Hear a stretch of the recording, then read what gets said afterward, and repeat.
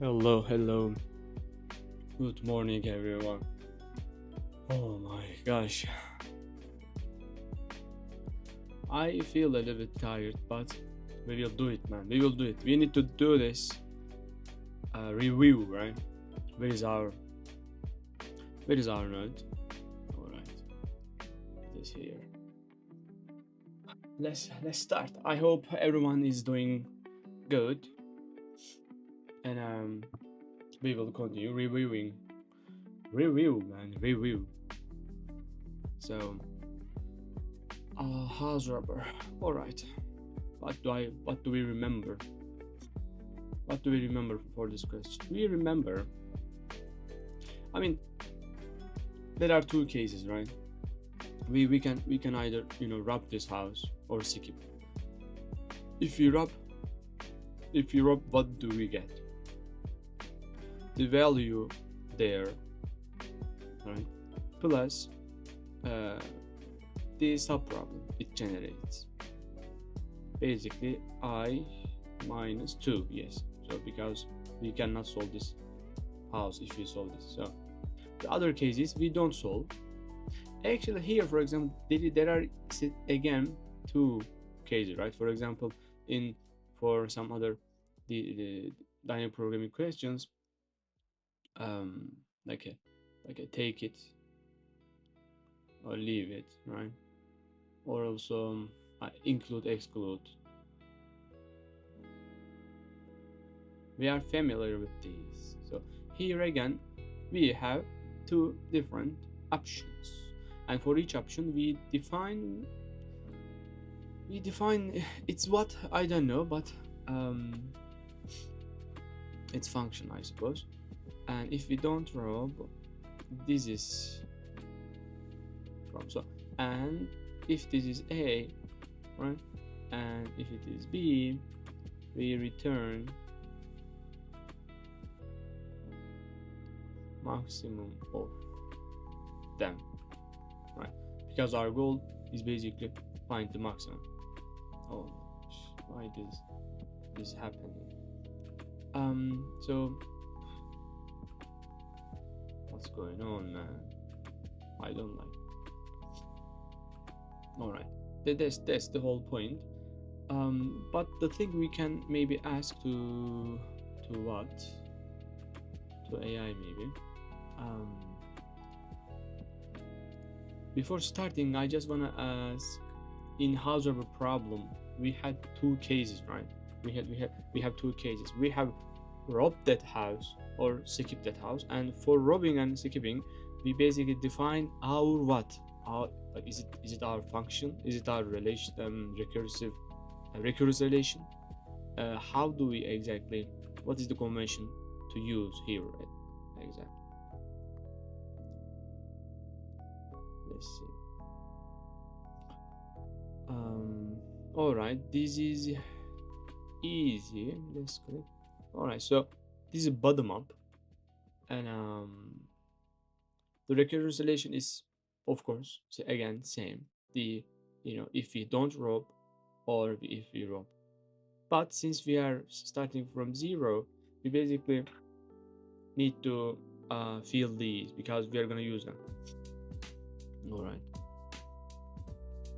And I don't see any memorization here. Maybe the best part of this is we don't use memorization. Since we remember this. Let's click on good. And straight hand. What do we remember? What do we remember from this question? Oh, if it is yes. I guess I said that without remap, how would we do? Yeah, that's the thing, because like this magical data structure is basically giving us the smallest number. Actually, it is like a heap, right? I mean, because in heap, after polling, it reconstructs itself, and then the next smallest is ready on route. Um, so what do we remember for this question? Um, there were there were numbers and we were grouping them. There were numbers and we were grouping them, and after, for example, grouping like a 1 2 3, and to decide the smallest for the next, we are using this magical tree map, very magical data structure, and it tells us the next smallest one, and using that. So by the way, where do we exactly get those numbers? I guess again from tree map. So it's like a, oh, it's tree map, so it's like a hash map. And because after selecting the smallest, we should also, for if it is n, for example, or if it is x, we should also, reduce the frequency of x plus 1 and x plus 2 if the size is, if the group size is, for example, 3. For the group size, for the amount of group size, get, all right, get the element. We basically we basically don't, yes, we are reducing the frequency, yes, yeah. But what are we doing here by removing the card? If it is 1, what is C? I don't understand this line. So as we have hash maps, we have tree map too, and in hash maps, since it is not ordered, right, basically we don't know which value we have like a biggest number, or which of our number is the smallest. But with this data structure, it tells us, and we are using merge method to populate basically. Maybe I can say merge method plus integer sum.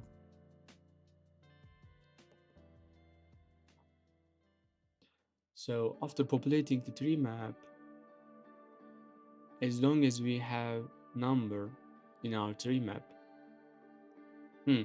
we are getting the first key, all right, and starting from there, group size, amount of time, all right, group size, we get that entry, I suppose. And the structure of tree map is integer, meaning it's actually it is actually frequency map, right? So we use key and get its frequency, and we are reducing the frequency. But the thing is, we get the key, all right, and if it is null, interesting, how can it be null? Because count was not empty. If it is not empty, there, should be a number there. And also, I don't understand this one. All right, if null condition, why do we need it? And if C is 1, so if key is 1, why do we have a special case for 1? We have many numbers. We have 1 2 3 4, any number, but for number 1, we basically remove that entry. But for other numbers, we basically reduce the frequency of that key. All right, interesting.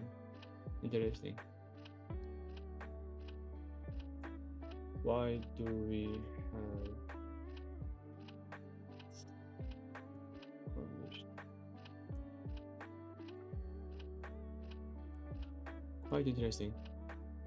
It was hard. So prefix sum, subarray sum. What do we have here? I don't remember. Subarray sum. Do we have the, what is that? You are lost because I skipped a step. You already said that the build yourself after building prefix. So if they ask the, you know, summation of a certain interval again and again, having a prefix array makes things easier to calculate. Basically, after building it once, then this request, this query is easy to basically calculate. But I don't remember the question. We have prefix, we have result. Most probably it is integer, an integer, right? Yes. So we are building this prefix in O1. What does this mean? Because we don't process all the numbers, create the prefix, and then apply the query. No, we don't do that. While building, we are going to also make a request, make requests, make queries most probably. How do we exactly calculate the prefix sum? So most probably we should have something like prefix, right? And we should add the current number, and that's it. But what else? And does it start from 0 or 1? Most probably 1. I mean, yes, because I remember something like setting prefix 0 to the first character, or since prefix is integer, so we don't need to do that, but adding the first character.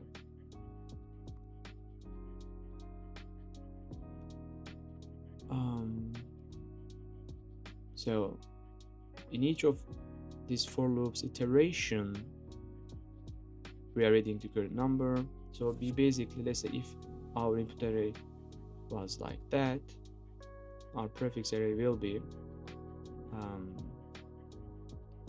like this. And what was the formula? Let me also create the arena room again.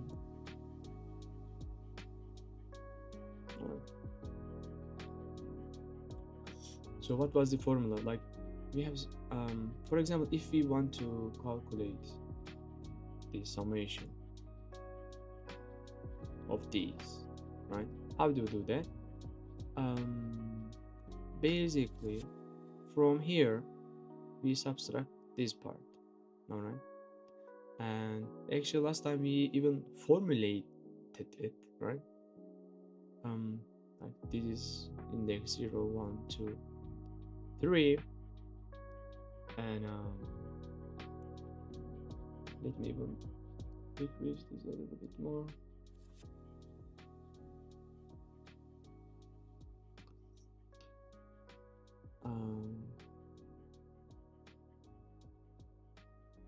So if it is I and if it is J, if it's I or J, or like they ask like this, do we include those indices? Let me first ask this. Do we include those? I mean, we include index J, I remember that. Indices. But if let's say this is I and this is J, so the way for calculating this this area, right, we should subtract prefix I minus 1 most probably. So this will give us this interval summation basically. So we have used prefix arrays, all right? We didn't basically sum these characters. Instead, we created our prefix array and subtract these two and get this interval. All right, but the question is, yes, do we include those indices? All right, because in the formula, anyway, do we need to, come up with this formula again and again to solve? So we have result, we have prefix, subarray, sum. What does it ask, man? K sum subarray. Mark 27. Mark 27. All right, we have the question. So let's see. It doesn't show. All right. Let's see. A subarray continues non-empty sequence of elements within an array. Yes. Return the total number of subarrays. All right. We are looking for different subarrays. Yes. And we are looking for them. And on top of that, we need to find those that summation is equal to this k. But how are we supposed to generate all of these subarrays? But subarrays, since they are contiguous, actually,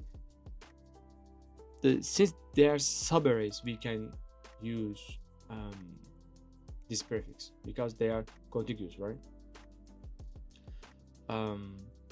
But then how can we generate? How do we generate those j and I values then? Yes, that's the question. The review note: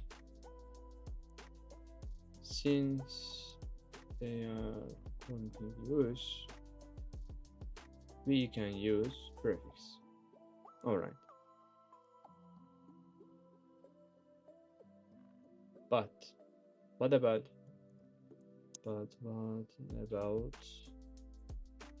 indices x and y? How do we generate those two? And the second thing is ij. Calculating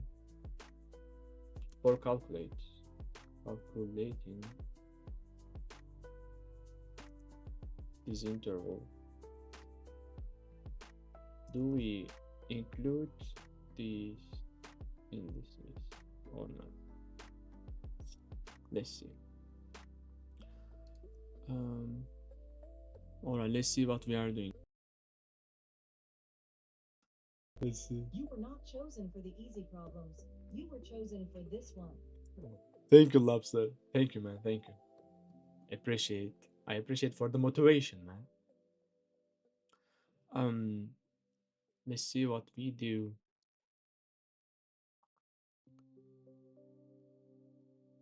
I see some interesting stuff. So, all right, we are building this prefix. All right, while we are building, we also generate those I and j values somehow, but where exactly? We are looking for this one, for example. Why this one? Prefix minus k. Prefix minus k.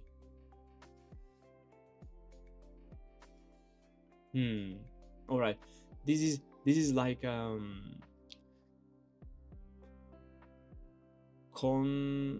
complement. Yes. There were like a complement question, right? Like we were in a two-sum question, right? We were basically like we had a for loop, right?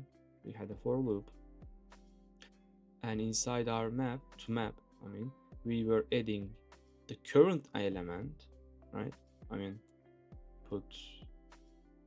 We were adding current element, but we are looking for we were looking for,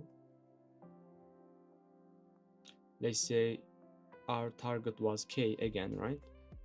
And we were looking for its complement, meaning dot get our target is k minus nums I. So we basically represent, right? We basically, yeah, we use nums I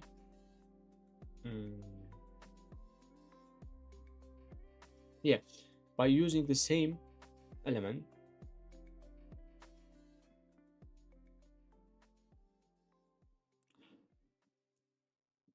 I mean, let's say x plus y is equal to k, and we are adding x's into our map, and when we find k minus y, which is x, we say that, you know, we return true basically. Why? Because we have found what we want. So here we are doing the same thing basically. Our target was k, and we are adding prefixes into our map.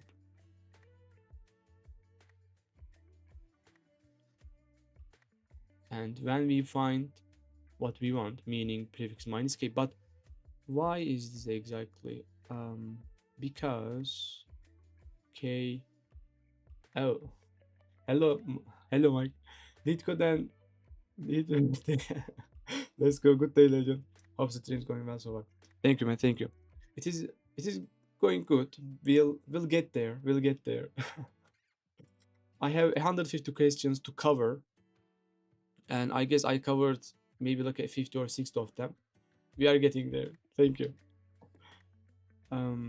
Let me give you a shout out with my. That's a lot. Yes, and each question takes like at least 30 minutes. All right, and sometimes like 2 hours or 3 hours, but I'm trying to limit that under 1 hour. But we'll get there. We will get there for sure. Are you solving NEET code 150 question? Yes, buffer ghost 16. Yes, we do. We are solving.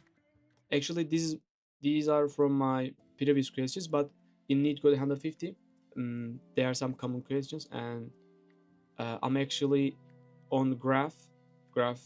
Today I will continue solving graphs problem. But now I'm just reviewing. Solid effort to, thank you. Much respect to that commitment. Yes, thank you, man. I appreciate it. Thank you. Nice. Mike, don't forget to feed your fish, man. It gets hungry, you know.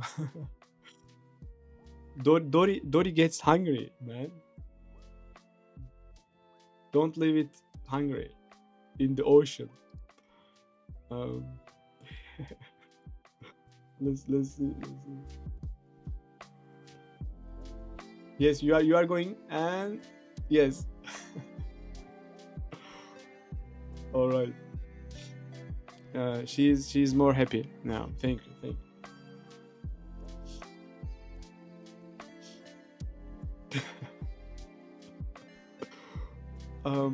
Like we are basically doing the complement thing again here, but why do we? Oh, 3 streams. Thank you, man. I appreciate it. That really motivates me. Appreciate it, man. Appreciate it.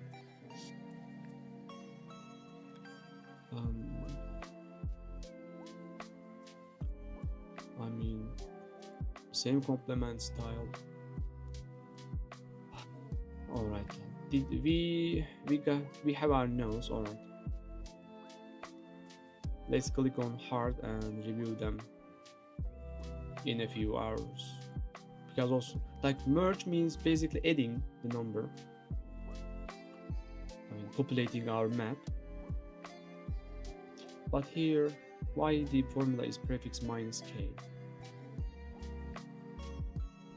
Let me also reduce the lower the song a little bit. All right.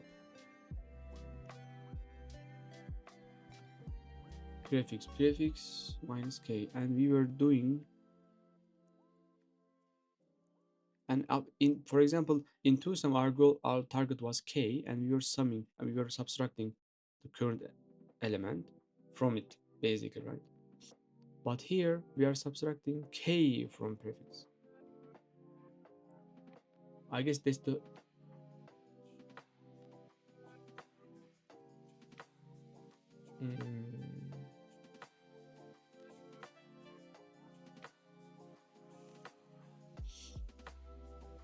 prefix. So basically, since our prefix array, all right, let's say we have these, right? In our prefix array, let's say we have this, and then this, right? And then this one, and then this one. So our target is k, and we, for example, subtract this one, right? So from the current, so if let's say this is the, I think prefix accounts for when you have multiple elements. Say when target is 4, we have 1 1 so far, target should be 2, and prefix minus k lets us know we still need 2. Yes, that sounds very nice and very valid, and I'm trying to understand it actually. But yeah, I should understand that line. Target should be 2. Like the thing is, like we are building, right? As we build this prefix array, I mean, for example, in the beginning we don't have, for example, these prefixes. While building that prefix, and also we are looking for answers, and actually I'm familiar with this approach from TwoSum problem. In TwoSum problem, there is a solution like a complement style solution, and there we are basically adding numbers, and we are looking for the k minus nums I. All right, and if we find that if the current value is this, we say that we have found like a x plus y that equals to k. All right, but here we are looking for k minus, and you also, yeah, yes, we are saying the prefix minus k. Why it is not let's say k minus prefix? That is the thing I'm trying to understand. What is the difference? When target is 4, we have 1 1. Target should be 2, yes. Inside our element. So these are not prefix array, but you have written the original array itself, I suppose. Yes, target should be 2.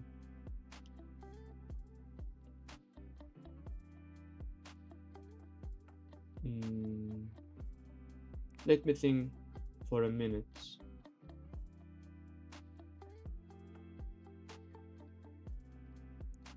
It is not like this, right? We are looking for prefix minus k.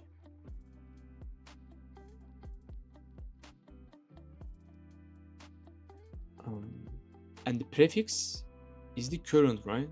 Yeah. So let's say we have these elements, and let's say we are here, right? And currently we, for example, we have the summation of first, let's say, 3 elements. All right, and we are looking for prefix minus k. Let's say k is 2, prefix is 5, and if we have a prefix that equal to 2, let's say this, we have a prefix which is equal to 3. What is the meaning of that? What is the meaning of that?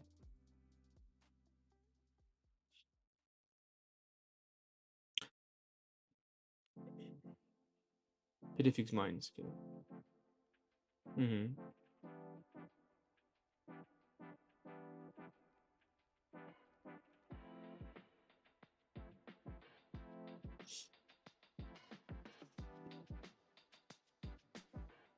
Let's say we are currently, in our for loop, we are currently processing this element, right? And because prefix, I think prefix is an integer. Yeah, integer. It means you reach target, meaning increment the number of subarrays. I didn't understand the last part, buffer ghost.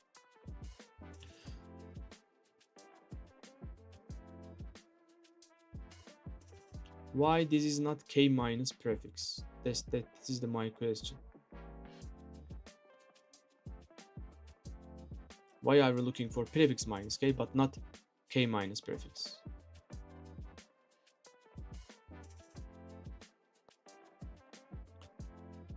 Can we have some, right? No. How about we open here part 1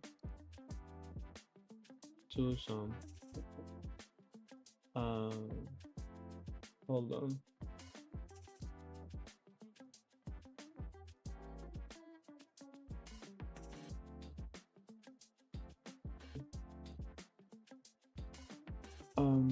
Can you show where k comes from? Is it a parameter? For example, this is to some, and we are for example subtracting nums I from target, for example, and you are saying that where k comes from. K comes from the question is asking that. And I need to go somewhere with my sister, and we will have like a 15 minutes break, and I'll be back. All right.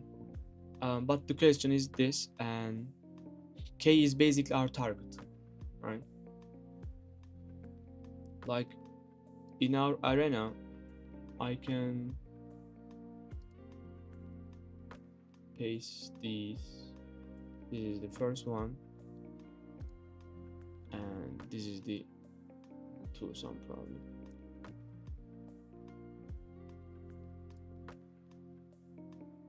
All right. And also let me show you in our arena, guys. You can join. All right, buffer ghost, you can what was that? Arena, you can join here if you like, and I also pasted the images, right? Subarray sum and to sum. The thing I don't understand is why it is vice versa, right? All right, you can join, and the room code is this. All right, I'll be back in 15 minutes, and you can also spawn your fish in our aquarium.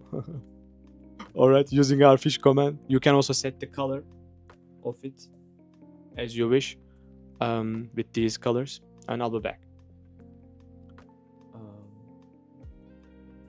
Let's say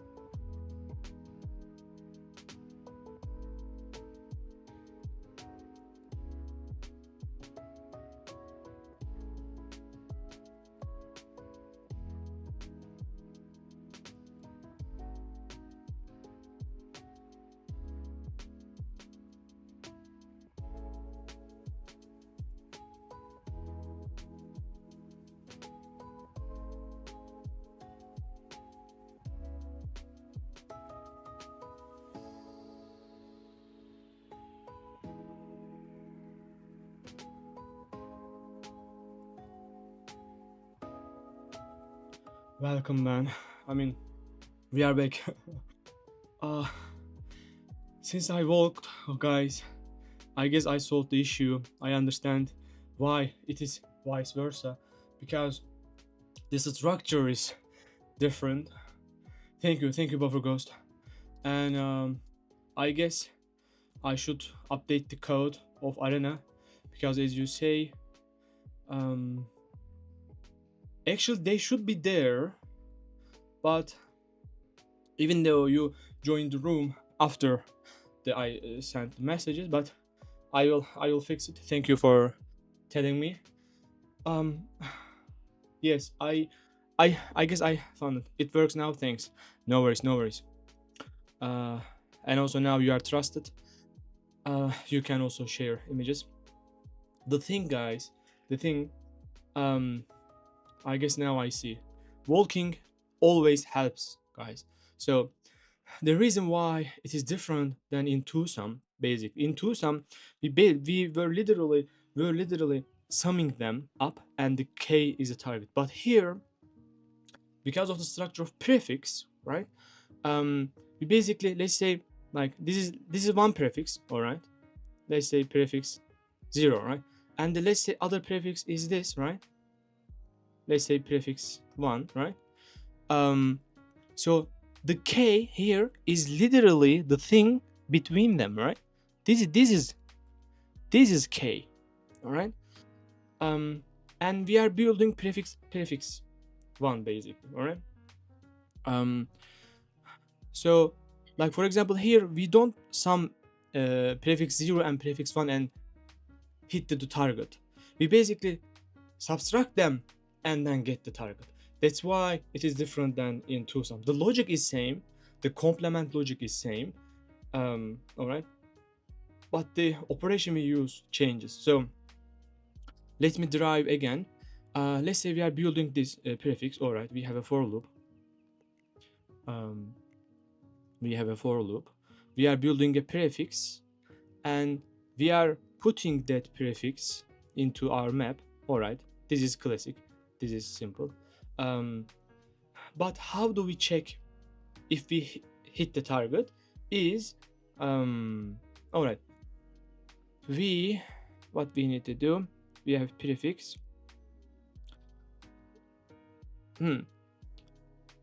This is at our hands, and yes, all right.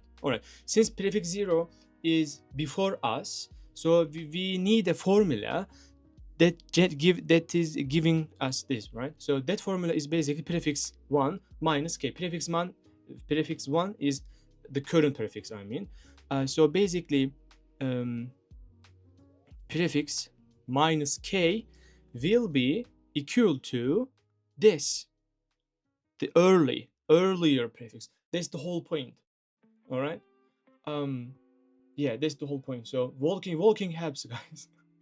Walking helps. That's the whole point. All right. Because I thought like in both of questions it is a complement, right? But why the direction? I mean, why we are subtracting different things? The reason is this. So let me take a screenshot and open that one and open start session. Did you? Thank you, Bufferghost. So yeah, you understand me, right, Bufferghost? You understood me, right?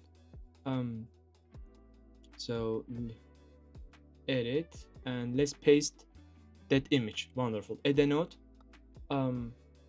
Into some we have similar. We have similar.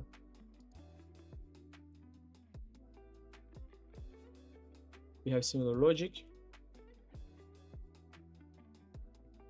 but here, yeah, similar logic. Similar is the key, not the same, but similar.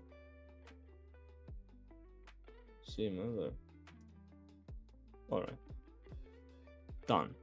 That's nice. I got it. Muco perfecto, fantastico. I also use the idioms, like phrases from different languages. And for example, for Japanese, I know I don't know how to say I don't know. Wakaranai. Wakaranai. But we understand. So and doigeto. Alright. Edit distances, DP problem. Alright, so let's review them. Review it. That's cool. Like I have a dream. Like apart from English, I really wanna learn some other languages. But like currently, uh, that's the whole thing. I mean, that's the thing I want to accomplish first. All right. I stopped my life before I got buffer ghost. I stopped my life. I paused my life, and but we'll get there. We are close. We are close. Um, and this is edit distance. Let me share my take on this problem. This is a DP problem. What is your native language? It is Turkish. I'm from Istanbul. Um, I live I live in Istanbul, like a close city. I can say Istanbul, and I'm from Turkey. Turkey. How about you? How about you, Buffer Ghost? Um. So edit edit this is problem. This is a DP, and our options are basically insert, replace, and delete. All right. These are our options, right? And we need to do two pointer arithmetic. We need to do pointer arithmetic, right? That's the whole point. That's nice. I can understand basic Turkish.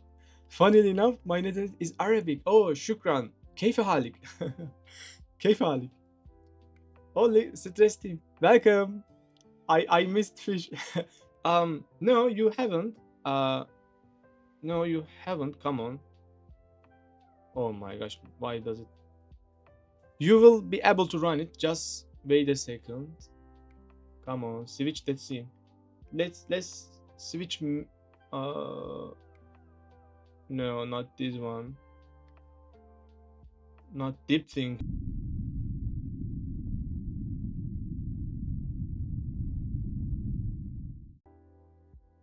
That yes. All right. You can run fish command. um, you can use fish. Oh my gosh.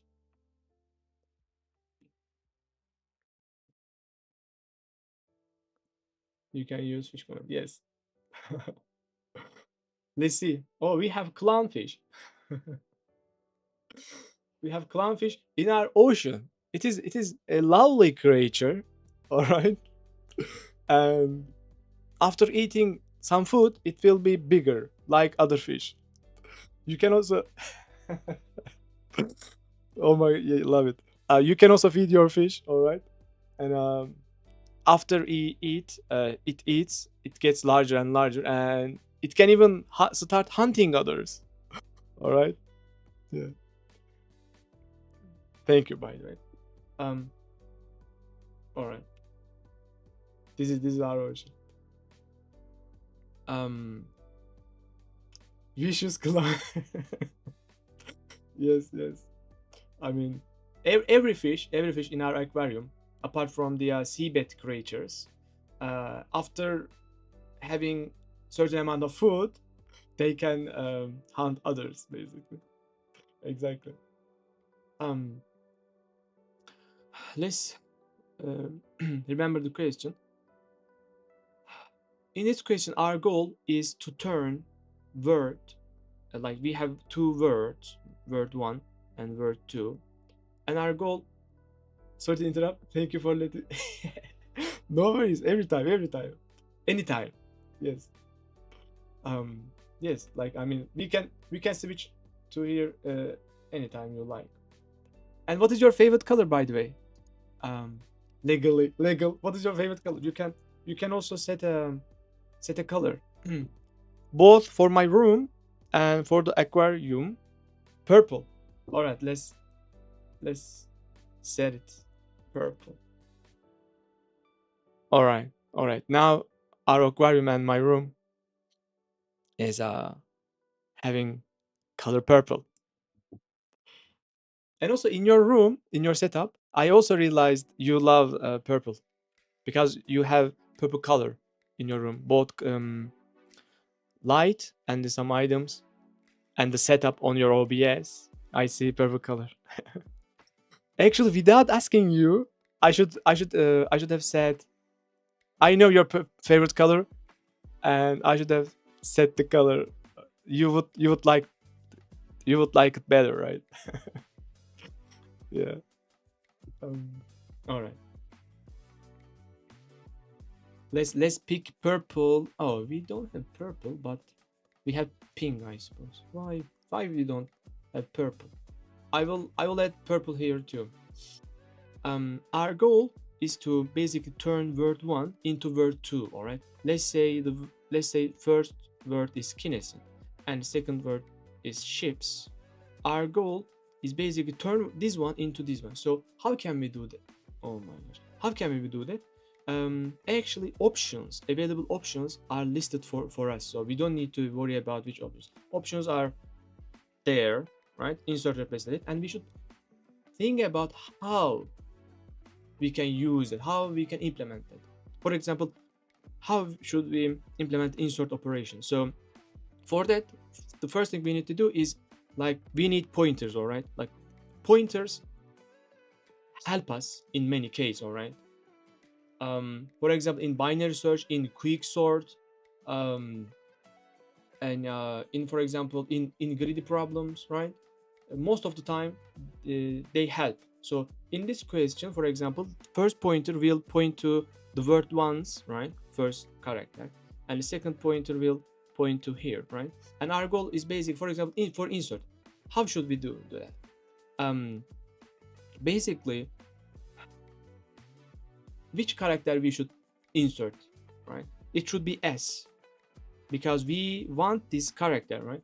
We want this character into here in our word, all right? So for example, we have kinesin, right? And K will be here, and let's say we insert S, wonderful, and the remaining part will be same, all right? Now we are one step closer to our goal, right? Our goal is basically having word ships, and our word is kinesin, and we inserted S, and now our word is like that. And now we should think about what should be the position of pointer 2, right? And since we have processed since we have processed this character, now we should move it. I mean, we should, yeah, move it, right, by one. So let me, for example, pointer 2 was pointing here, character S. Now that we have processed and we are done with it, it should go forward by one. That's the whole point, right? And what should happen to our pointer 1? Let me think about it. Yeah, it should also move, right? Yeah. Why? Because we have S here in this word, and if, for example, imagine it is pointing to I, the next character, right? Because after inserting S, we can forget about the K. By the way, why are we forgetting K? I guess that's the point of two pointers approach. All right, we basically didn't delete the K, but inserted a character over here, and by the end of applying all of these operations, if we have ships, right, but the characters prior to that, we don't worry about them. I suppose that's the whole point, right? Keeping the K was kind of yes, isn't it? Isn't it, Buffer Ghost? Because yeah, because I guess it has some, like, we don't simulate, right? Actually, when we apply, when we implement the delayed, we'll see better, but it is kind of confusing. Yes, yes. All right, that's the insert, and that's the whole thing basically. We I guess we will use array list in Java, all right, and we will basically add this as character, and that's the whole point. Where will we insert? At character p1 was 0, and we inserted this. All right, so that's the insert operation. How about delete? All right, let's say now we will apply delete operation. So we have kinesin, like key s I nesin, and we moved pointer 1 to I, right? Now pointer 1 points to I. So let's use what? We can use this color.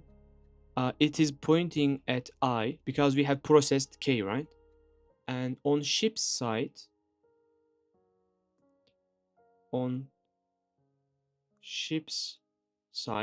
we processed S, and now we are pointing at here, like pointer 1 and pointer 2. Now we will try applying delete. We will apply delete operation. So for delete, by the way, the operations we apply to word 1. All right, we use word 2 as a lookup table.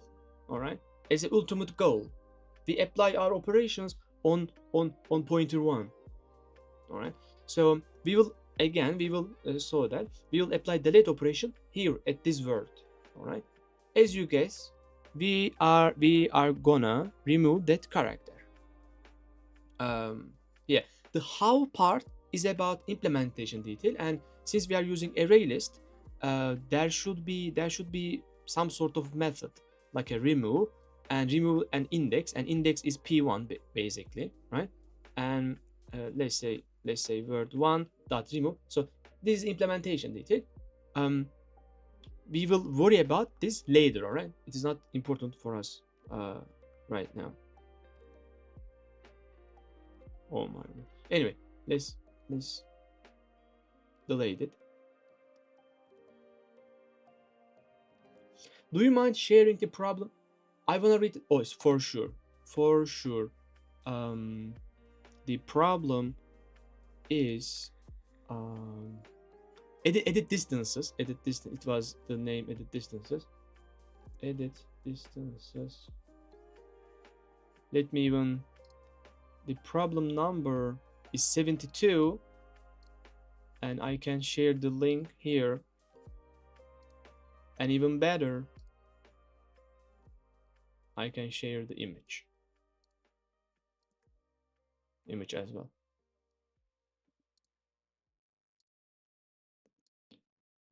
Yeah, even better with examples. Let me take a screenshot. All right. No worries. So we have these options, and we can apply these options in any order basically. All right. So because in our decision tree, we have these options, and for example, at level 0, we can pick one, and then in the next level,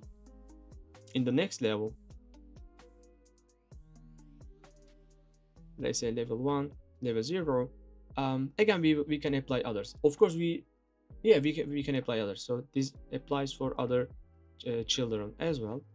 And the reason why I picked delete after insert is just, there's no reason, by the way. We just need to know how to implement them, and that's all. And we will leave the rest for dynamic DP, for dynamic programming. Right?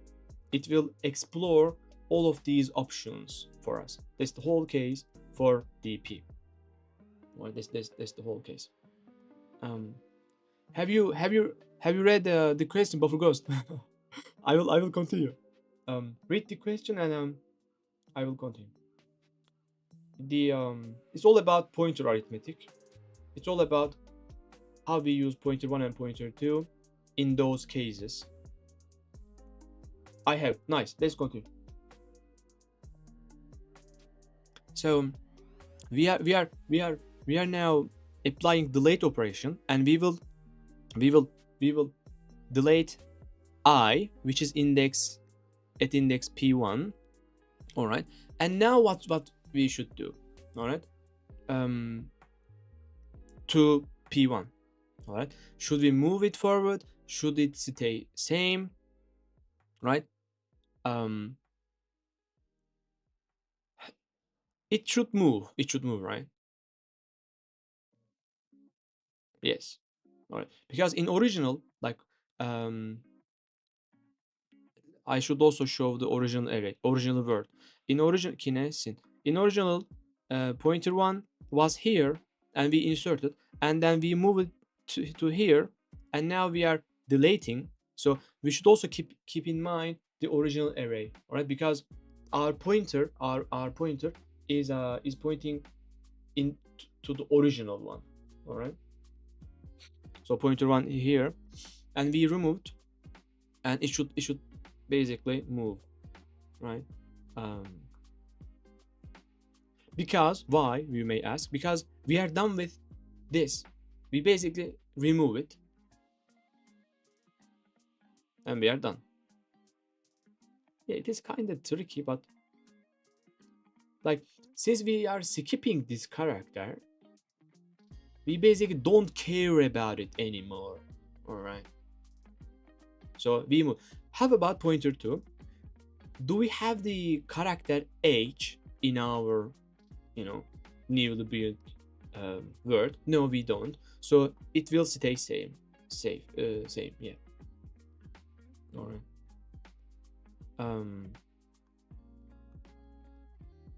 Stays same, and for pointer 1, it's basically moved. All right. So that we basically simulated. Actually, I don't like the word simulate, all right, because in algorithm questions, in LeetCode questions, we don't really simulate. We find like a coding way, all right, because simulating would be like a creating a word and adding, and really, like, we basically here, what I mean is that we don't basically remove, right? We don't basically delete anything. We just move our pointer, and that corresponds, that means, right, deleting. All right, this is what I mean. We don't have basically in our original word, we don't remove that character. All right, so for delete, let me write it here. For delete, pointer 1 moves, pointer 2 stays same. And for insert, what have we done? For insert, we inserted that character, so it moved, and pointer 2 also. Do I remember wrongly? Because since we are done with the character at pointer 2, it should move. We basically inserted that character. We have that character now. Yes, but for pointer 1, I don't know, man. I don't know. That makes sense. So because for replace, all right, like, I have some blurry, unclear part with this pointer, but let's continue with the replace operation. All right. We deleted I. All right, we have deleted, so we will have k. Actually,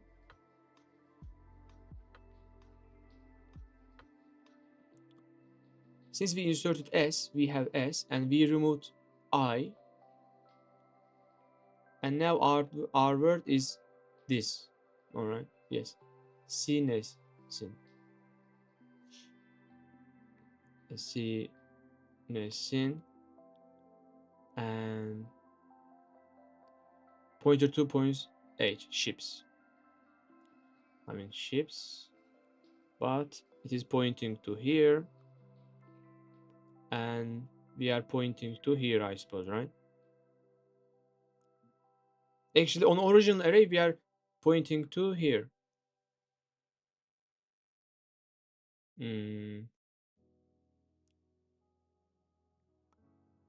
Let's move it to here.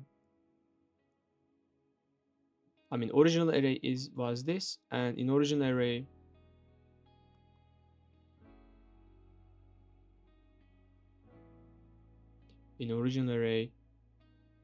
we are pointing to here, right?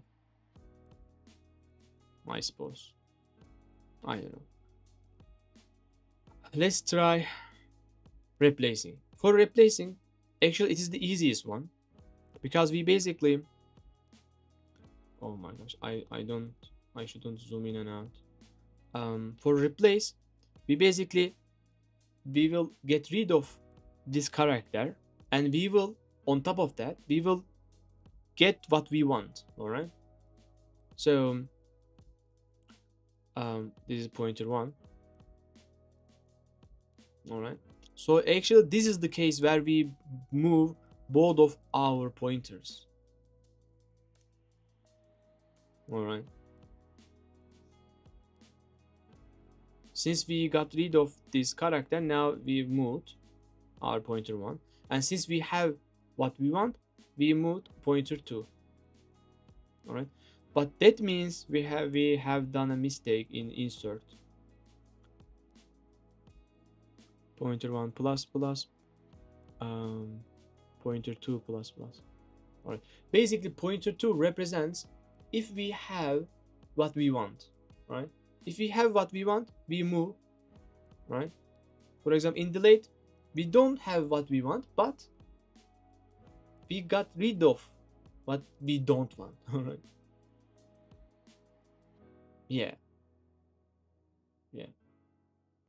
Yes. But I made a mistake with the insert pointer 1. Most probably it will stay same. Let's try again. So let's try doing insert. All right. Let's say we have kinesin, right? And we have ships. Wonderful. And let's say our pointer is pointing to here and here. So using these pointers, we want S, and we will insert S to here, basic at this index, right? So K will move to left, all right, and S will be here, right? All right. The remaining part will stay same, and now since we have S, we are moving. Interesting, man. I mean, for me, pointer 1 also should move, right? But no, it shouldn't move, man. It shouldn't move because we didn't get rid of that. But we have what we want. It is interesting, man. It is interesting. Yeah. We also make sure, I mean, for example, our pointer 1 is since it is on the original word, right? This is word 1 and this is word 2, right? Don't confuse, I mean, I shouldn't confuse with the generated one. All right. For example, because if you try to position pointer 1 here, it will get confusing. All right, don't do that. Pointer 1 is still here and it should be there, but we should also basically imagine this. All right, imagine or visualize, I don't know. Now we have this, all right, and we are trying to make this, we are trying to turn this into word 2, but our pointer 1 is still pointing to this character. All right, so for insert operation, pointer 1 stays same and pointer 2 moves.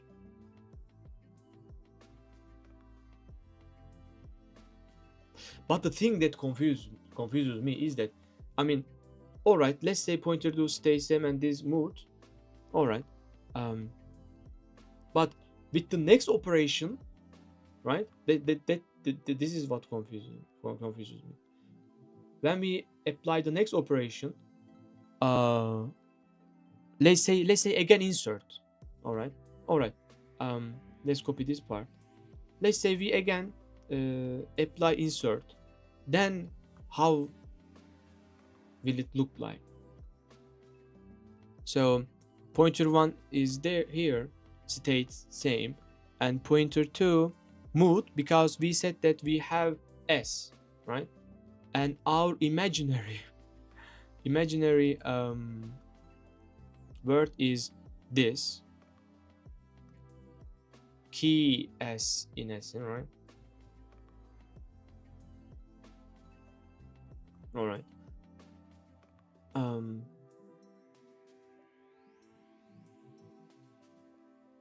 I mean, can we turn this into ships?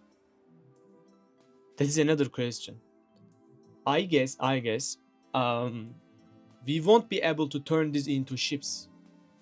That's the whole point. That is a good question. This is a good. Why?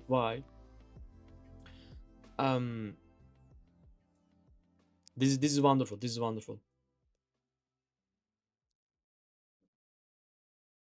Because guys, DP basically explores, right? In let's say we start from here, right? You see, right? So we apply insert, delete, replace, right? And then we apply again insert, delete, replace, insert, delete, replace. All right, but they don't promise us that they find the result. All right, let's go one level deeper, right? All right, so for example, this node does not promise us that it will generate the result. I mean, but what we know is among them, one or single or more of them may turn kinesin into ships, right? One of them or a few of them, but we shouldn't expect every one of them turn kinesin into ships. Wonderful. Because the first operation should be we can, like, first operation either should be delete or replace. Yeah. Yes. Because if you try insert, then there is no possible way to turn this into this one. Yes. Because we inserted the wrong, not wrong. Yeah. Not wrong. I don't know how to define it, but I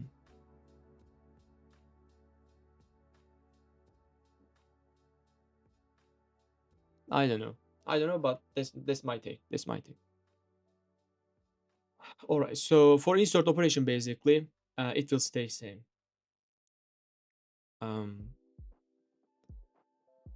All right, edit distance, click edit, paste this image and also this image. All right, I really love pointers, even in quicksort. Yeah, we have yeah, for insert it stays same, pointer 1 stays same. All right,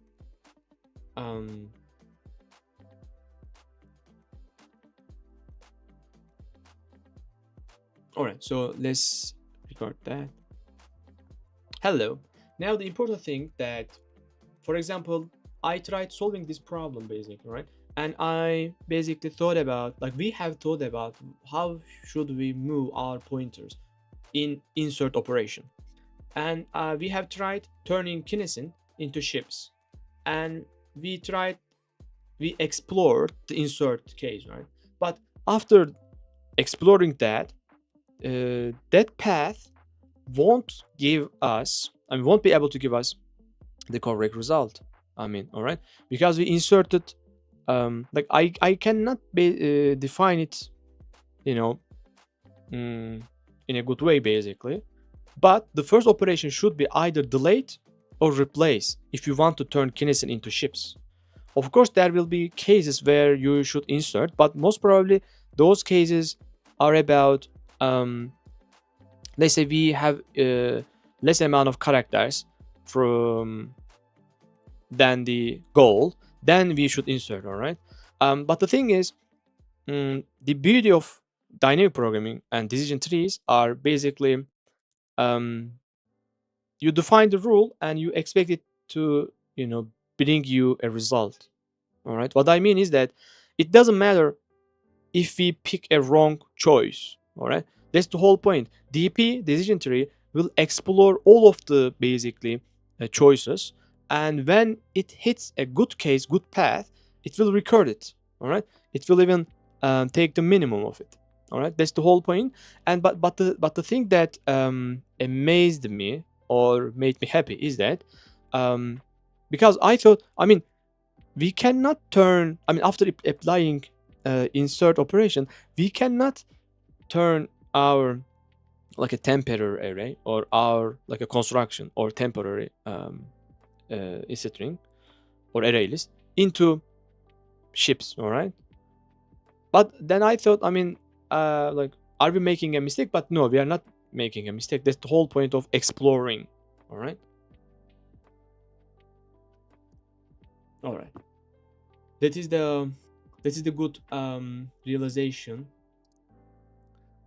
um let me also let me do also something very quick. Hmm.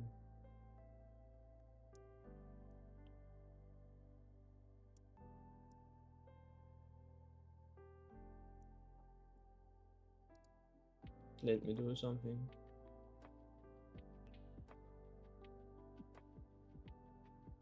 Hmm.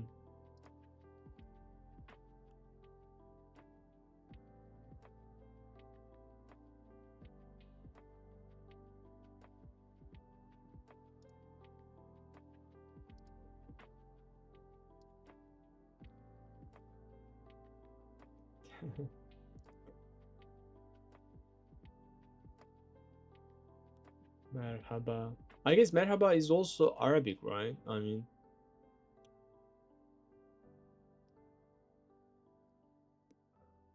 doing great. Solving algorithm questions.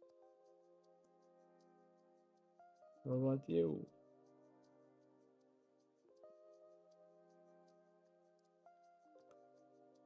Hello. Let's see, which friends do we have online streaming? All right, Maticus is online. It is Buffer Ghost. You said it is. What do you mean, by the way? Do we have Maticus? No. All right. Let's save it. We have Marks. All right. I guess I can click on good. And now, oh, threesome. Let's. It is easy. It is easy. It is easy. But let's try remembering it. Let's try remembering it.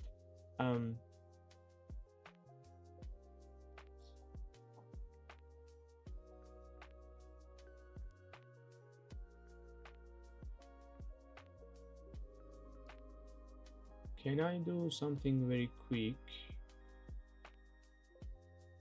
Not this one.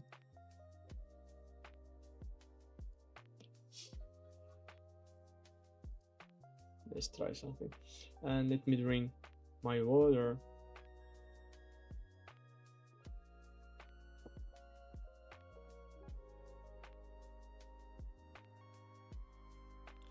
Let me handle something very quick. For three-sum question, actually, it is like a two-sum basically, and we will set our target. For example, if our target is k, our goal is to basically find a triple, right? We are looking for triples.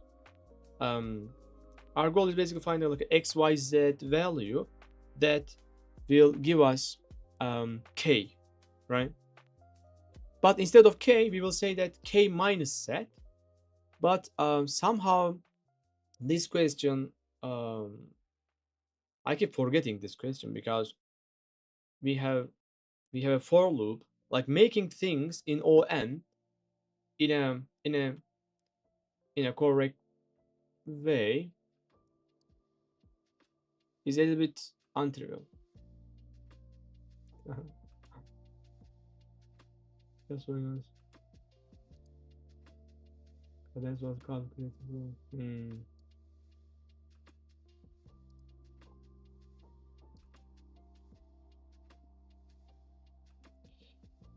Let me do this as a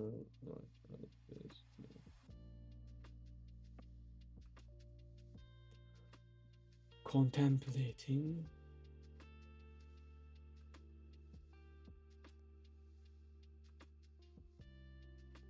Hmm. Step counter.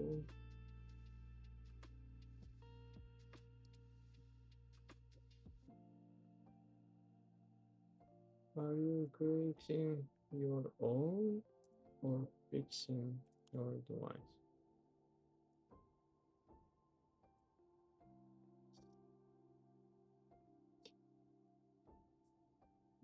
Merhaba is also Arabic. Yeah, because I have heard merhaba, like the Arabic people saying that, like a merhaba, asker, kalp, um, kalem, asker, what else? Kalp. Yeah, there are lots of words. Um, yeah. For example, my aunt's name is Shukran. Her name is Shukran, and it's literally Arabic. And my name is basically Mahmoud. Uh, yeah, so many shared. Yeah, definitely. And in the next question will be three sum. Let me open it. Three sum. It go. Not the solution, but the problem would be nice. Um. All right. Let me share the link and then the question. I have solved this, and now we are reviewing basically. Um. All right. We have pasted. Let me check something very quick. Oh. Current fixing the button.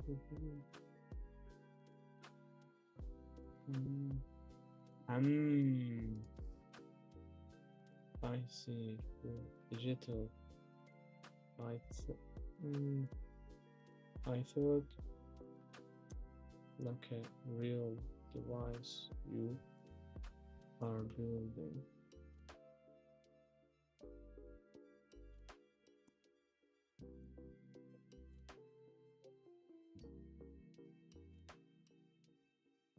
And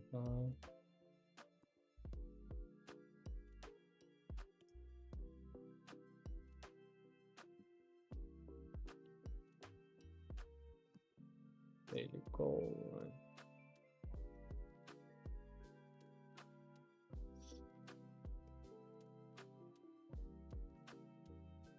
So,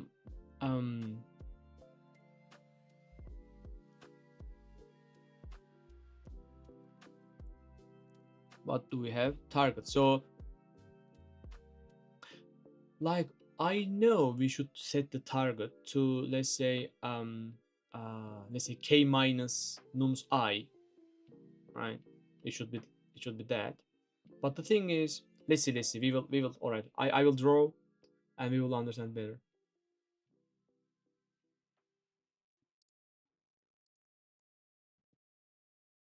Okay. I need to go for a walk today for sure.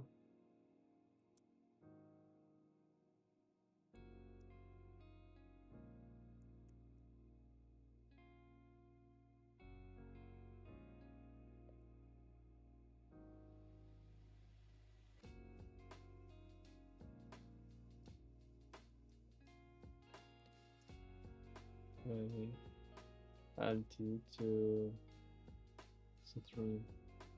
Holy shit.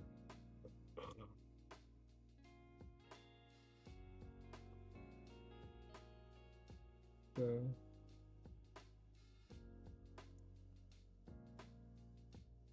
my Citroen's altitude as well.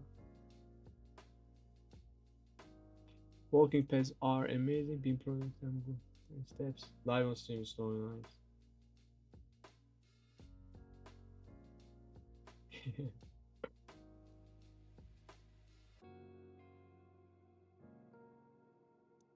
It is in my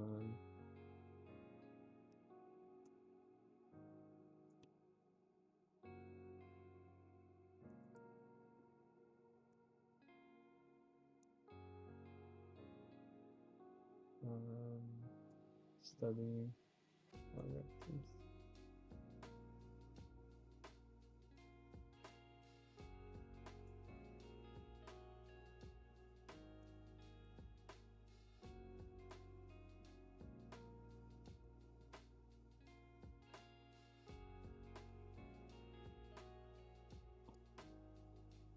Let's see.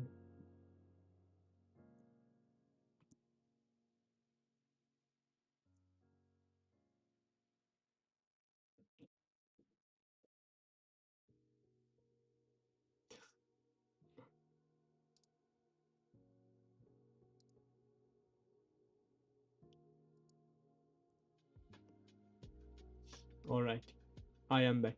I also saw some in Python last year alone, but I need to refresh my memory. Yes, me too. Let's see, let's see. Let's refresh our memory. Buffer Ghost 16. So, the thing I remember, all right, is that by the way, why? All right, I should switch to the other note, other drawing, because I wanna do this zoom in and out. Let me even force quit. Like we will review it base. All right. Let's see. Let's see. Um. Oh my gosh. Lots of notes. Let's go to the bottom. Come on. All right. So the thing is, let's see. So in Tucson, in Tucson, right? Um, yeah, you can see it. So Tucson, we had numbers, right? We had items, right? And we had a goal. We had a target, and yeah, actually, even today, like we have covered this, right? Um, I said that there's a complement method, right? There is a complement method of solving that, and there is a two pointers approach to solve it. All right. In complement version, we don't need to sort the input array. That's the beauty. That's the beauty. But in two pointers, we should sort. All right. Why? Why do we sort? I don't know. I mean, I know. All right. So we will have a sorted input array. All right. Um, and we will have our our pointers. All right, pointer one again pointer. Like even in dynamic programming, even in this problem, I think because it makes use binary search with which needs sorted. Yes, yes. Actually, it is not exactly binary search, right? Because in binary search, we were basically looking at the middle one and deciding which half we will continue searching. But here it is 2 pointers, and I'm thinking if binary search is better than 2 pointers, but we will talk about it.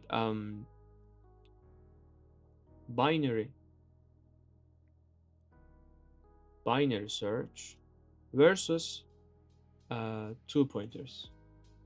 All right, let's check their ON. All right, so now we have these pointers, right? Our goal is basically, let's say we have a target K. All right, and we are looking for like a summation of these values at these indices, right?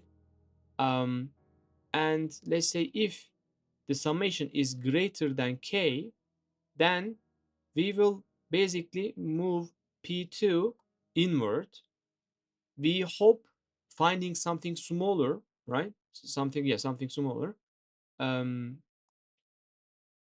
right. And if summation is smaller than K, we will move our pointer 1 inward. All right, because since it is sorted, moving this pointer 1 means we will get a higher, greater number. Moving this one inward means we will get a smaller number.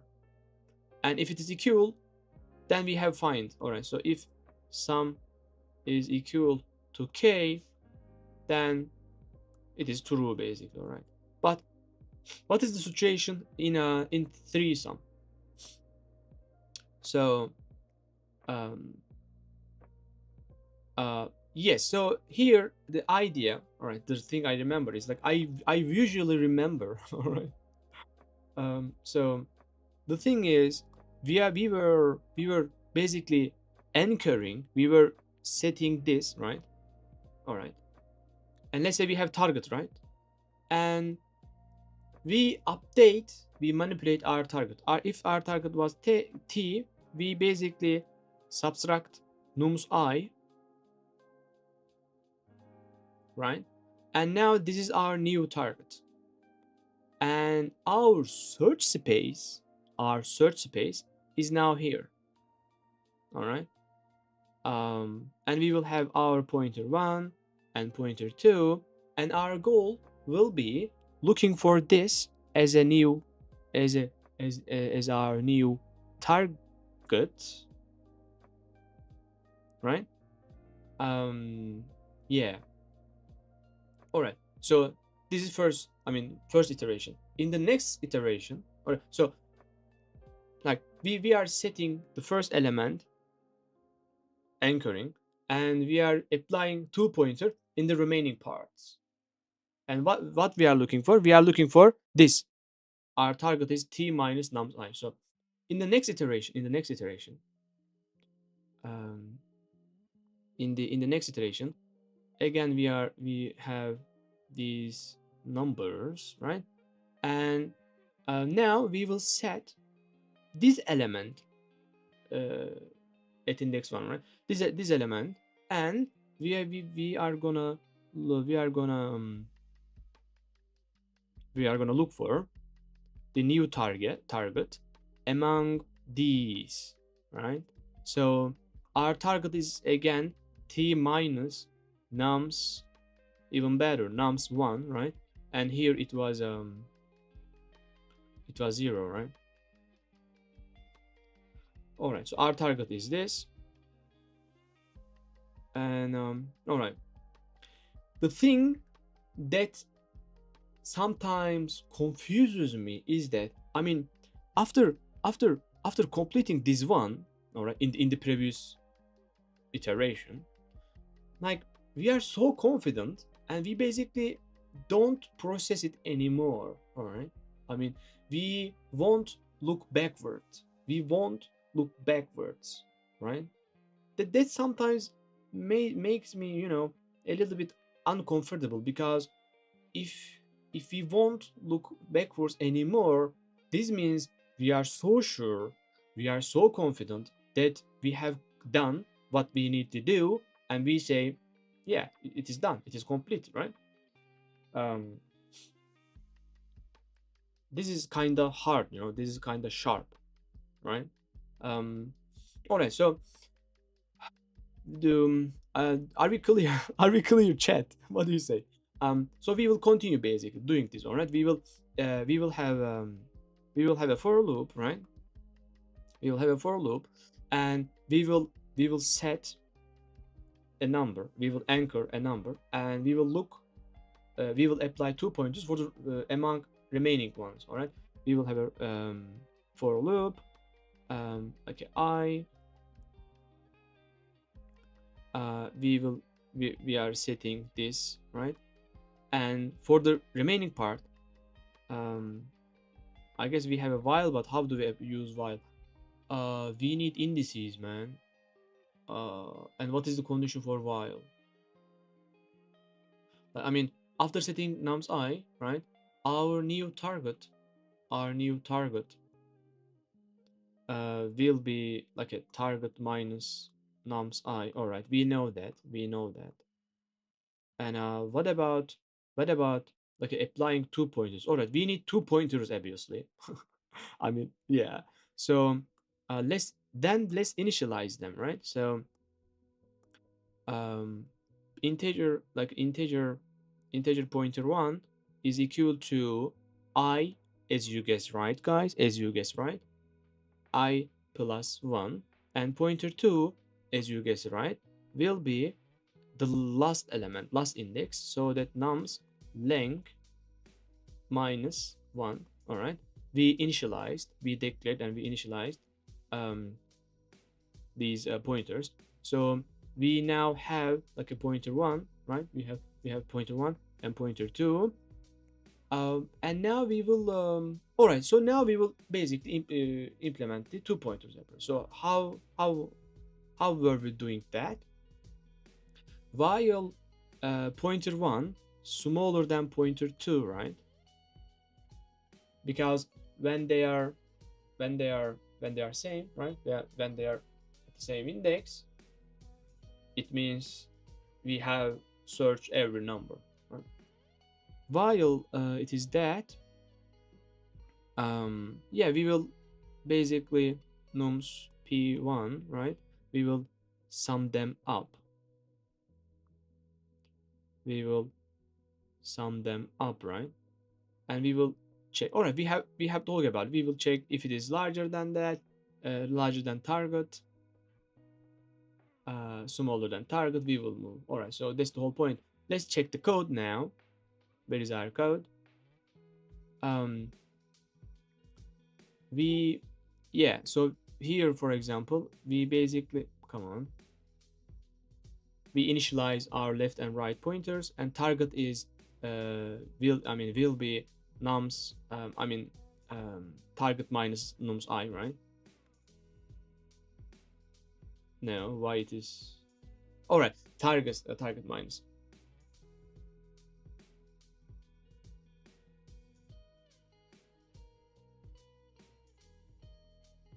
It is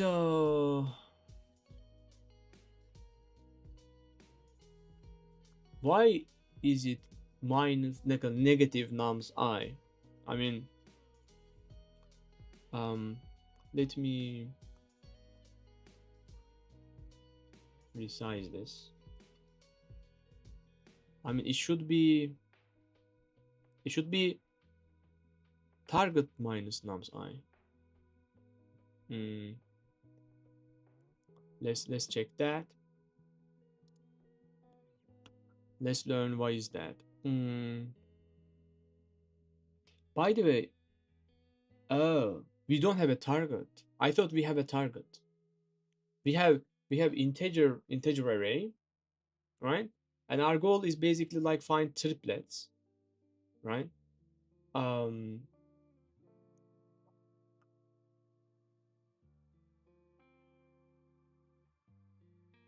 and we are basically setting our own target, all right? This is what I call being self-sufficient, guys. All right. This is let me even write it down. This is what I call being self-sufficient. This is what I call being self-sufficient, because there is no target. We are setting our own target. All right. And our own target is basically nums I. I mean, we basically right, Buffer Ghost. We are basically like a setting first character, right? We anchor it, and now our target becomes the negative version of it. Why? Why you may say why? I mean, it is free. It is free stream, guys. Everyone can ask. So if our, for example, one, we have triplet, and if one of them is one, the remaining two, summation of the remaining two should be -1, because if you, I mean, when you sum them up, we should get, you guessed it right, 0. Oh, but because in the problem it says find triplets that equals to 0, so our target is basically 0. All right. Where is the question? Where is the question? Our target is basically, yes, our target is basically 0. Yeah. We I didn't like, we haven't done a mistake. We said that it is a t minus nums I, right? And in the problem it says t is 0, right? In the problem it says t is 0, and when t is 0, what we are looking for becomes like a negative nums I. All right. Did we? All right. We have solved in a way that, all right. I mean, if the question were like find x, y, z value that sums to, let's say, 5, this solution could also solve that. All right. All right. That's the whole point. Do we have something we are missing? All right. That's the 2-pointer. Left, right. Or if it is smaller, we move left inward. If it is larger than, we move right inward. And if it is equal to target, that's the implementation detail part. Arrays.asList. Arrays classes asList method usage.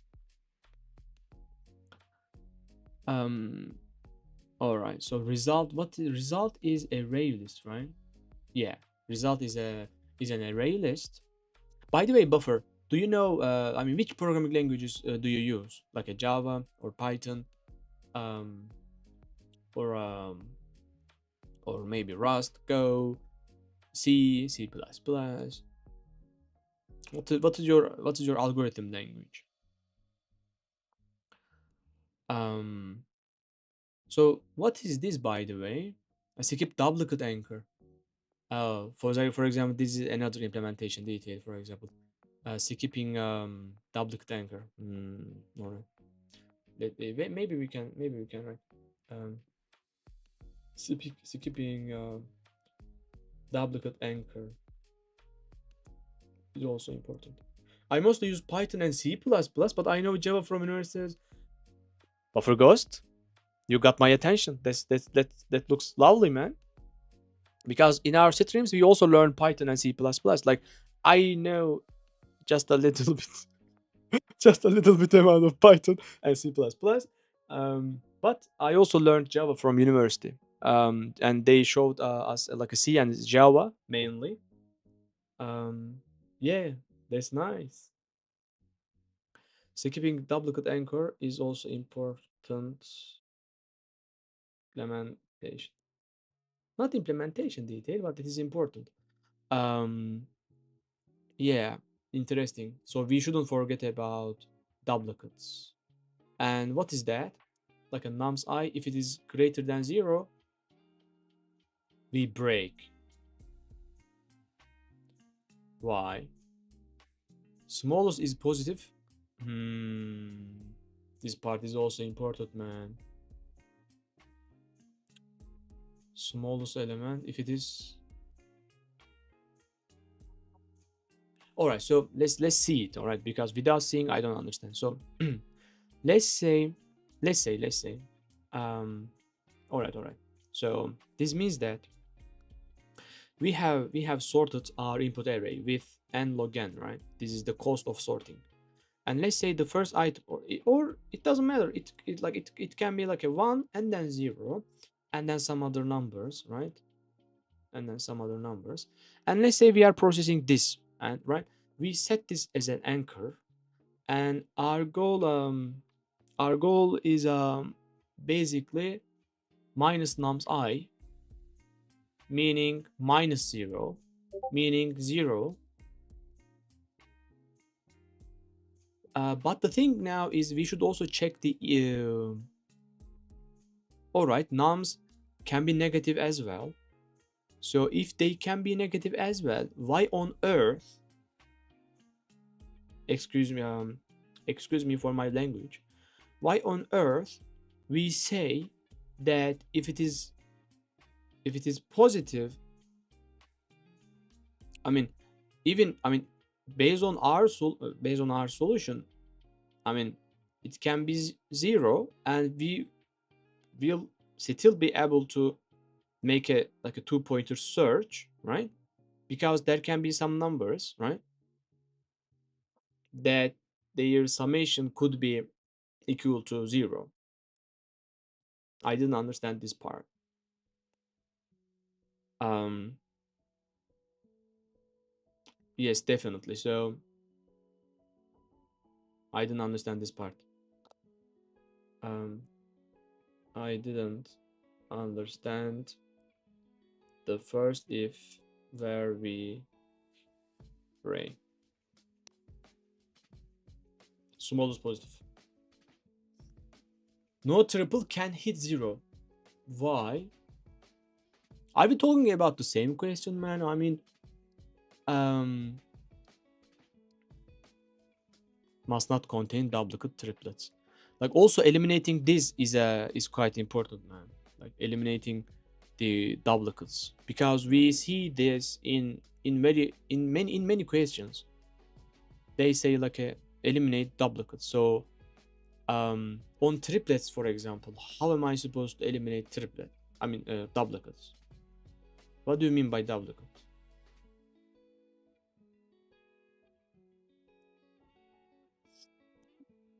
Duplicate could be like if we said actually by doing this, right? Actually, so yeah, so we are setting anchors, right? We are for example, we set 1 as an anchor and we set 2 as an anchor. But let's say we have our array was like a 1 1, right? And interesting, man, interesting. So second time we are anchoring 1, it may mean it means that we will generate same triplets. That's nice. When you sort the array, you could check if the next element equals to current. Yes, exactly. This is exactly for that. Buffer ghost. But also there is an implementation detail about it. You said like checking next element equals to current, but here we are basically comparing if the current one is equal to previous one, and as a condition we say that I when I is greater than 0. So this is purely implementation detail. Yeah, like we are looking backwards, right? That is important because I also get confused about, I mean, should I use the current one and then compare it with the next one, or use the current one and compare it with the previous one? Actually, that this doesn't mean your idea is wrong. Basically, we can literally design such a solution that where we check this. I suppose it must be. But if we were doing that, if the next is equal, we can increase I, right? You can see how I did on streamer and all, right? That would be awesome. Let's see. live code. Do you mean in live code or chat? Oh, my also in the chat. You have done it. Nice. With checking current one with the next one. Can I zoom? Oh my gosh. All right. Um, so if it is, but here again you are comparing current one with the previous. Current one with the previous one. Line 2021. Uh,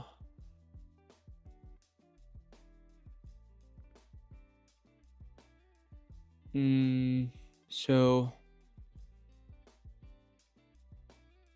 let me think. Left is I plus 1. All right. We are applying like a 2-pointer search. And when we find our target, what we are looking for, we are adding that result into our list. We are increasing our left pointer by 1. All right.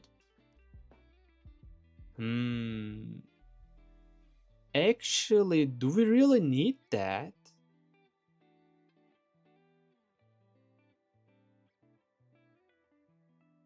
Oh, I mean, this is the part that I'm not sure, right? Why? Because I think that what if we skip a valid solution? I'm afraid doing stuff like this. Because in our solution, do we have something like that? Oh my gosh, we have it.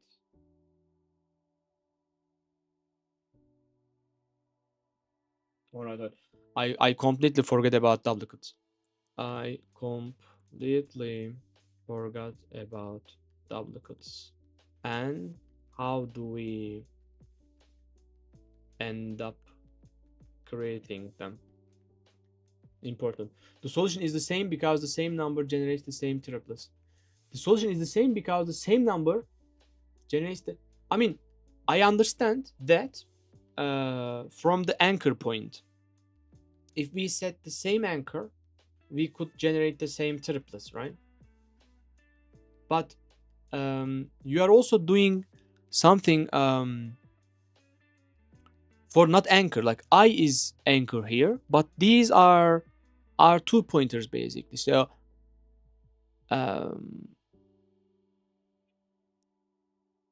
Coding Para, hi, welcome man, welcome in. Um, welcome in. Um, so I need to see it, man. I need to see it. Let's see, because I need to see it. So um, let's see from answer. So let's say this is 1 2 3 and then 3 and then 4 5 6 and then 6 again. All right. So basically, let's say our anchor is here, and we are basically doing our 2 point. By the way, what is it called? I mean, is it called like it is not binary search, but is it called 2 pointers? Because 2 pointers term is used in many places. All right. Well, we are applying 2 pointers approach here, and let's say our pointer 1 was here and pointer 2 was here. In sliding window we also have pointers, right? But this is not sliding window buffer cost.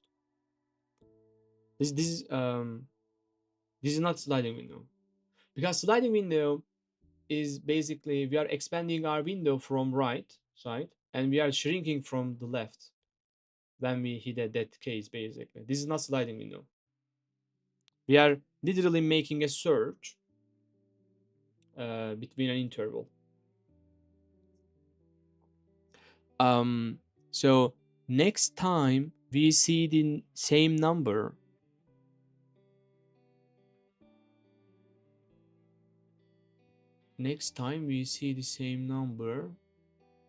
so what? Fair enough. I think 2 pointers 2 pointers fits the best, right? Yeah, yeah. But I don't see why. I mean, hitting the same number, why does it hurt us? Why do we? I mean, you said something good, right? The solution is the same because the same number generates the same triplets. But this applies for the I mean, for me, as far as I understand, this applies for the anchor. All right. While we are doing 2 pointers, right? Let's say we have looked, we have basically basic. I see. Basically. So I should focus on what we are doing. We are doing basically, we are basically, you know, like summing them up, right? We are summing them up, and we are checking if they are, let's say, greater than target. All right. So in the next iteration, if p1 is again same, all right, so you will basically compare the same numbers, guys, right? Same pair. So there is no meaning to basically doing that calculation again, because it is literally the same two numbers. I mean, we are looking for x, y, z values. We are setting x as an anchor, and we are doing 2 pointers between these, right? Between these. Wonderful. And for the same y value, it is same. I guess we cannot skip them. I just tried and it worked the same. It's just redundant. I guess we can not skip them. I mean, what do you mean by we cannot skip them? By skip, I mean if the next p1, if the next value, all right, is same with the previous, we don't need. Yeah, actually, it is not about we need or we don't need. It's about we should or we shouldn't, and we shouldn't process this because we would end up generating the same triplet. Yes, because we will find the target again with this number, and we would add these pairs at this point, y and z values into our result. Exactly. Wonderful, wonderful. All right, all right. But I forgot. All right, all right. So it was it was not that hard, but it is important. So um let's try good. Zero matrix zeros. Let's remember this question. Zero matrix. Actually, this in this question there is a in place solution, and that makes the difference. Zero matrix lead code. Have you solved this, Buffer Ghost? Think about it for a few minutes, and we will start solving it. And the interesting part about this is doing this in place. All right. Yeah. How do you solve it? I have solved this question before. I know what to do. But what do you think about it? Think 1 minute. Think for 1 minute, and we will start solving it. Let me check something. All right. So while you are doing that, let me handle something. I haven't solved this. All right. Think about it, and let me give you a hint very soon. Like we have a matrix, right? And our goal is basically like for each zero in the original array, in the original grid, we will turn its row and its columns into zero. All right. So our goal is basically this. For example, let's say we have zero here and here, and our goal is basically like turn this column and this row to zero, and also this row and this column zero. All right. For all the zeros in the original array, we will make their rows and columns 0. uh, it is trivial actually. We will use sets. All right, let me handle something very quick. We will use sets, and we need to know which rows and columns we need to turn into 0. So for that, um, we basically need to store those addresses, right? Store those columns, rows and columns, right? um, and the data structure for this, apparently, buffer ghost, is um, set, right? For set, by using set, we will store the, for example, like row addresses and column addresses, right?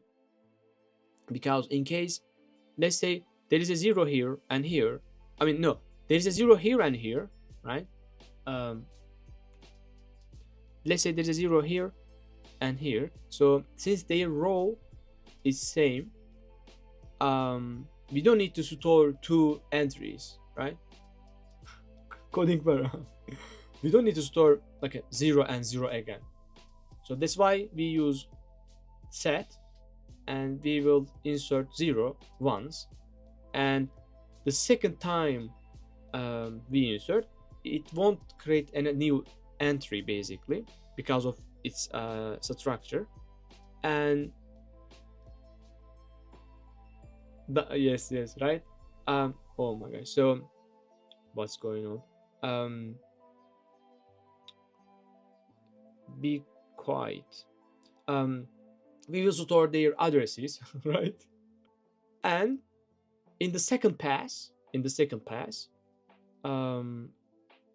we will basically turn those rows and columns. We will basically execute, right?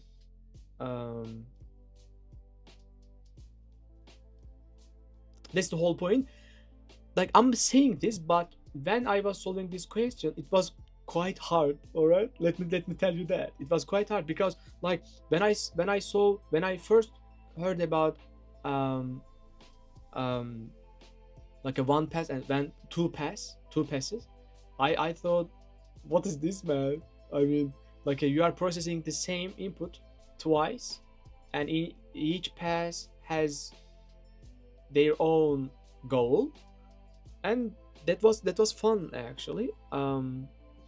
But now we will solve it in place, guys. Do you think anything? I mean, like, oh, the question is already solving, asking that in place. It's not the option, it's the rule. All right. It says, like, this line makes the question two times harder, two times hard, two times complicated, right? Because doing this in place, I mean, this is the thing that we need to basically, come on, man. What do you say, chat? How can we solve this question in place? Two pass approach is not an option for us, because question is literally saying that we need to do this in place, meaning, yeah, so because in two pass we are basically creating sets. For example, for row 0 we have a set, for row 1 we have another, for 3 no, yeah, no, we don't need to create lots of sets. We need two sets, one for rows, one for columns. That's all. But again, we created a data structure, right? So it is not in place. No, we are, even though we use sets, it doesn't mean we are not solving this in place. Oh yeah, solving in place means don't create any other without requiring extra space. All right. As I say, we use set that breaks this rule basically, all right? Because we are creating extra space. So um how can we solve this, guys? Do you have, while I'm handling something, I wonder your ideas, because when I tell you the solution, you will say, oh my gosh, man, this is smart. I mean, this is my this is not my solution. I've seen this um from a book basically, or online. From a book actually, and also I have talked about it with Cloud, and we will think about it in a minute. Um,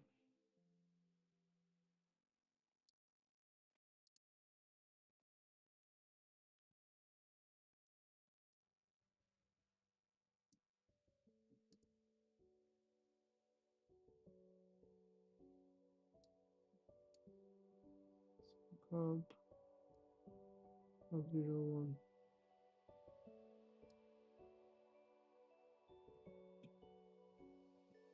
01. I guess this one, right?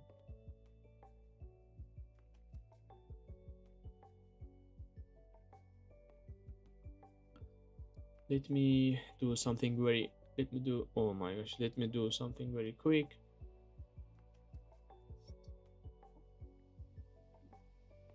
Oh my gosh! والله كيف.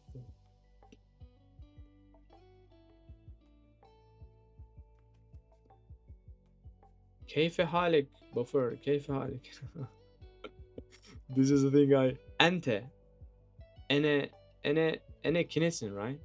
And أنت كنسن أنا كنسن. I wanna learn Arabic too, man. Um, let's see the chat.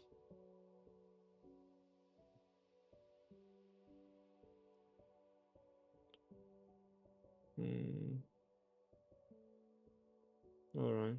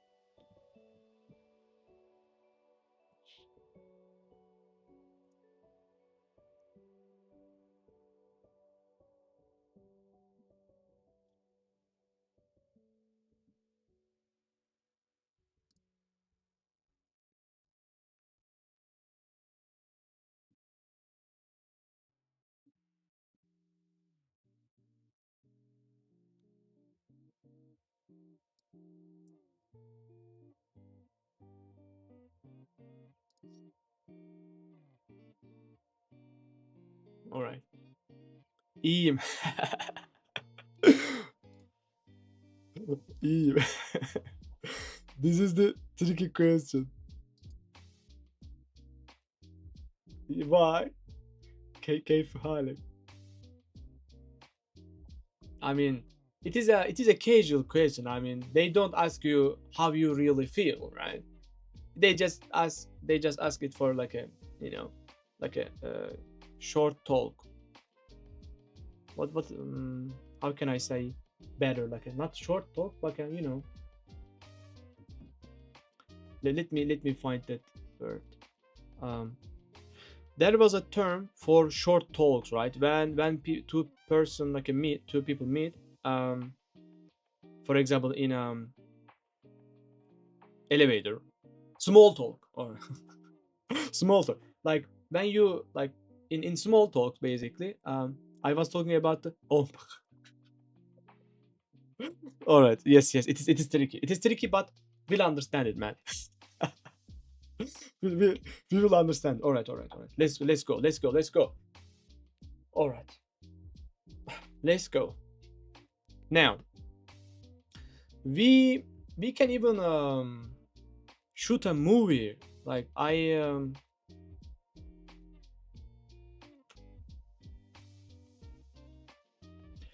Buffer Ghost.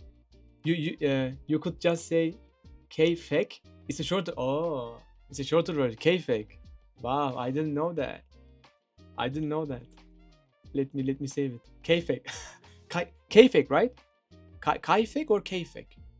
Um, let me save it. I love it. K fake. All right. Chat. Do you want to solve this question like a in digital format or or um or in whiteboard? What do you say, chat? Um, by the way, how can I create a poll? Poll digital versus digital comma right um whiteboard. Was it like that? Oh no, digital or whiteboard. And the responses are digital versus whiteboard. Start the poll. Whatever you prefer. Um, yeah, your pronunciation is actually really good. Thank you, thank you. Yeah, man, Arabic is also in my list. Like Arabic, Spanish, German, um, Japanese. Like in the long run, I want to learn those languages, and also I want to make my English even better. Right? There are lots of phrasal verbs, like good words. I need to expand my vocabulary. Give me a sec, and we will do it in a real yeah in whiteboard. What was the getting ready scene? Not this one, not this one. I'll give me a second, and I'll we will back. All right.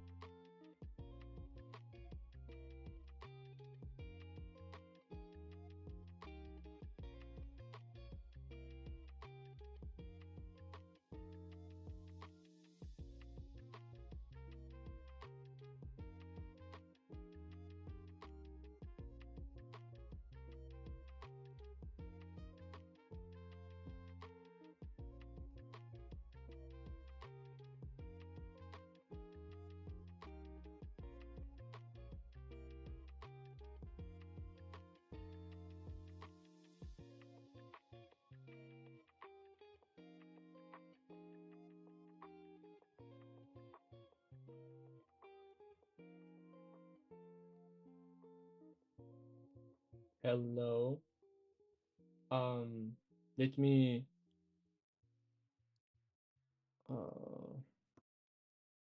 where is it? Let me also move this to here real quick. Oh, I cannot, just hold on. Yeah. Can you see? Is it good? Is it good? Of a ghost. We will do it.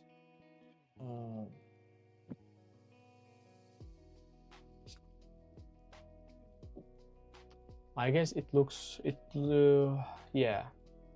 It is nice. So by the way, what was my command for switching to or oh my gosh. And this is let me I guess it was 4. It is 3. Nice. All right. 3 and 2. Yes. All right. 3 it is. So the question says, all right. What do we have? We need to do this in a tricky way, or in a smart way. How do we do that? So the smart thing about this problem is that let's say we have this 0, like this is our original, right? Original what? Original board, right? And let's say we have a 0 there. So we will store this knowledge, I suppose, right? I mean, yes. The thing I remember is, like, if we have a 0 here, we will set this to 0, all right? Saying that this row will be completely 0, right? So this means that, all right, when we, for example, it could be right here as well. So we will use like a for loops, right? For loops, like a nested for loops. We will process each address, each cell, all right? And when we find like if it is equal to 0, all right, if it is equal to 0, we will do what? We will board row 0, right? Row 0 and column to 0. We will set this to 0, meaning if it is 0, where is my red? So it means that if we find a 0 here, we will set this to here, all right? And oh my god, so if let's say we find a 0 here, right, and we will set this to 0, all right? Like this is for rows, and we will do this for, like, this is for columns, all right? No, rows. This is for rows, all right? And row and column, right? How about column? So I guess, like, for rows it was here, and for columns we will use this part, all right? So meaning that when we find a 0 here, like in original array, when we find 0 here, we will make this to 0, this cell. Let's say if we find let's say it was 0, and we will make this to 0, right? So I will get there, but I need you to ask me something, all right? And we are basically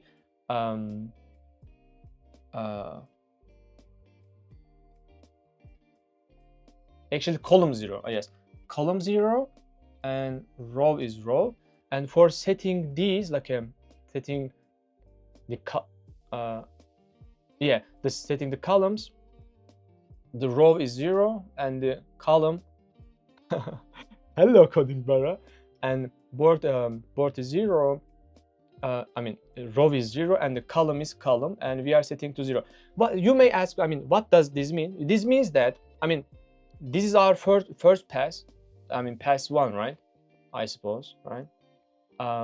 We are basically filling the first row and first column and setting them to 0. For example, this will mean that this row should be zeroed, right? Zeroed, should be marked as 0. For example, this cell, you see it, right, guys? This cell means everything in this column. I mean, let me write it y. You see it, right, guys? This is y, and let's say y and y. So this 0 means, you know, 0. I mean, mark all the cells here to 0. All right, we do. Nice. All right, so we basically embed or integrate or decode. These are the words that I can use for what we are doing. We are embedding, we are integrating, or we are decoding the knowledge of whether we should mark those rows and columns to 0 or not using the first column and first row. And I need you guys, I need you now to ask me something. And what is that question? You should now ask me something. I said that we are using first column and first row like for special goal, right? Special purpose, special purpose, right? But now you should ask me something. And what is that something? If you ask this question, it's gonna be legendary. Buffer Ghost, Coding Barra, what is that question? Our goal is like we have a board, right? I mean, yeah, let me draw it here. We have a board, right? And we have zeros in some cells, and our goal is basically, you know, doing those rows and columns to 0. Right? Our goal is 0, and we embedded, we integrated, we decoded that knowledge we are holding this knowledge inside the first column and first row. And now you need to ask me something. You need to ask me something. What is that question, guys? Come on. If you ask these questions, I'll be so happy. And I will feed your fish in the aquarium, all right, 5 times free, all right, and your fish will be bigger. All right. What is that question, guys? What is that question? Come on. Coding Barra, Buffer Ghost, chat. What is this question? We have our set, we have zeros, and to know which row we should basically we should mark as 0, we are holding them, for example, in this cell. This cell means mark this row to 0, right? And this cells mark this column to 0. Right? For example, when we have a 0 here, we basically add 0 here and add 0 here. All right. Come on, chat. Coding Barra, you are dancing. I can see you. But in the chat, I don't see any message. Guys, are you there? Is my internet connection broken? How do you store the knowledge without losing? Exactly, Buffer Ghost. Exactly, my man. Exactly. I'll feed your fish even 10 times. No, 5 times. Exactly. Because we dedicated. You are perfecto. You are fantastico, Buffer Ghost.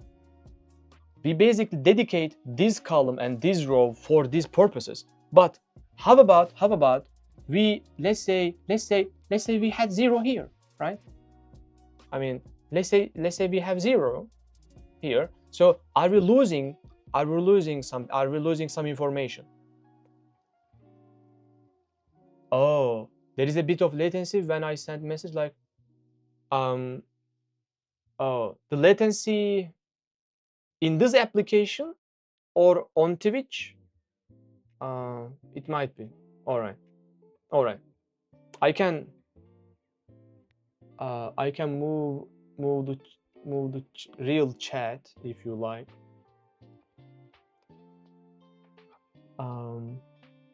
I can make it bigger. Could be meeting. All right.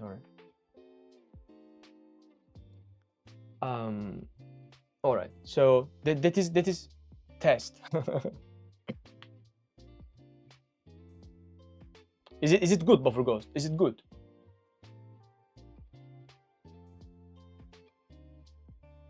I mean, this is this test. Yeah. I mean, you send test at 12:25:44 seconds. I think it is better. All right. So, all right. Wonderful.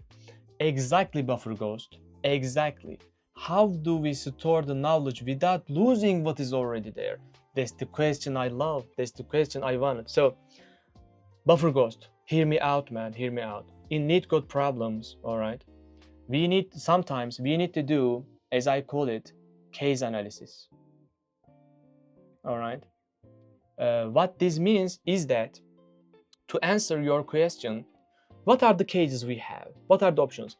We may have a 0 here, right, in the original array or original board, or we may not.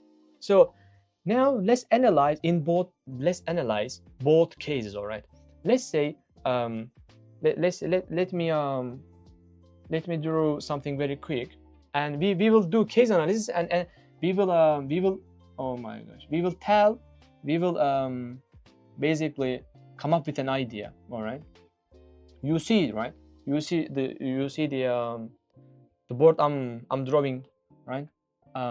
Let's say we have this, amazing, and let's say we have 0 here, right? And let's say we have 0 here too. I do. Nice. So in a for loop, all right, I guess we are skipping this cell, I mean this row and this column and this row. So let's say we are processing this, and this is 0. And what should we do? We basically mark this as 0, right? Yeah, we should mark this 0, but there was already 0, so it doesn't change. All right. I mean, there was already a 0 there, and we had this 0 here, and we marked this cell as 0, so we don't lose any information in this case, like case 1. Case 1 tells us there was a 0. 0 exists.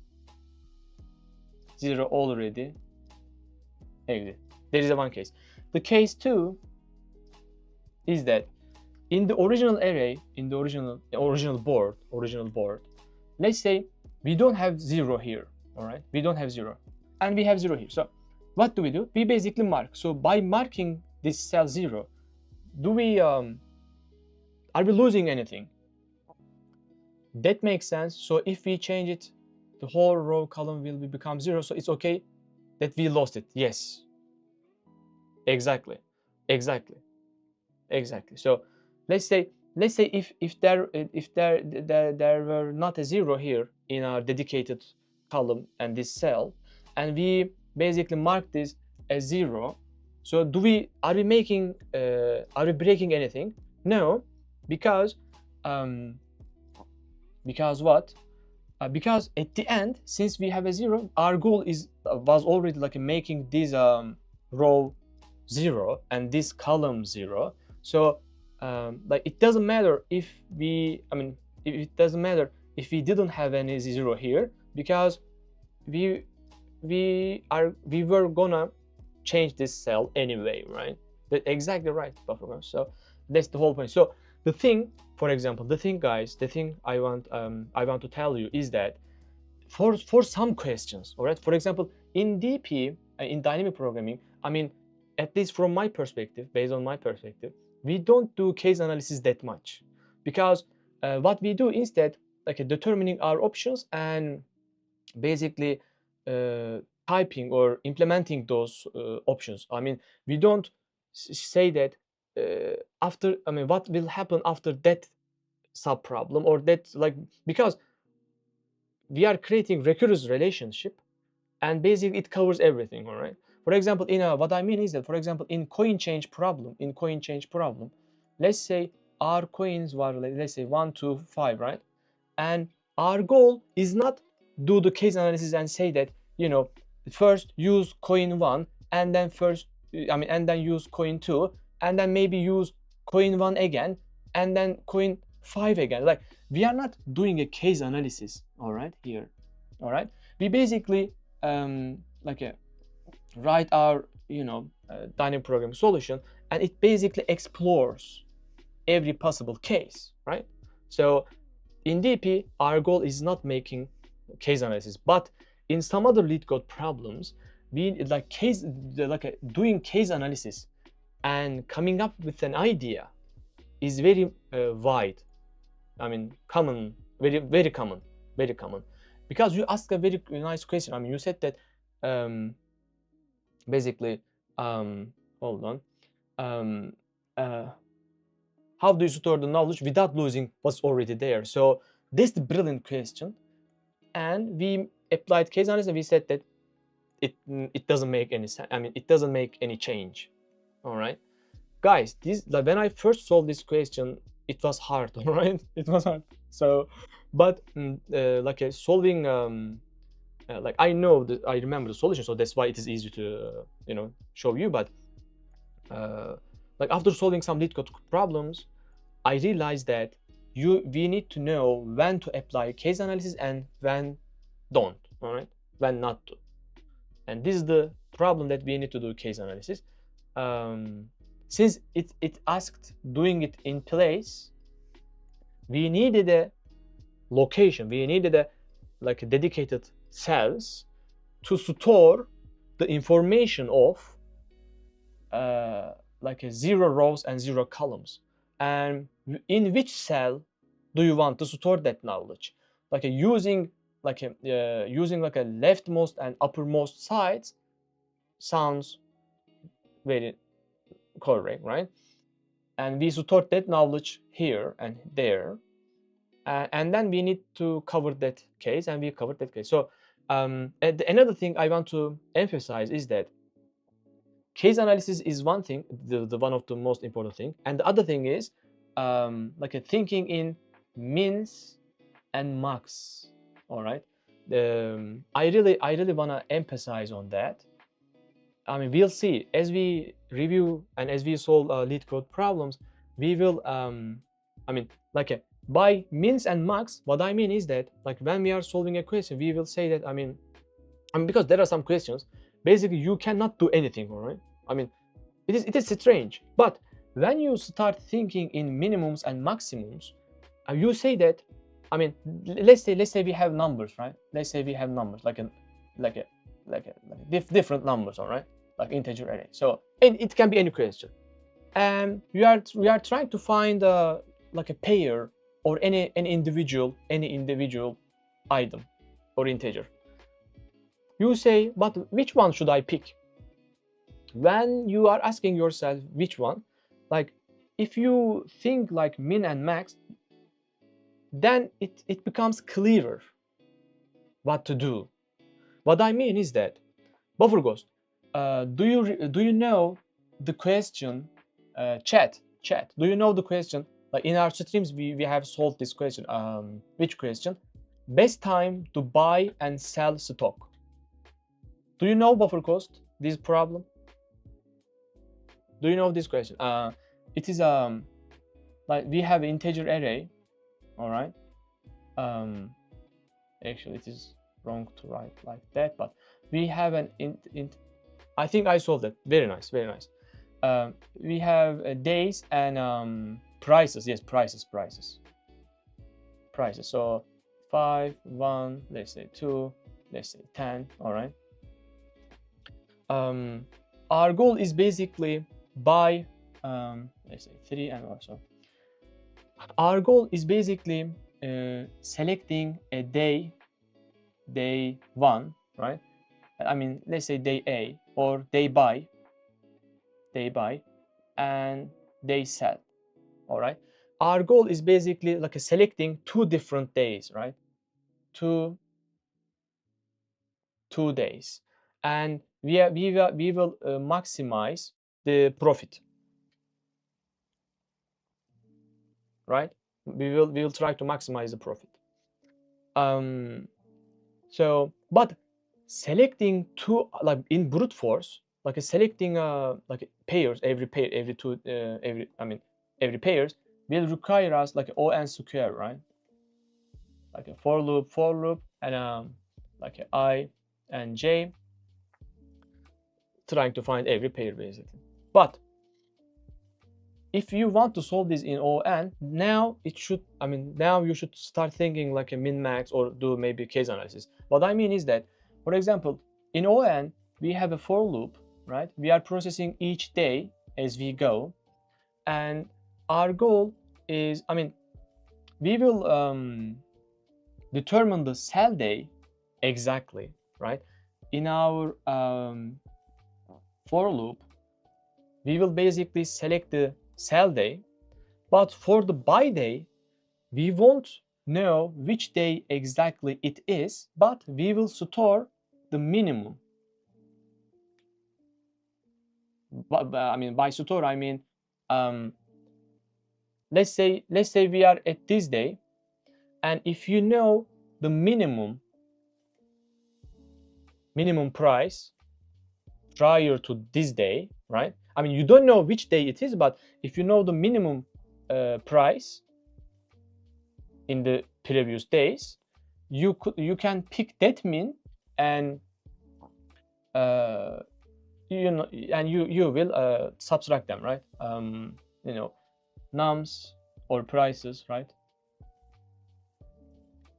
Prices they sell, prices I minus min value, min price, and this may bring you the maximum profit. All right, you are processing this day, and among the previous days, the smallest among these days, the smallest one can generate the maximum profit for this day, and you will store, this is one option, but you will store this knowledge in a basically like a global. That makes sense.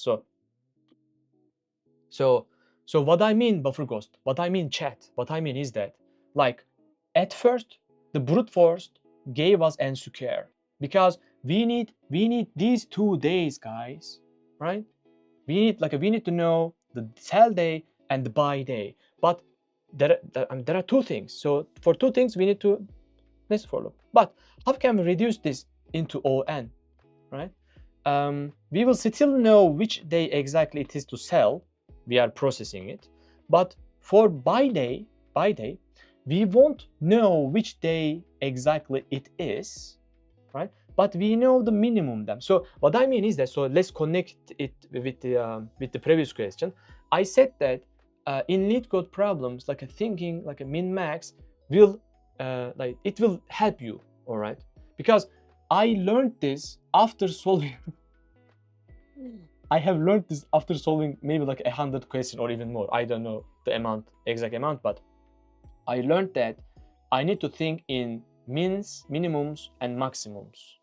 All right, because without thinking like that, you won't be able to come up with a solution that in O(n), that is the O(n), right? All right, we should think in minimums and maximums. So you may ask, how am I supposed to determine which min it is? For example, in this question, min is a minimum among the previous. It is now easier. I don't say it is easy, even though you know that, but it becomes easier, all right? So because you know what to do. We need 2 days, but we need to reduce this O(n). So if there is a solution in O(n), basically you need to process each day. So you need to ask that I mean, I am processing this day, so what should I do to calculate the maximum profit?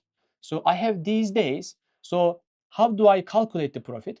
I am using this current day, right? I am using this day. So what should I do to calculate profit? Minus, I should subtract these, one of these, but I don't know which one. So let's start thinking minimums and maximum. Oh, I guess to maximize the profit, I need the smallest price, right? Right? Because it will generate, it will give me the profit. Oh, then I need to store the minimum while I'm processing each day. I should store the minimum, and because I will use it to calculate the profit. That's all. So I've spent around like 3 years. Guys, I have spent 3 days. Like I started solving LeetCode problems in the 3rd year in college, all right? And I kept failing, all right? It was too hard. Now it is they are a little bit easier. It is not still too easy, but it is more clear, all right? So after 3 years, guys, all right? After 3 years of failing, I feel now it is more clear. So we should think about minimums and maximums. All right. Yeah. That's all. Now I should click on 2, I suppose, right? Yeah, 2. Let me move the chat to the correct window, and let's continue a little bit digitally. All right. All right. So let me. All right. How can I mark this field, by the way? Marker. Thinking in mins and max has been explained. Python probably lets you not store it and calculate using something like min days max index. Python probably lets you not store it. What do you mean? Yeah. About the. All right. Hold on. I mean, I didn't understand that, but it should be possible. It should be possible, but I mean, what you need to do is, oh my gosh, what you need to do is basically like a store,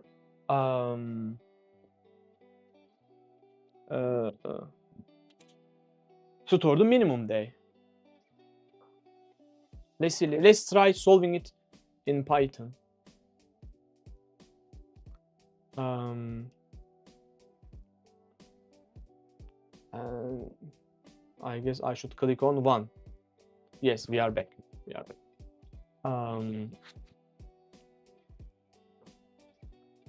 So let's try solving this in math. So buffer ghost, I know a little Java, all right? Python. Shay is also Arabic, right? Shay and Saye, Shay, and ve Yani. Yani is also Arabic, right? Yeah. So buffer ghost. Make me write the solution in Python. Come on. Let me write the solution in Python. We have like these days, right? And we are processing for loop. I guess like this one, right? Prices. Can I say like that? For E in prices,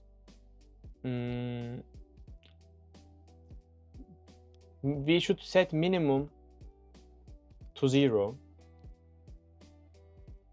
right? And maximum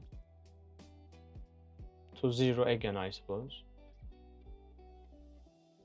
right? Buffer ghost, even better. Can you please go into Arena and in live code, can you write it here? Can you write here? We will see your code. And let me call my father because he called me. Can you please write here? Can we pull up the yes, for sure, for sure. The question is best day to buy and sell. For sure, for sure. It is this question. Let me zoom in. Even better, let me. I mean, the question is this. Yeah. So while you are doing that, let me call my Baba. Baba is also Arabic, right? Baba.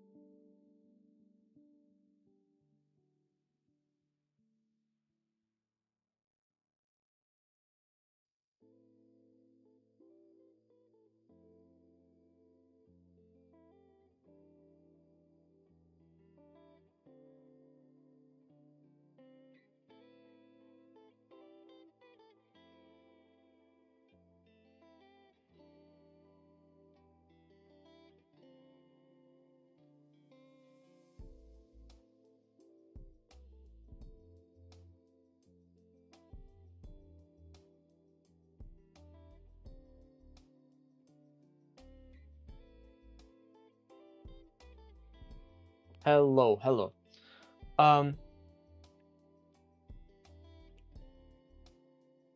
Let's see what buffer code has done. All right, he's typing the code. He's typing the code, guys. Are you ready? Are you ready? He's typing the code. Now in foreign yes, he's typing the for loop, and yes, he, I assume he will now process the each element, right? Each item. Max, yes. Let's see. It is quite exciting.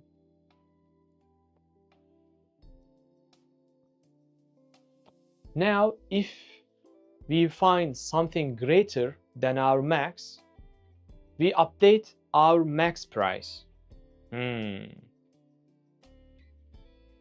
All right. And he stores the index of that item. All right. I wonder how he will calculate the profit, by the way.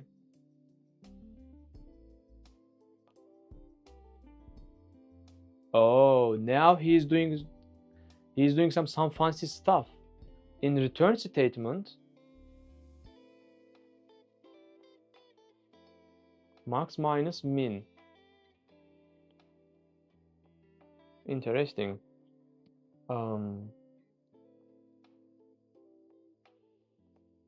He basically subtracting minimum.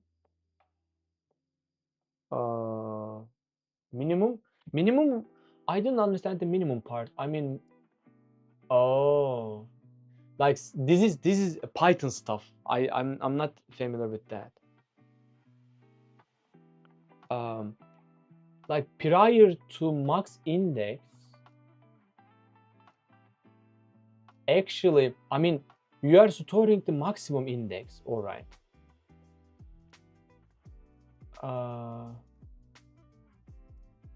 But what is the max price? You are subtracting from max price, but you haven't set max price to anything.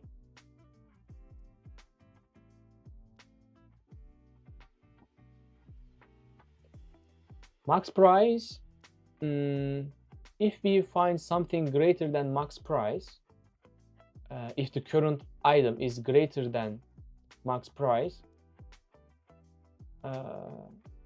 all right, you are setting the max price and its ID, its index, and you are, I mean, but the thing is, all right, still finalizing it. All right. The thing is, like,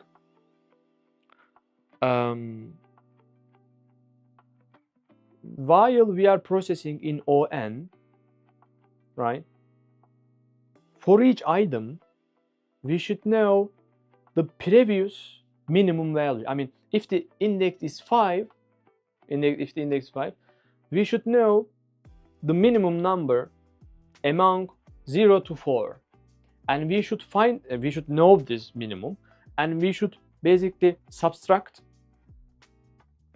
this minimum value from the current, and we should try to update our max profit. If it is greater, if the result is greater than our max profit, we should update. So,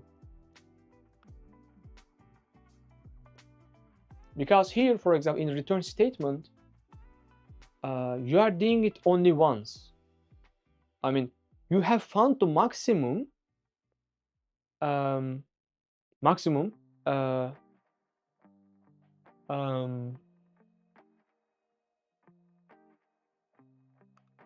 mean, it can be correct. I need to understand it. Let's see. Come on. Oh, it's a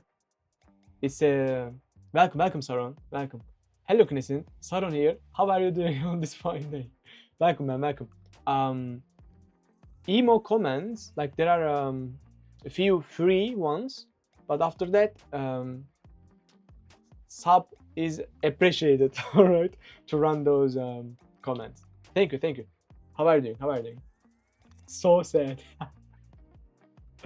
I mean, there are some options to use that comment, Saron.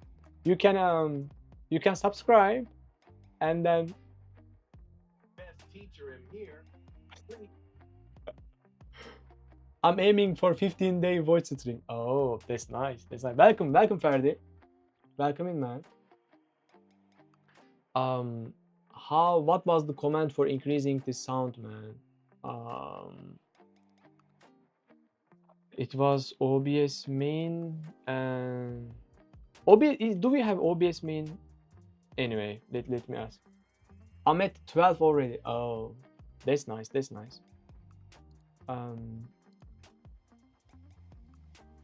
And also, what was our command for making our emo commands louder?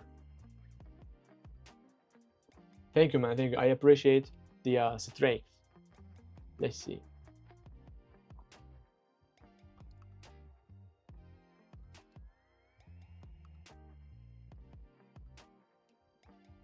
You said you have found the maximum day,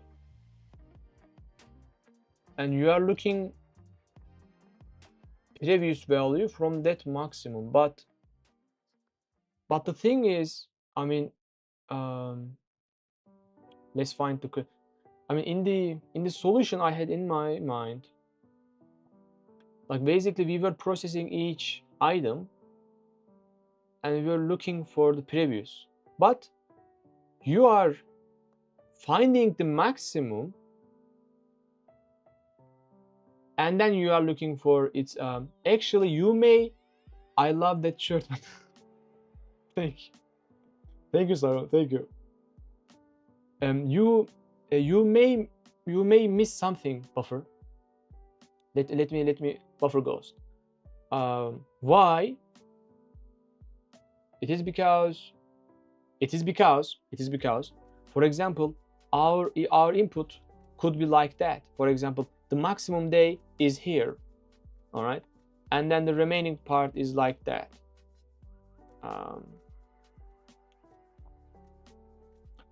Our input can be like that. So your code is basically like finding the maximum and then looking for the previous numbers. So yeah, I'm definitely you are close.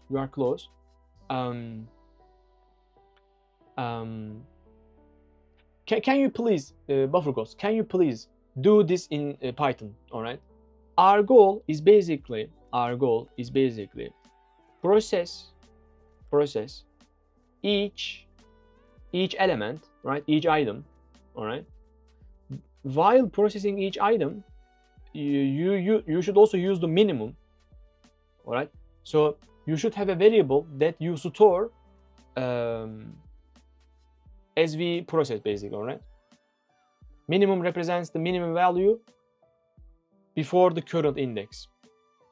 Please use this variable and populate it correctly, and also calculate profit and also store it in a maximum profit variable. All right, you should have something like maximum profit is equal to max current profit.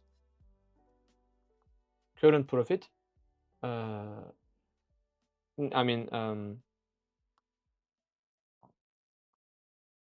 let me so max profit, comma current profit. All right. Okay, let me see. All right. So you should have something like this. In case we find a better result, better profit, and you should do this in ON. You should calculate profit. You should update or evaluate again max profit, and you should have min. Min will represent, for example, the current indexes previous. I mean, current index is previous of current. I don't even know what language we're using. We are using Python now. Since we learn Python. Since we know Python. Saron, do you have the swordfish? Can you run follow me command, Saron? Is your fish swordfish?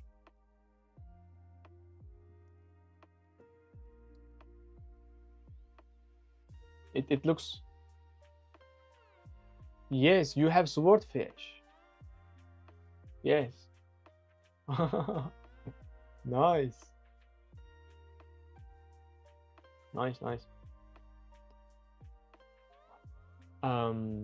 Yeah. So this is basically what. One more test, one more pass, and it falls. I got it from Rare Creature. Yeah. Thank you for the push, Ferdi. In our chat, let me also paste this.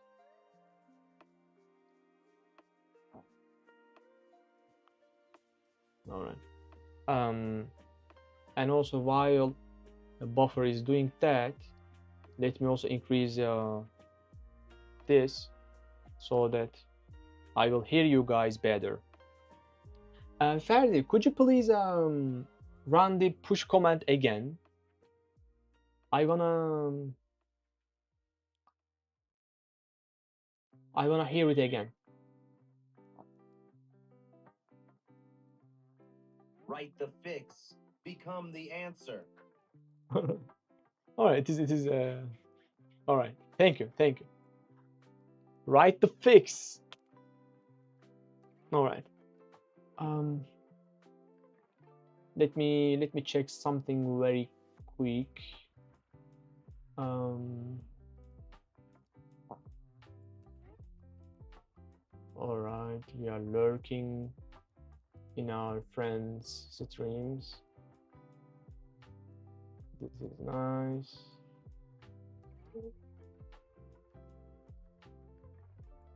All right. Why did Cloud make you angry? Saron, I spent for aquarium actually.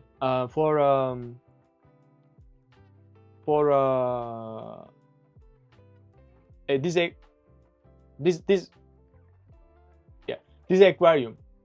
Why?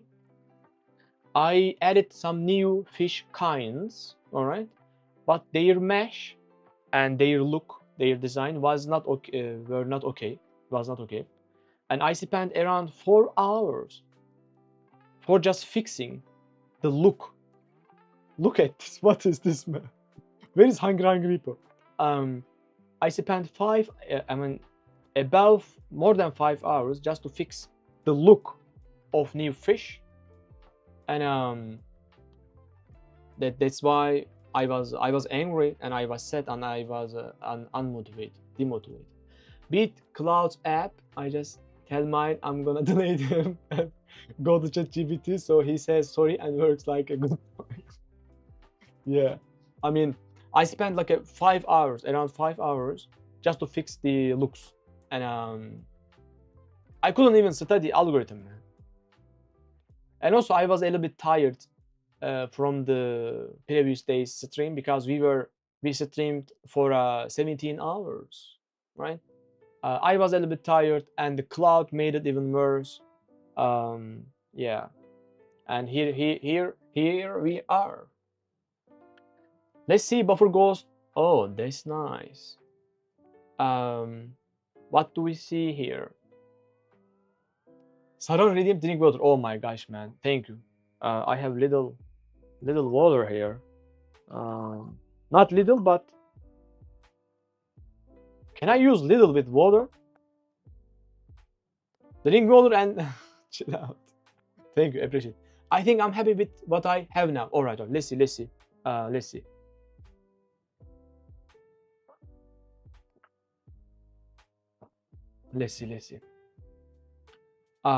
Did you see me while I'm drinking? Hold on. Oh my gosh, when I swallow it, you hear since the microphone is here. Sorry guys, sorry. So basically, let's see what we have here. So you are processing. Let me even zoom in. All right, and also use this. All right. Oh my gosh.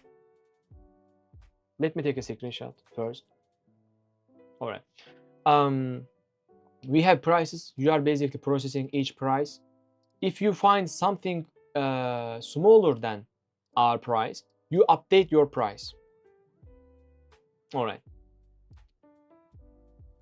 All right. You set it to very large number. If it is smaller, yeah, I mean use. All right. Set the minimum. All right. So the I'll be right back. I have a lunch to eat. Yes, I will also have a lunch, but after this question. Enjoy your food, Saron. Enjoy your lunch. So we have our minimum. The way we calculate profit is basically yes. This is I set minimum to max value where possible from the question. All right. That's very neat. That's very neat, Buffer Ghost. Yes. This is the way how we calculate the profit. Current price minus minimum. All right. And if we find something greater than our profit, we update it. All right. And we are basically processing each item, right? But the one question I have in my mind is like we don't have any case for let's say we are processing the first item, right? We set the minimum. Oh, yeah. So actually, we cannot buy and sell on the same day. I haven't told you that, but yeah. So for example, this minimum is inclusive, meaning that for you can buy and actually buying and selling on the same day, it is 0. So this should work. This should work. Let me copy.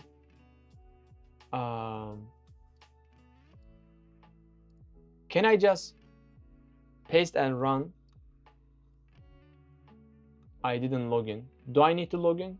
Oh yes, I need to log in. Yes. Oh, but it is different account. So let me open this one. Lead code, buy and sell stock. Kodob, oh, welcome. Hi, I'll be lurking. Just want to say hi. Thank you, thank you. You can also add your fish. Pupo de bonito. Gracias. And also, you can use fish command to add a fish. We have aquarium. We have aquarium, and you can run fish command and all right. You are make Carol, I suppose. All right. You can feed your fish and get larger and start hunting others. All right. Cute. Yes, yes, very good. Thank you. Thank you for the lurk and thank you for stopping by. Yeah. Fantastico. I don't think this works in Python 2. You should use Python 3. All right, all right.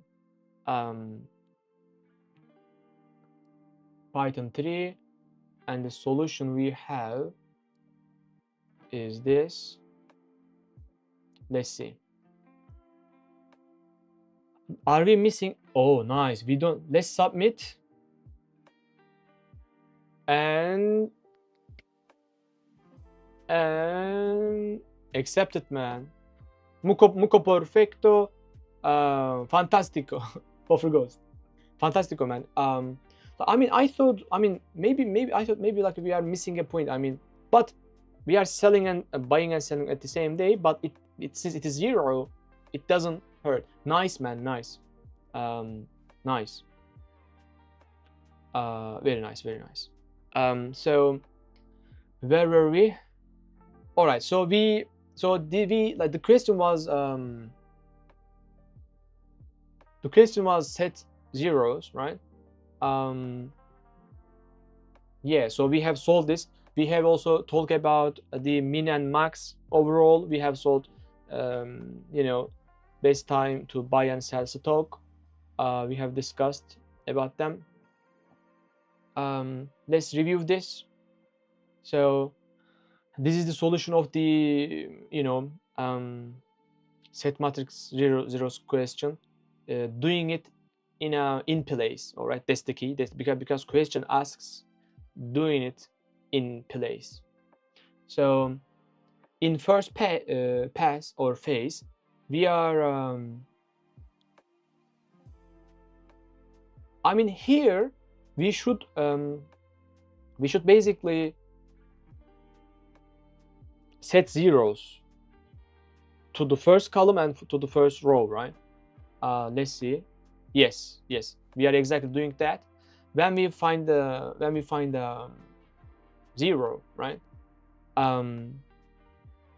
We basically, we have a dedicated place on the leftmost and on the uppermost part.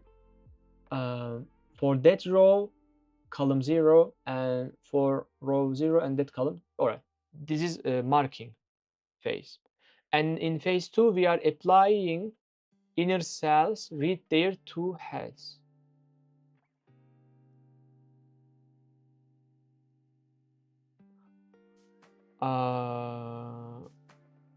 What is it?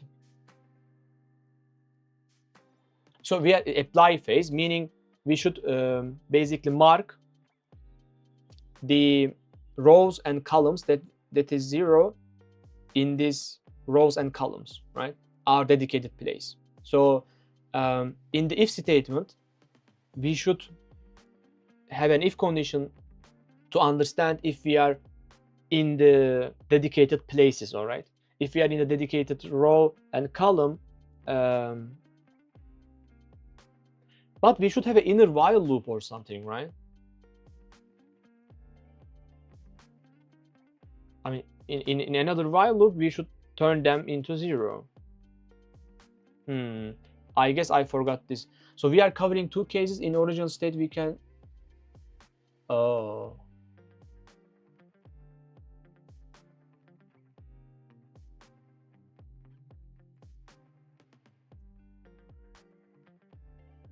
No, in phase 2 is another thing. Phase 3 is the part where we set them to 0. No. I don't understand, man. Let's see what that is. All right, for example, yes, all right, phase 2 is turning them, applying phase. We are basically setting those cells that are supposed to be 0 to 0. I mean, those rows and columns. But how do we all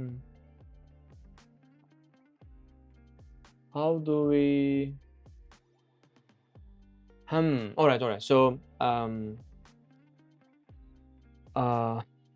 you see it, right? So all right, this is good, so if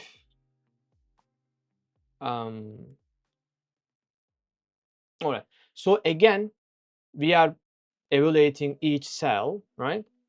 And we have row and we have column. We see it. Nice. Row and column, right? And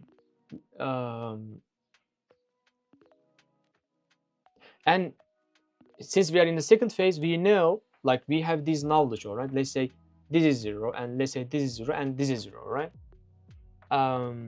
We know which rows and which columns we should fill.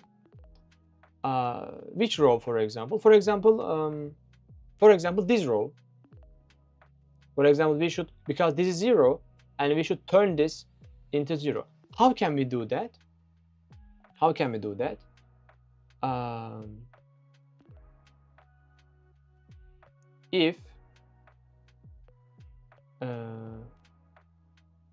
If board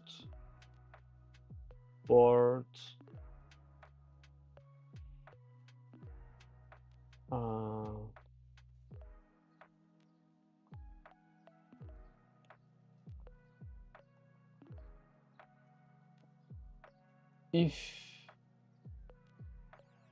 yes, so let's say we are processing, we are evaluating this cell, all right? We are at this position in our for loop, in our nested for loops. We are here. Let's say we are here. When we are here, we should look at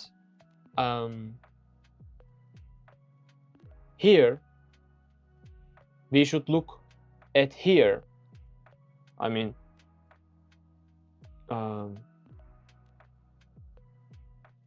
we should look at here, right? And if it is 0, right? What should we do? We should basically set that cell to 0. All right? Muco perfecto. Yes. So for example, let's say we are processing this cell. We will look at this cell, and if it is 0, yes, and we will turn this cell into 0. We will turn the current cell into 0. So for example, let's say we are processing at that certain time, let's say we are processing this cell, and we will look at the dedicated place, and if it is 0, we will turn this into 0. All right, that's for rows. How about columns? Ciao amico, I was Americano. I swear, I was thinking about where is Americano, where is Americo. I was thinking where is Americo, all right, and you said ciao. Welcome in. So this is for row, but how about column? All right, so we should also check if we have 0, for example here, like we should check if we have 0 at this cell, we should turn the current cell into 0. So if we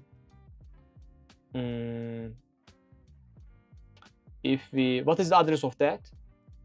First row, right? First row, and then the current column. First row and the current column. If it is equal to 0, we should turn to 0. So there are two cases. Thanks, Americo. Americano. So so for any cell that for example, like we are processing let's say we are processing this cell, all right, there are two things we need to check. We need to check this cell, right, and then this cell. If any of them is 0, right, if any of them 0, right, we should turn this into 0. That's the whole point. All right, so how about the phase 3? What are we doing here? Does anyone chat want to say what we are doing here? Buffer Ghost, Americano, Coding Baram, chat. What are we doing here? First row has 0. First column has 0. Oh, I think I got it. I think Buffer, it is about you asked a question, right, and I answered that, and this is about that. I don't know. So we started solving this question before you came, so I got it as well. Nice. This covers the case where in our original array, this was the first case you explained, I think. Yes. I don't know, sorry. All right. This since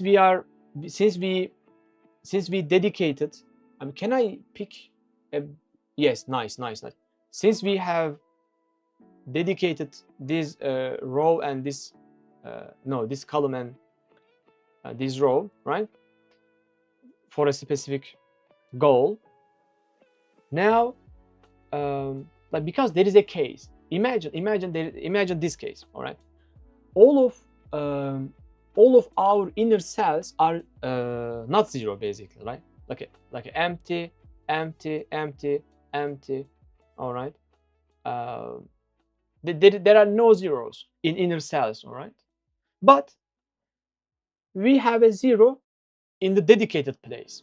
So this 0 should also turn this column and row into 0. But since we basically didn't cover, all right, now we should handle this case, right? Yes, because there are two ways for this cell to have 0. Originally it can have 0, or we have a 0 here, and in the first phase we set it to 0. So there are two cases, and for the former one, we should have this. So in case, how do we check, by the way? Yeah. So we can do this even after phase 1 and phase 2, because if there is no zero in inner cells, right? If there is no zero in inner cells, so those leftmost and uppermost parts will be empty. I mean, we won't set anything there, but if they have, if they have zeros, I mean, let's imagine a board where there are only, I mean, there are zeros only in these edges. We can probably also use 2 billion arrays, one for, of course, exactly buffer ghost, but I mean, exactly, but the thing is, it says this: you must do it in place. This is the exact solution that came to my mind when I first solved this, right? But that approach requires creating another. I mean, if you look at the definition of this in place, it says requiring extra space proportional to input size. Actually, our space is not proportional to input size. Yes, it's of course input proportional input size. So this breaks the rule. All right, it says we need to do in place, so we cannot create those arrays. This was my my solution, my attempt, but the question limits us. Fair enough. I thought that as long as you don't return what you allocate in place, but yes. Even though we don't return, it is still in place if you basically use create any arrays, any data structure, right, that uses space in RAM. In RAM, right? Yeah. And on heap. That's a very good question. Let us ask now. Do we have? We should have. Delete go. Come on, why don't you click? For example, when we create an array, since arrays are objects, I suppose they are created in heaps, right? And on stack we hold like a arguments, right? And our stack frames. But arrays, they are the arguments are in stack frame and objects are in heap. You are thank you buffer ghost. Yes, I will do it. And can you run follow me command once more? Let me see your fish. Can you run follow me? Thank you for reminding me, by the way. Can you run follow me? Can you run this command? I mean, can you? Yeah, so all right, all right.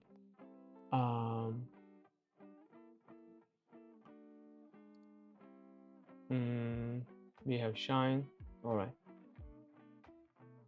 I am live on Twitch right now, but what we need to do is feeding this fish, right? By 5 times. I guess we don't have. Actually, we have a command, right? But as an admin, as a streamer, I cannot basically feed any of my friends fish basically. But can you please spawn steal food in our tank for this fish?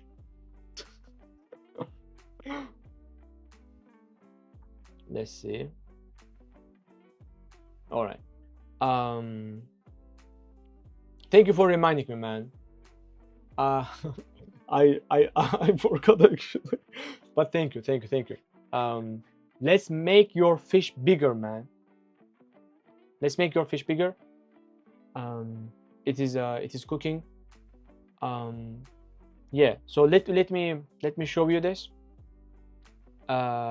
So for the case where we only have we have zeros, only these like a leftmost and uppermost sides, and there are no zeros in the inner part, then we should cover this case too, because those zeros mean something, right? Of course, something. And we should basically you know, fill these fields basically. All right.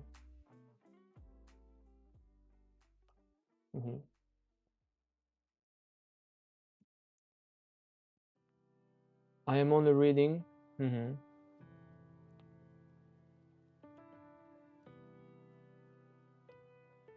Is this a streamer who can feed a French fish a normal way? Let me quickly understand. All right. We will feed your fish, man. We will feed your fish. It will get bigger. All right, it is cooking.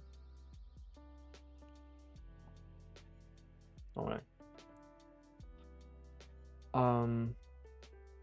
While, all right, let's run this. While it is cooking that, all right, so what, so the good thing about this problem is thinking in mins and max, because we use leftmost and uppermost sides for doing it in place.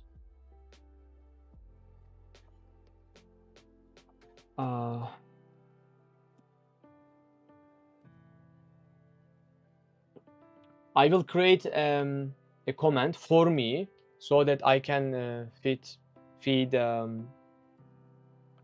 chats fish. All right. Currently, you can feed your fish. You can feed your own fish, but I can't. Yours. I can't feed yours. But we will do it. We will do it.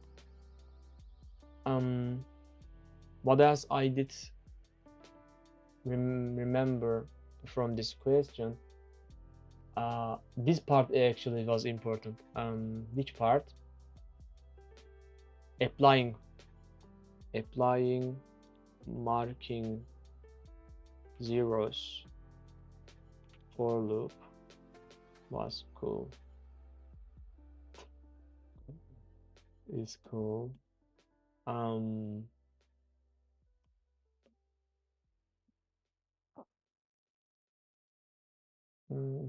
Because we determine which cells to mark. All right, this was one thing. Yeah.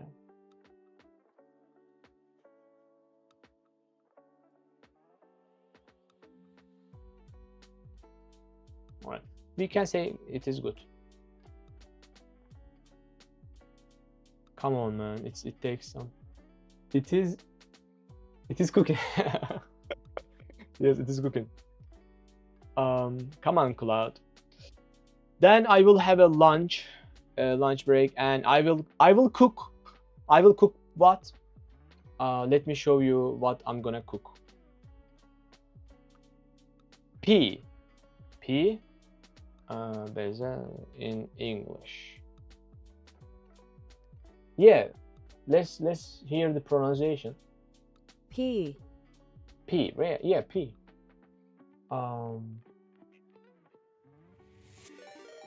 Bezelye yemeği in English.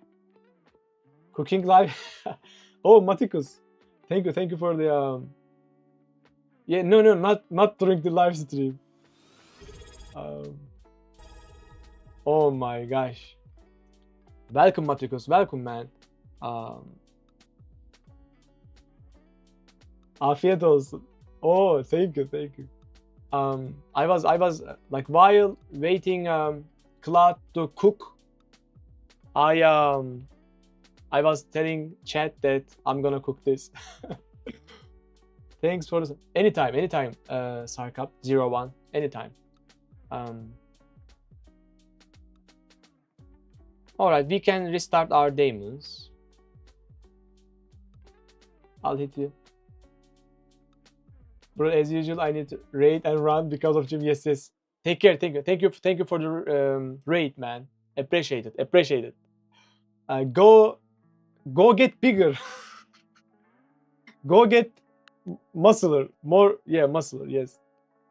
I should also go for a walk, man. I keep postponing it. I need. We are going have yeah. Like, I also do some push-ups and pull-ups today. Just the sake of the fact that you go gym today. All right. I can do, you know, pull-ups like 5 to 10 times, but I haven't done them for some time. I will do it. Yeah. I have a bar in another room. Yeah. I like doing these pull-ups is just amazing, you know. It's quite enjoyable actually. It's fun to do. I stop Damon. Yeah.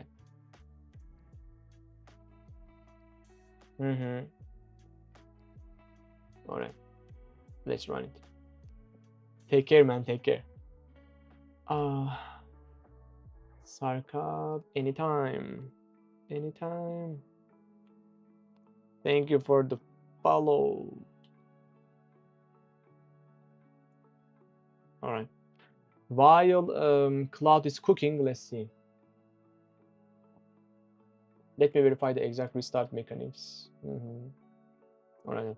So when we are back, we will continue. So how many? All right, we have around 21 questions left to review, and we're gonna review all of them. All right, all of them. And on top of that, today we're gonna solve graph questions. All right, they are from NeetCode 150, and I am currently on graphs. Welcome. So we will solve these graph problems, guys, and believe me, that's gonna be fun, right? Because I learned recursion, all right, and I learned DFS, and I will show you guys how you should approach these. I mean, at least from recursion perspective, all right, because I may not be able to solve them as well, all right, but that's all right. But the main thing is applying DFS is fun, all right. And then yeah, so in NeetCode DPN manipulation, let's see which question we have. House rubber. All right, I have solved most of these dynamic programming questions. So oh my gosh, yeah, I have almost solved every one of them. For example, as you see here, edit distances, we have just solved this question today. Yeah, for example, I haven't solved this question. Maximum sub error. All right. So we have DP and greedy in this last part. Yeah, and some other stuff like a math and geometry. All right. So I'm at NeetCode. I'm solving the middle 50. All right. Yeah. We will solve them. Number of islands. Yeah. For example, I have solved this question before, so let's see if I remember. And I will show you guys, and Buffer Ghost will do the implementation for us. He will do the implementation for us in Python. I will show the logic, right? I will explain the DFS and how it works, and I will even type it in a Java, right? A little bit, and he will do the implementation in Python for us. It will be fun, and even better, Americano. By the way, Americo, hey, Americo, come here. What is your language for implementation? Do you prefer Java or Python? Same goes for you, Coding Bara, as well. What is your implementation language?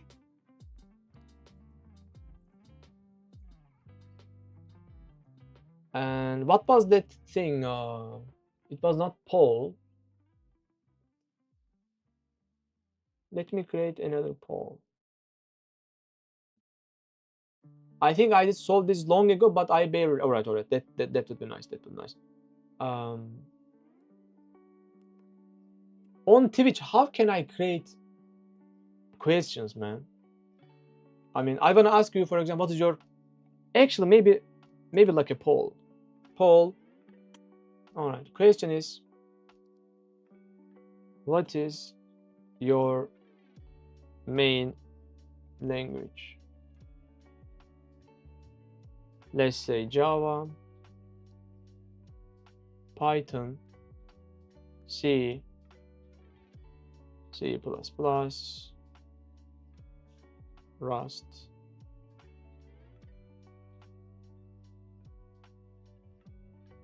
Did I start? Yeah.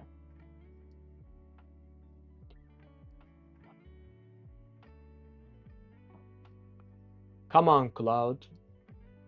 Cook it.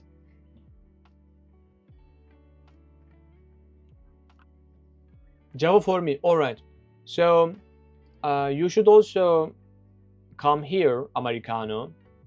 All right, in our stream, right, in our arena, and all of us will implement all right, this question basically.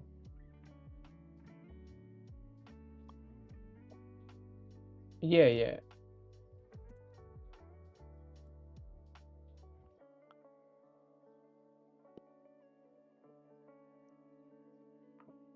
By the way, Buffer Ghost, if you enjoy our streams, you can follow, subscribe to our channel. It really motivates me. And in our streams, we basically solve algorithm questions. We create projects or using Java. We learn Python and C++. We do also some do game development. And our goal here in this community, basically, learning and sharing and building basically together. Soon we will start reading papers as well. We will read papers and try to understand them, and even better, try to implement them. Best teacher. Thank you, Ferdi. Thank you. It is still not too loud. Why is that? I didn't.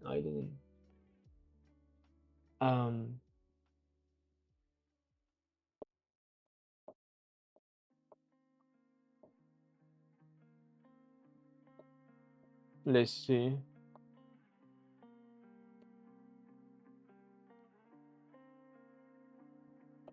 Didn't notice the poll until it closed. Comments back online. Buffer Ghost feed 2 to 7. All right. By the way, can you show me how I can use this command to feed my viewers fish? All right.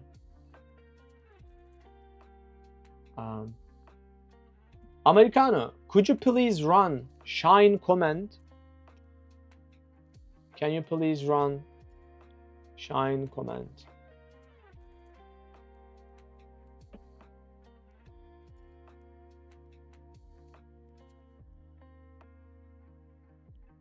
We have shine command, and let's see how it will swim. Come on. Can you run follow me? Can you run follow me? Americano, can you run follow me again? I want to see how it will swim.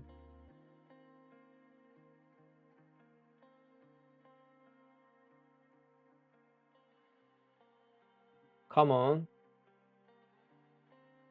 Like I added a clamp, I suppose. Oh my god. Let's wait. Let's wait a bit. Uh, interesting.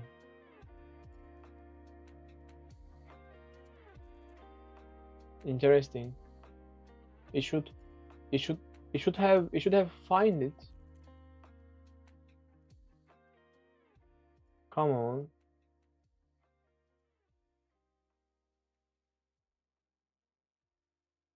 The you didn't find it? Oh, Ferdi, can you run shine command, Ferdi?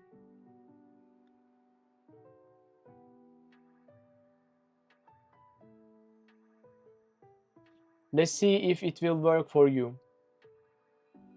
Can you run shine?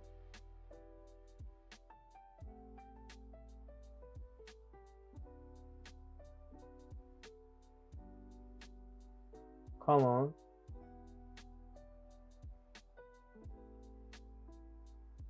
Yes, you are shining.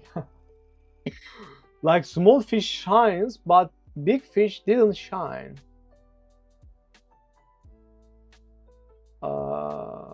I guess I need to fix this. I guess big fish swims slow. Alright, let's important catch before I mislead you. On screen size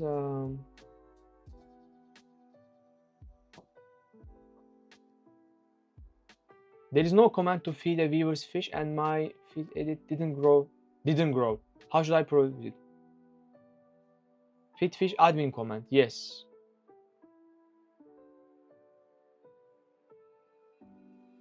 Right. Why so small?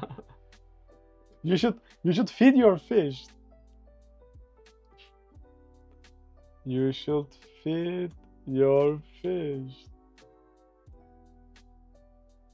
Or maybe wait until you get channel points, and then you can spawn legendary fish. On it, come on. Yeah, we have legendary fish channel points.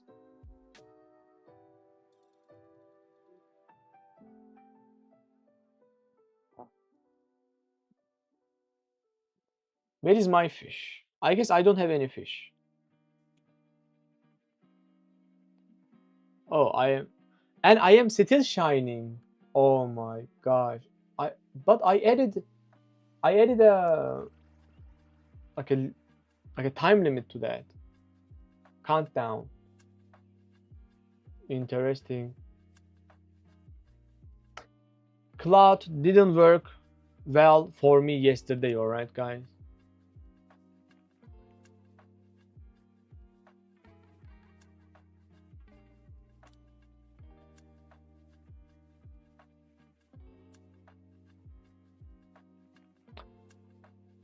Let's feed Buffer's fish first, and then also feed me, alright? I need to feed myself. How can I be a shark? Through channel points.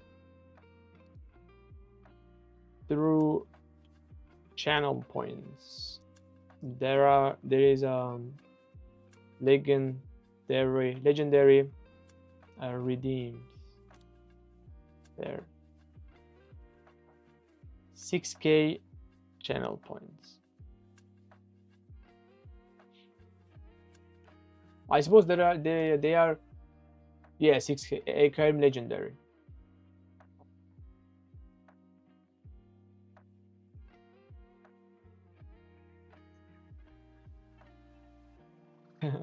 How much channel points? How many channel points you have, Ferdi? How many channel points do you have? Come on, Cloud, fix this, man. It is not too complicated. Can just pass the target user. Let me confirm. Does a real growth? I mean, is Cloud a little bit? Oh, 6,000. All right. Just wait and save your channel points, and you know.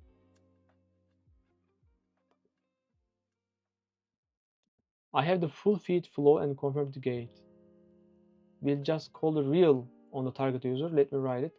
All right, yes. After 2000, please give me, please give me a discount. No, man, I can't do that. I mean, maybe we can,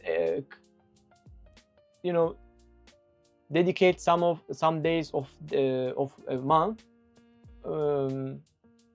Maybe we can, you know, apply discount on some of the days, you know, during a month,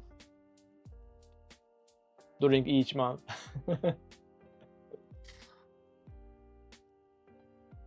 All right, quick reboot. Come on, man. We need to feed Buffer's fish, man. It is hungry. It is hungry. And also, guys, we have some new comments. Oh no. Oh, it is all right. We have some new comments. I will tell you. I guess on channel points we have them, right? No. We have shine. Oh, recolor. We have some redeems. Americano. We have some new redeems. You can check them out. We have some color redeems for the hat. Damon is down. All right, please fix it, man. Come on.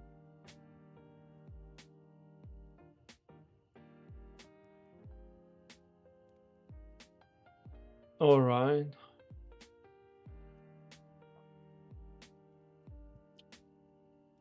Let's see. Back online.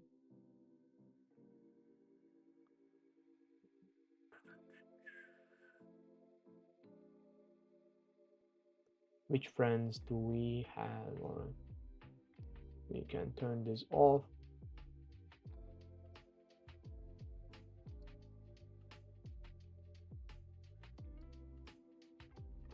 All right.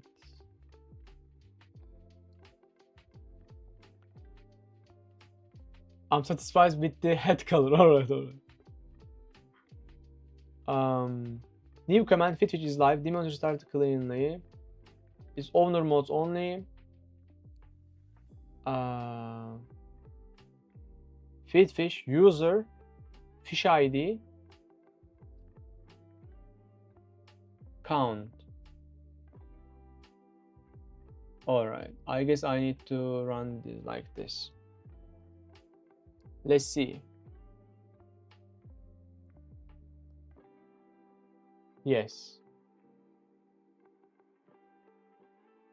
Now we have petals and buffer ghost. Oh yeah, it eats. It is eating. Nice. Even better. Let me feed it 10 times. All right.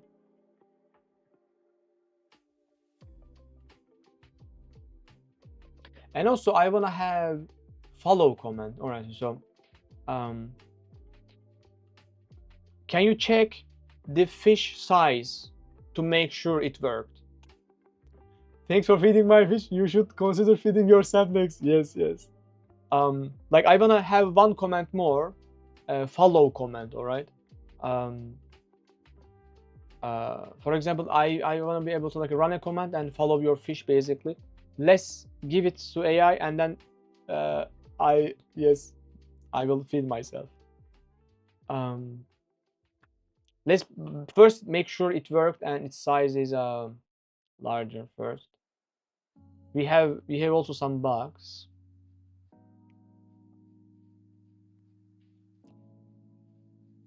Anytime, Buffer. I mean, you asked an amazing question actually for the zero matrix question. That was great. Yes, it worked and grew a lot. All right. You can hunt, by the way, Buffer Ghost. You can run a hunt command now. You can run hunt command and try eating, try hunting.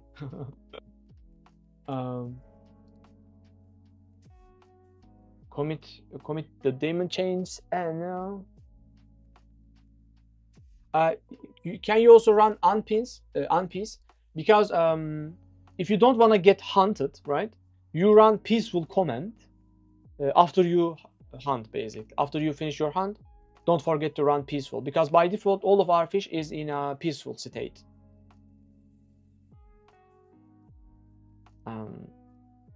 You can run unpeace, then hunt. After that, you can run peaceful to stay safe.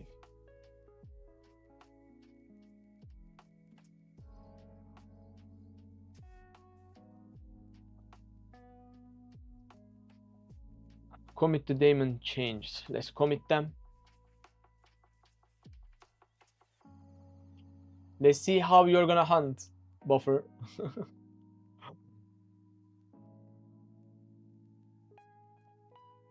Now you can run hunt command.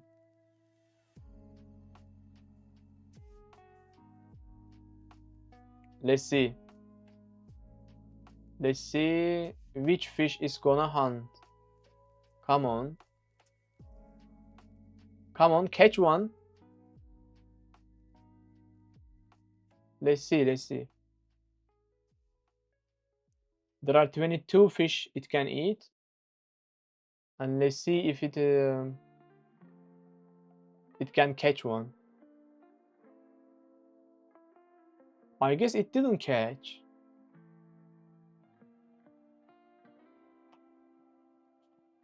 By the way, when our chat runs hunt command, what is the duration for hunting?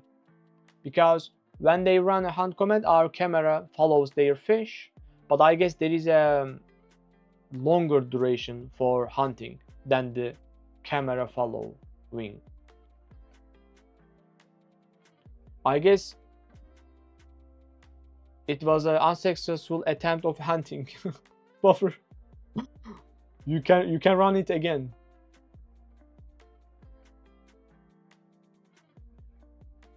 You can try hunting again.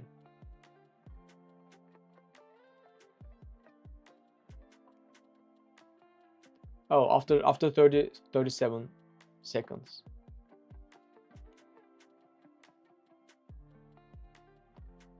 Let's see. By the way, I can also try hunting. Oh, it is not. By the way, Kine, what's your largest? My largest. I don't have any large fish, Americano. I don't know why. I don't know why. Why are you asking that? I mean, do you want to make me feel a bit sad? You better not. Buffer Ghost, you should I mean, Buffer Ghost, first hunt and then run peaceful command, alright? Because otherwise Americano eat every fish. Americano hunts every fish, alright? Let's see, Buffer. Come on, Mackerel, hunt one. Interesting. Interesting, it didn't catch any. I guess one reason might be, Buffer Ghost, you should maybe feed a little bit more. But actually it says 22 fish it can eat. Interesting. Let me feed my fish a bit. Where is feed command? Fish, yes. Get bigger. I'll let your fish fatten up a bit. Oh, my last fish is too small, man. Look at this.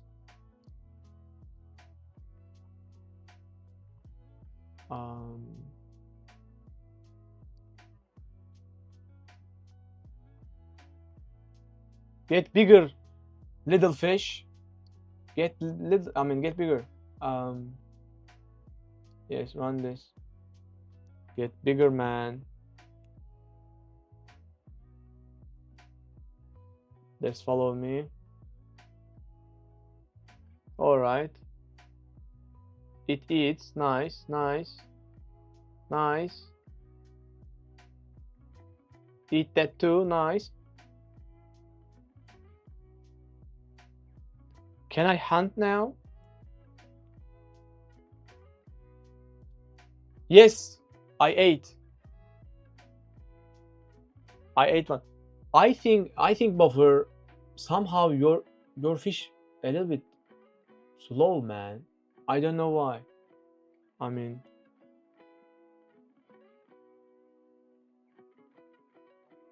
you cannot hunt me, Americano.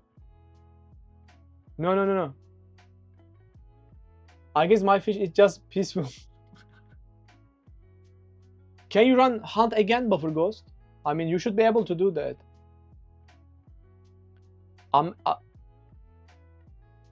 Did you eat? All right, all right. It's not my fish. It's the house fish. Come on. Come on, Buffer. No. By the way, Buffer Ghost. We have a redeem for 100 channel points. Can you redeem this?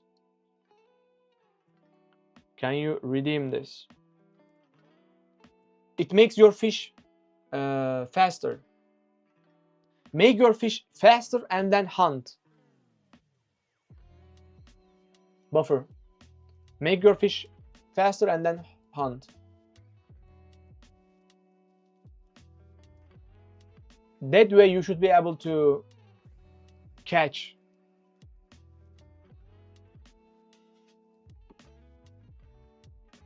Let's see, let's see. I wanna see you eating eat a fish, basically, like hunt a fish. And now run hunt command, Buffer. Now run hunt command and let's see how it will do.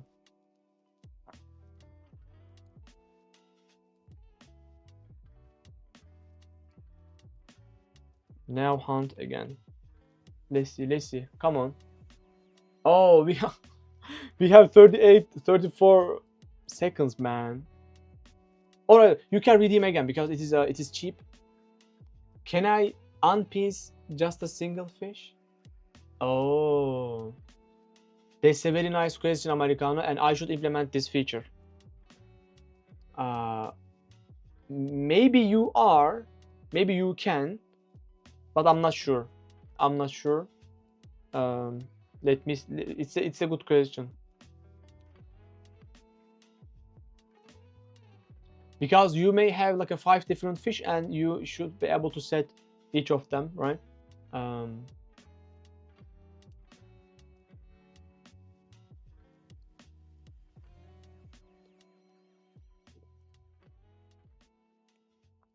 on, Buffer.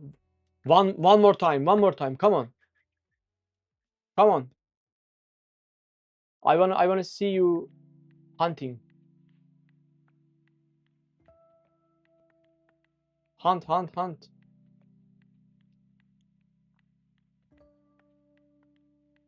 Come on. Come on. Come on, man. What are you doing, man? Interesting. I don't understand. Maybe it is because of the way it swims. I don't know. I don't know. There are 17. Let me add more fish. All right. All right. We have now more fish. It's just a piece. Come on, man. There are lots of fish. Eat one. Oh, you got it. You got it. 8 house Gumpy. All right. This is your first hunt. Well done. Well done, Buffer Ghost. Well done. Let me also hunt. Come on. Come. Yes. Yes. Let's go. Hunt duration is up to 45 minutes. All right. The fish chases its prey until it either makes a kill or gives up at 45 minutes. All right, all right. The hunt outlasts the camera by 35. All right, nice, nice. You got it, you got it. All right, guys. Now, I will have my lunch. Enjoy the aquarium. By the way, Buffer, you can run color command as well. If you, I mean, you can set the aquarium any color you want, any color you like. All right. Aquarium and my room's lamp's color. Yes. Enjoy the aquarium, chat. I'll be having my lunch basically. All right. And after that we will continue reviewing and solving. All right. That's gonna be fun. All right. Let's make it 60 minutes. All right. I'll try to come back earlier. Take care, chat. Loving you, man. Loving you all. Take care.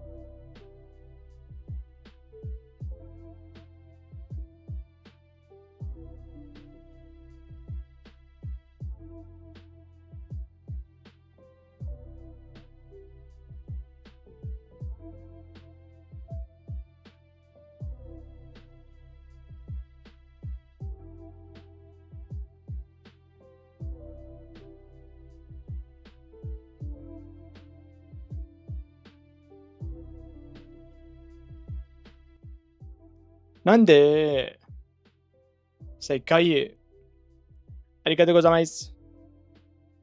Fantastico. Andわからない。どういうこと Fantastico. Por favor. Right? And shukran. Shukran. Kayfik. Kayfik. So guys, I hope you are doing fine. I had my lunch. I feel I guess better. I suppose better. We are full of energy. We are with full of energy. And what should I run? I should update the pin. Let's go graph. For graphs,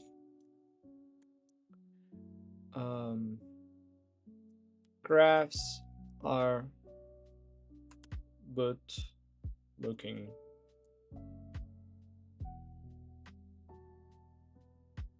Or even better,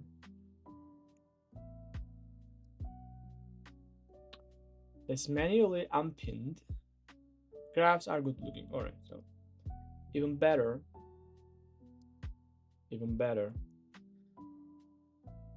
Lead code algorithms. なんで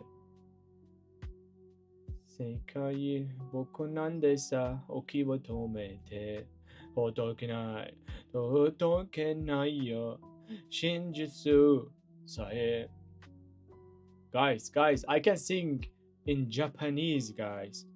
I can't even speak Turkish very well, but I can sing in Japanese. So the question now is this number of islands. Do we have any picture? So I think, guys, the idea is when we hit. No, it is not when we hit. As we iterate all the cells, as we iterate all the cells, because we were doing it in what? In word search. In word search problem, we were looking for like a word, but we were iterating all the cells on the board, and we were using DFS algorithm, right? And it was handling the rest of the thing basically. All right, we were trying, right?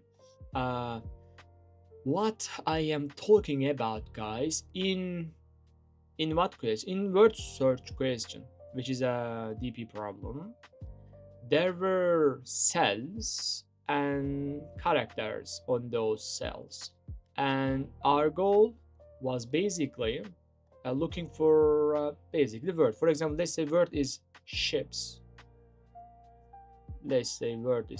And let's say there are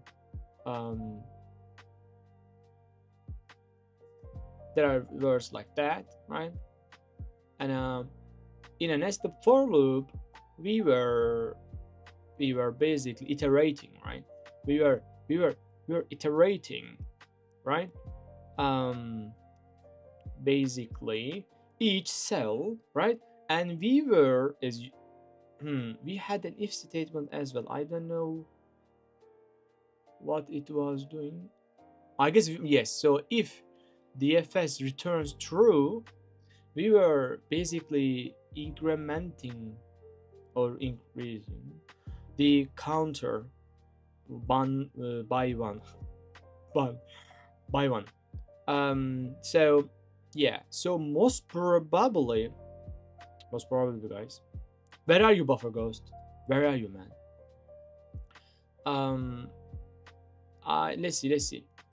Given n, like we have a grid, all right. We have ones and zeros and ones. All right. So our goal is basically an island. An island is surrounded by water. Surrounded by water. Nice. And is formed by connecting adjacent lands, horizontal and vertical. Yeah, you may assume all for your all edges. Yeah. And our goal is basically counting those islands, right? So, what shape? Let's see what shapes an island. Like as we see, most probably. Yes. Actually, after shaping an island, we need to basically turn that island into zero, into land, basically, so that our for loop iteration won't calculate or evaluate it again, right? So the idea is, let's say we have ones here, right? And let's say we have ones over here as well. So our goal is basically, for example, how many islands do you see here? Yes, I can hear you. You said 2, right? One island is here, and the other one is here. And so if we had, oh, let's not use that. All right. So if we had like that, we should form that. So let's try the approach we have applied in word search, meaning let's have a for loop, nested for loops, right? And let's try spawning DFS in each cell. And our DFS function, right? It will basically look for each direction and try to expand the land, right? Meaning like a up, down, right, and left directions. Yeah, so we need the direction, we need position, position and direction, position comma direction. So we are basically, after finding one, right, our goal is basically like a search for every direction, and also to understand if we are on top of one. Before calling this, we have an if statement checking if the current position, or let me say even better, and it's a grid, right? If grid, row and column, if it is equal to what, I guess land was 1, right? Yeah. So if it is 1, you got past the backtracking valley finally. I have solved, welcome by the way, I have solved 5 backtracking, and then I said that's enough. That's enough. And I said I'm gonna continue with craft a little bit. All right, but I will come back them later. Yeah, 5 is enough probably. Yeah. So now we are solving number of islands. One of the best DFS question. Yeah. So if the current position is 1, now we should look for directions, right? Yeah, and for each direction we should call our DFS, and direction means basically, for example, column +1, right? We know that, so this is right. Bottom is this, right? So, but the thing is,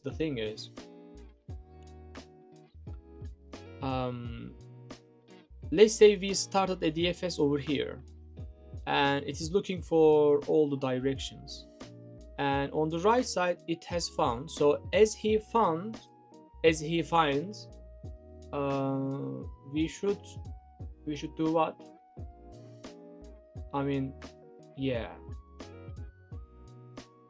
I mean, it will keep continue, but do we need to count something? And after forming, after shaping, like after grouping this island, we should also turn them 0, I suppose, right? So that in the next iteration of our nested for loops, right? In the next iteration of our nested for loops, we won't process. Oh, most probably we're gonna use visited, right? Yeah. We're gonna use visited double array, I suppose, right? Yes, so in our DFS, we need to have visited array, right? And if it is visited, I mean, in our, yes, so if, for example, here, if visited true, continue. All right, so that we don't need to turn them into zeros, right? We don't need to convert them, basically. All right. Yes, so DFS will continue, right? And when it finds 1, all right, it will look for directions. All right, so yes, so if it is not equal to 1, continue.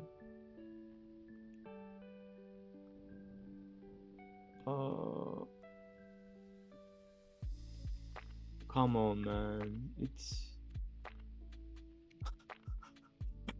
all right. Move it a little bit down, move this a little bit up. If it is all right, continue.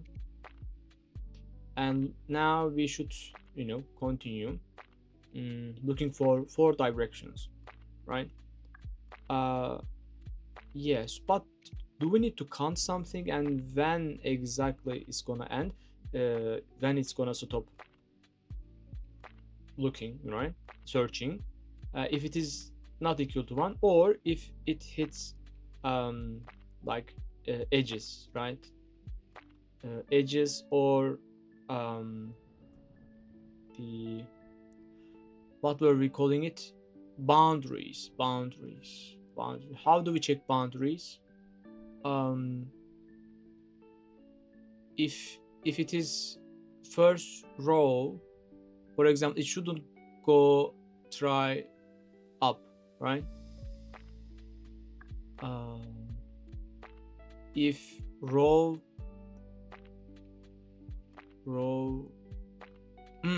actually we are gonna make them search, right? And for example, they will indeed be outside of our boundary, and if that row value is smaller than 0, then we should break. We should break or return. Yeah, so should we break? Should we return? Is it break or return? But somehow we should stop, all right? We will we are making them go outside of our boundaries, and we are catching them when they are there, right? And if the column value is smaller than 0, meaning they are here outside, right? And also they can be here, like a row is greater than nums length, nums let's say grid, right? Grid length, yes, grid dot length. If it is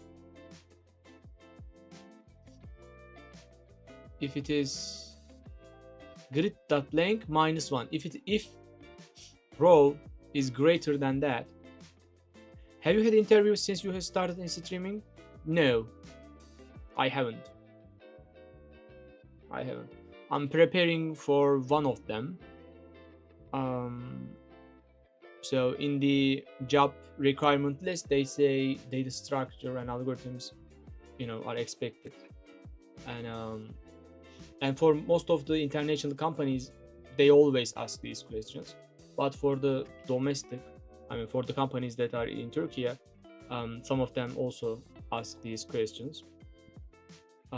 Yeah, but I'm preparing for one of them actually.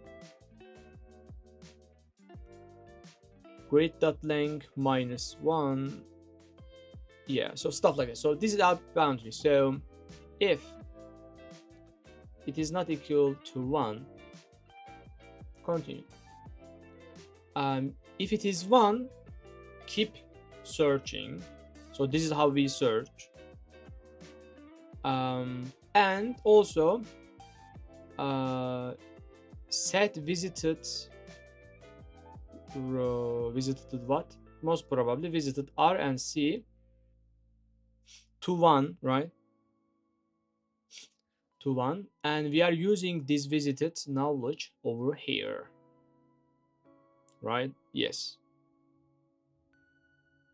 Yes.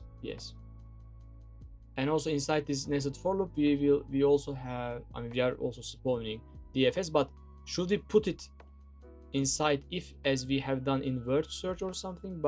Or are we counting islands? Most probably yes, right? We are counting, right, number of islands. So we should, don't mind me, it's time for my hunt. let's go. Yeah. But the thing I wonder is why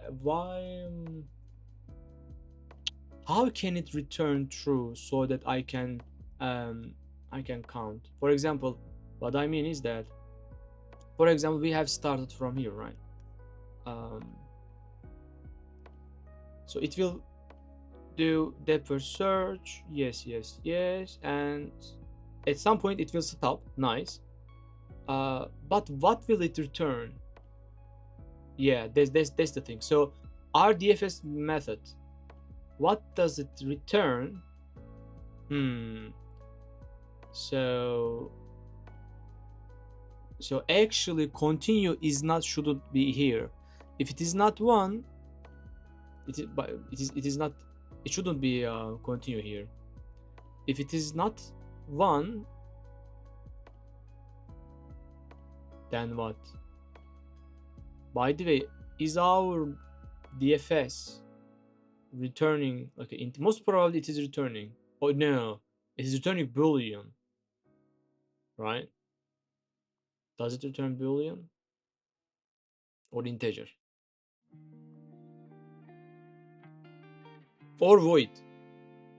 But in word search it was in if statement, so it was returning boolean. Here in island question, what should it return? What should it return? So actually we can make it return anything, but what do we want? So for example, for example, if it is not 1, for example, let's say we were here and it was 1, right? And now we search for the right, and it is water. So it should stop there, but what should it return? Actually, if it is, let's say, C, water, let's make it return 0. Like we can set these numbers. So let's return 0. All right. And here, for example, if DFS returned 0, but how are we gonna chain them? I mean, one DFS calls out another one.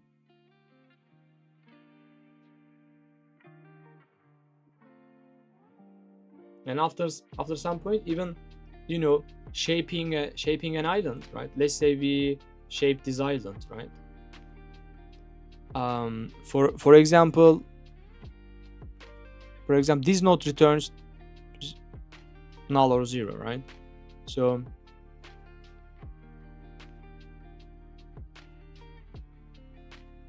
and also we are counting them as 1.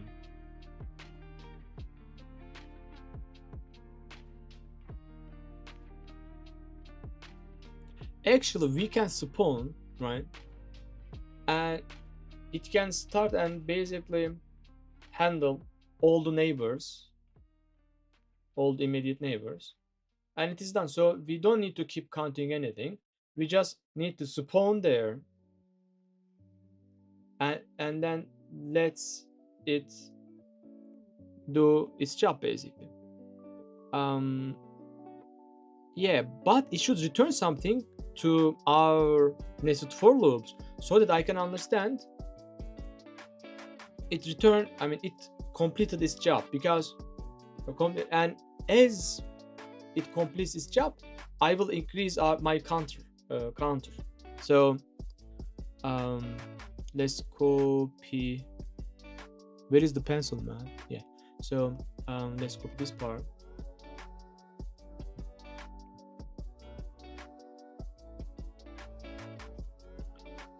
All right. So oh my gosh, where is eraser? So now I should think about the return value. So and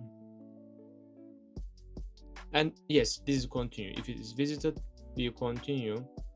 For the unvisited ones, and also we don't check if that node is 1. We don't know that. Our DFS does it. So inside our DFS, it checks if it is 1 or not. So all we need to do is basically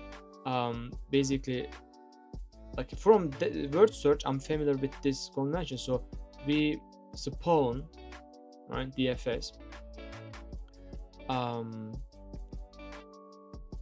and what does it return? Let's say it returns true, and then we will increase our counter. Is it? Yes, it can. If you like, I can continue on the board if you like. Of course, it is right. Even today in the morning, we have solved a question, one question on the board. If you like to see, yes, I can switch to the board as well.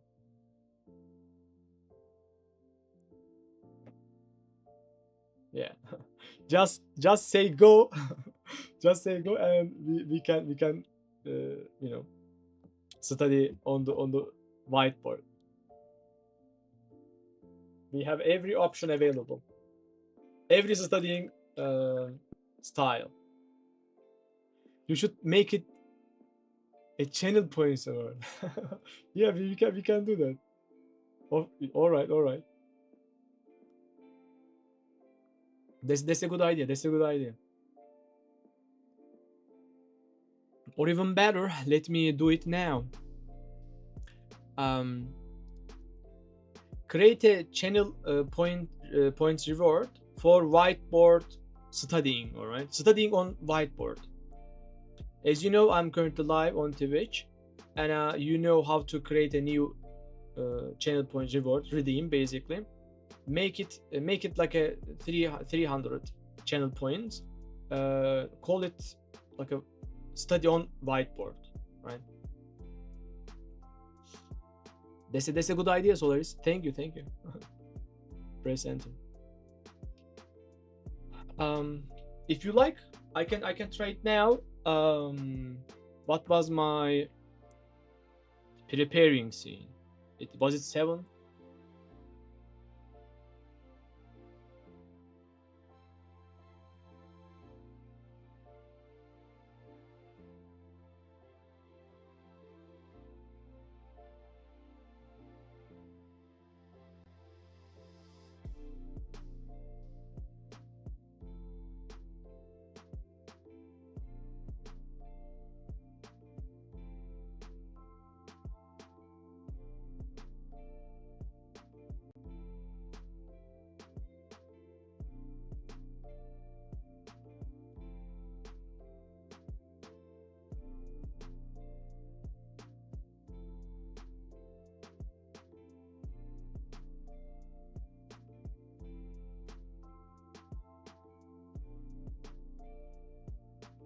Are we here? Studio mode.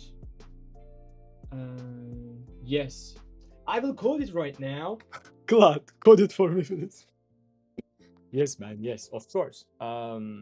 We use Cloud for everything. So if I press this, yes, all right. 2 is digital, 3 is real. All right. All right. So what I was saying is that, I mean, what should we return? I mean, what should our DFS return? Most probably a Boolean value. A Boolean value it is, but what are we gonna do with that? What are we? Is it good, Solaris? Can you see it? Do you see? Is it good? So yes, nice. So what I mean is that like we have this board, right? And as we find ones, but we don't check the one, right, inside our nested for loop. We don't do that. Let's say we have nested for loops, and we basically spawn, like I use the word spawn, all right, DFS, all right, basically on each cell, all right, and DFS handles the rest, all right. Its goal is basically, you know, looking for its neighbors, all right. So let's write our DFS, right, and our DFS is basically like having a for loop, right, and we will have some sort of formulation here to look each direction, all right. And we know, for example, like a column plus like a row, so we know the directions. So for each direction, what are we gonna do? I find it easier to write I don't find it easy to do iteratively, actually. Sorry. Yeah, like I figured, for me, at least for me, for dynamic programming questions and backtracking and graph, recursion is the only way. I mean, for me at least, all right. Maybe you will once. Yes, yeah, exactly. Like I need to understand recursion, and then because on DP there is a bottom-up approach, all right. And during the interviews, they ask bottom-up as a final boss, right? So currently I can only solve them like a top-down, and like yes. So but we'll get there. I mean, I'll get there. All right. So DFS, yeah. So on DFS we have some if statements. Yes, but it's harder to write in recursion because the order in which the operations are done is not always clear. I don't know. I cannot make any comment on that. Yeah. It is true. It is most probably true, but I cannot make any comment on that. All right, our new redeem is coming, Solaris. So here, before looking for each direction, we basically check if the board, right? If the board row and column, you see it by the way, right? If the row column is equal to 1, all right? Because if it is not, we will continue. Yes, we are inside the for loop and we will continue, so that for example here, when we look for the right neighbor, since it is 0, yeah, so we made a DFS, right? And we are in this state frame, and in this state frame, if it is not equal to 1,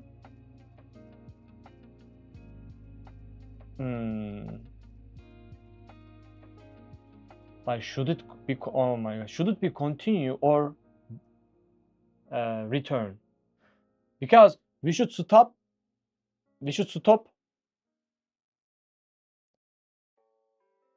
searching. There is a point I'm missing, but we'll understand. All right.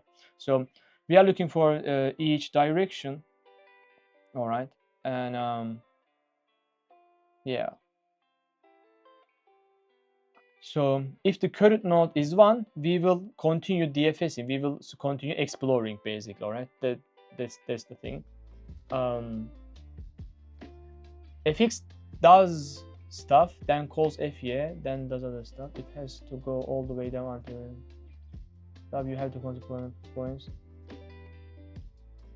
Actually, Solaris, I had that issue, but then I switched my understanding on recursion, and then it becomes easier, right?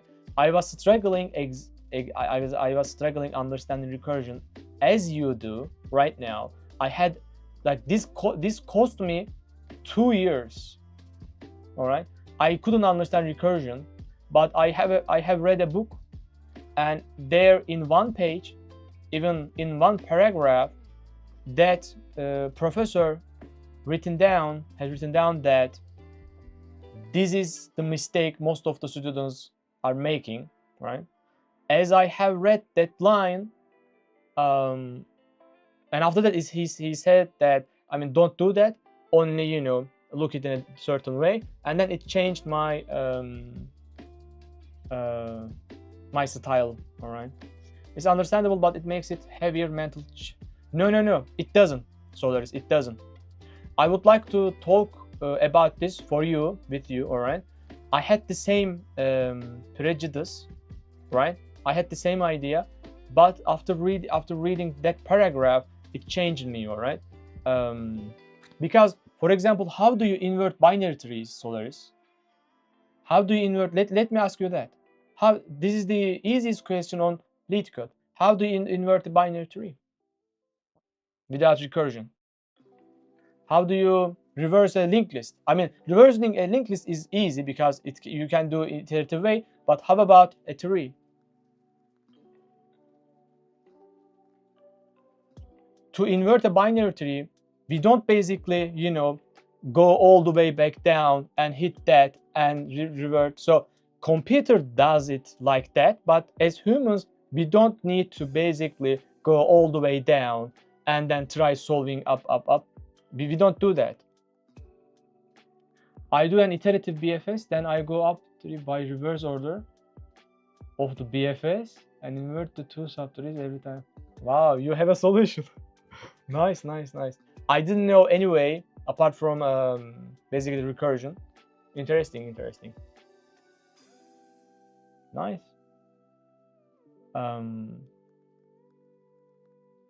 This is nice.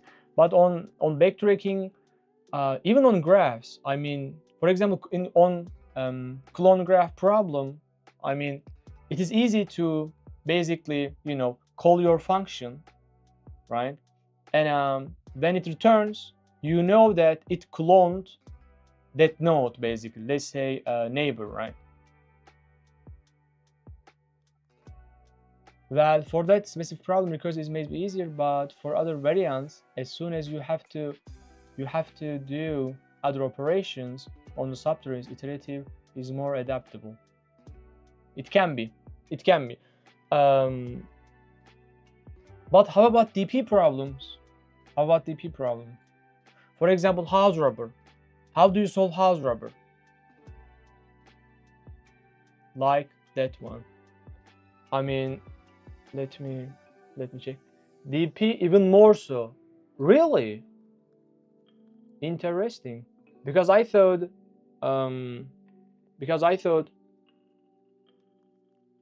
I need to, I mean, first step for solving basically DP problems is, you know, solving them with recursion. Choose any vertex and shift its children to the left. For example, if a vertex has children in the order, after the shift, the order becomes,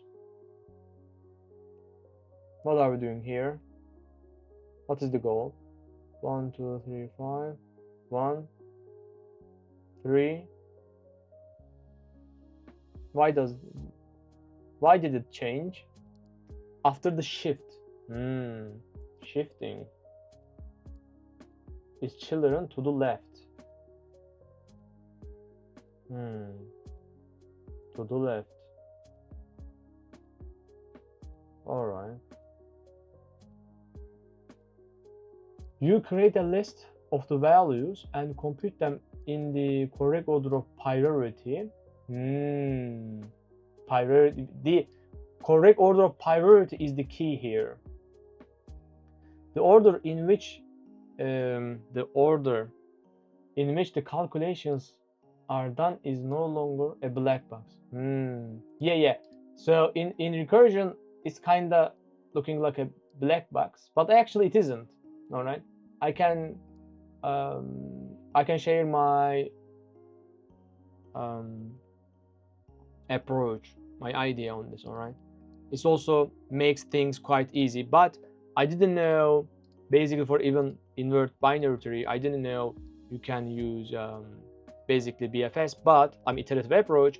But as you say, like order of priority, I guess that's the whole point of recursion, handling them easily. So if you handle this order of priority, so basically you are doing what recursion does. Recursion is better only in specific cases or when the number of useful state is sparse compared to total number of states. Recursion is better only in specific case or when the number of useful state is sparse. What does sparse mean? Compared to the total number of states.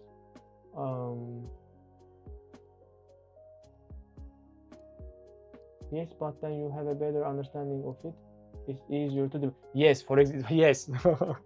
Like for debugging, the recursion may not be. I will check this out, all right. But I guess you just basically move a child, right, to the left. Oh, also it's cycle, so this goes to the right as well. Interesting. So like moving this to left is easy, but moving this one to this should be, I think I can solve it. If you code your DP recursively, you may not as well see whether you have a cycle and how to debug it.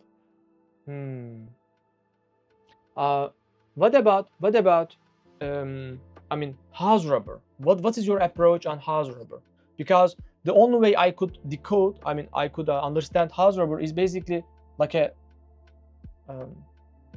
it may be harder if you need to maintain, for example, a prefix sum. I hate prefix sum, man. I keep forgetting prefix sum as you do the DP or other data structure. It may be harder if you need to maintain for a prefix sum as you do. Yeah. In my mind, trees are like for prerequisite for like a backtracking, right? And backtracking are prerequisite for DP. Like a tree and graph.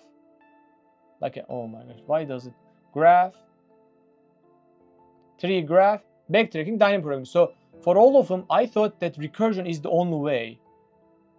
But I see it is not only way. House robber submission. Let's see. Interesting, because I wouldn't guess that, like, quite interesting, man. I guess I need to, where do I click? Yes, so here, leave more. Let me focus. All right, so we need to, for example, you robbed the last house, right? And this is your sub problem. Where is your state for not robbing? I guess here. All right, so you didn't rob the last house, but the house before that, right? Yeah, so this is the case you robbed. M is the prefix. M is the prefix, Max. Like, I need to understand this prefix, man. Interesting. So, all right. So you are taking maximum of them, and you are doing it in ON, starting from 1, and 0 value is, all right. So you are setting the first element, as we do in like a prefix sum or something, right? O is the bet you can do, assuming you definitely rob house I. Yeah. I mean, for example, what I do in recursion, basically, let's say we have 3 houses, right? So when you rob this house, it is basically like a getting the value, right? Plus, now your sub, like if you rob this house, now the next house you can solve is this, for example. Func, let's say its index is I, right? Like I minus 1 and I minus 2. So next sub problem you need to solve, is becoming I minus 2, right? So this is the case for robbing. So this is the first case. The second case is you don't rob the house, so that the sub problem you need to solve is this. So it is function, I mean, func I minus 1. So you can assign their value to, for example, x, and to its value to y, and what you need to do is basically return the maximum of these. So this is what I do. Yes, it's another way to say it. Yeah. So your solution is also, I guess you don't have any problem with bottom up approach, right, on DP problems.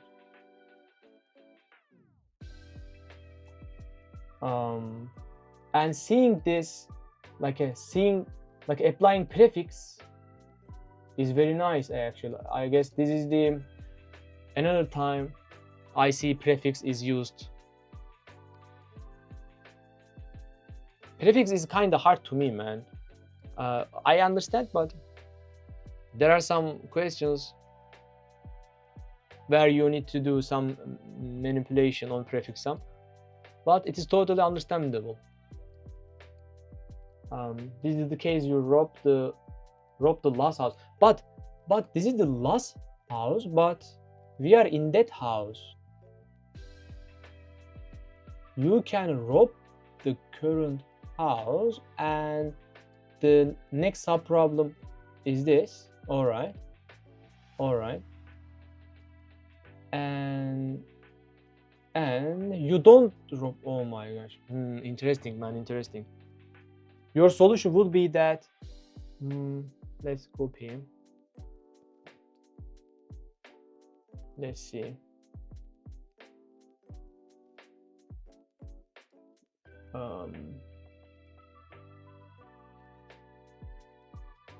From 1.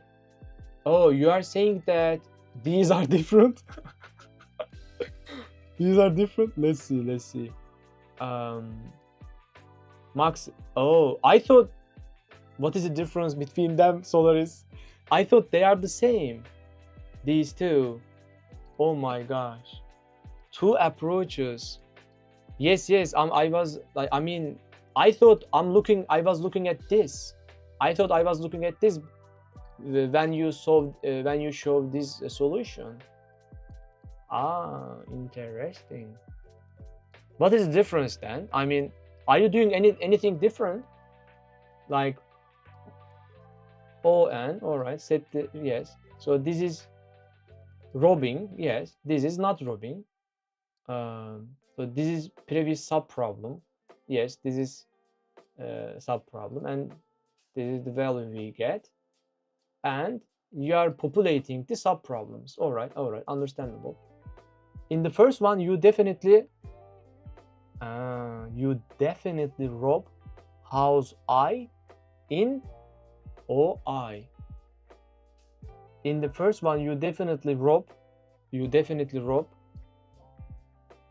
house I in what do you mean by definitely? I mean you are exploring the choices, right? But if it is guaranteed that to rob the last house, then you may be skipping. I mean always.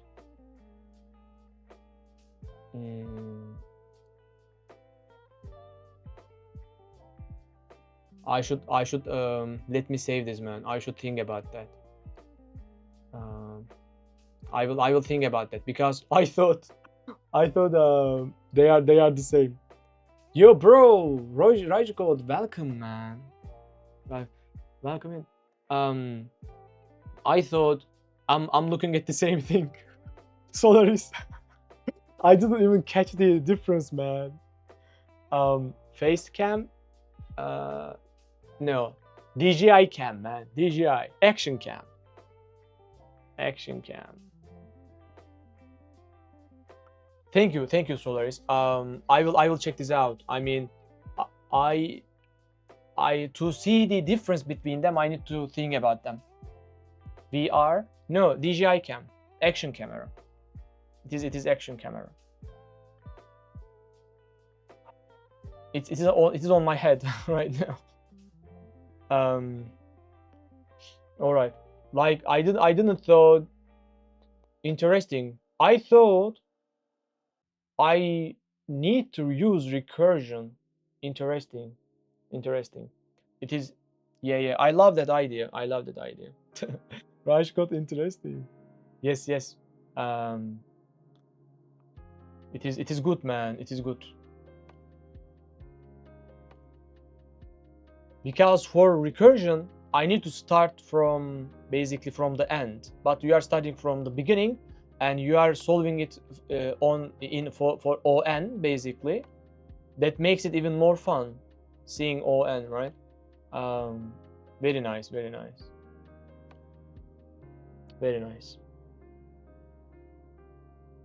If I understand the iterative version too, then it will be even more fun, man.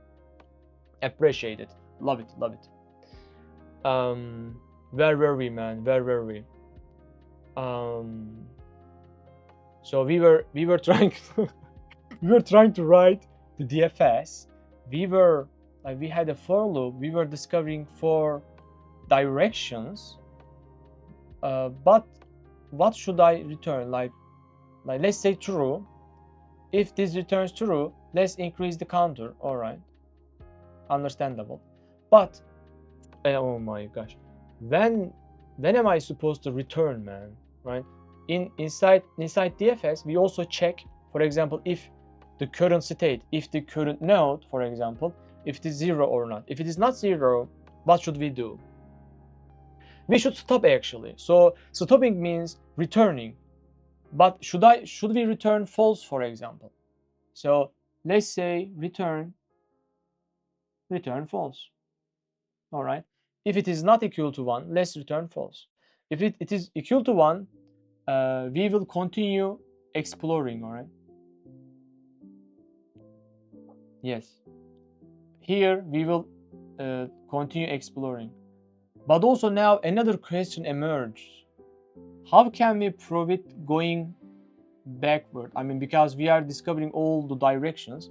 So most probably, as I said, as we said before, now visited array will come into play, all right? Visited today. I don't have that comment, Raj, but I can add it for you. Actually, that is a good comment. That is a good comment. Let me tell Claude to build it.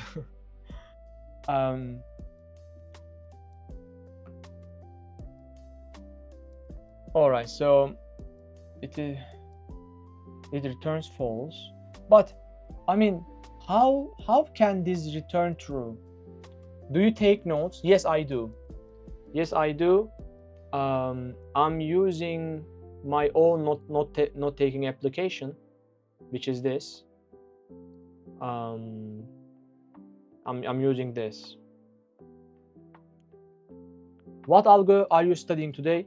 We are solving graph problems. Graph.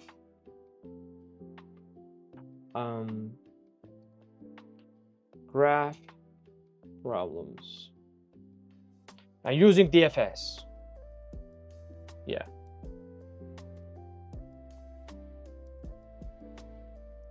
Graph problems. Is everything good? Is everything good?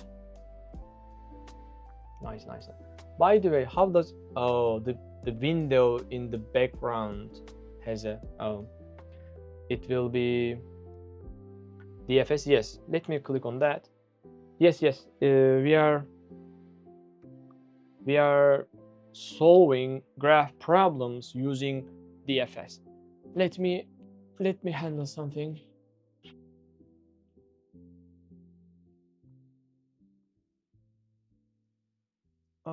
Yeah, so it should be better.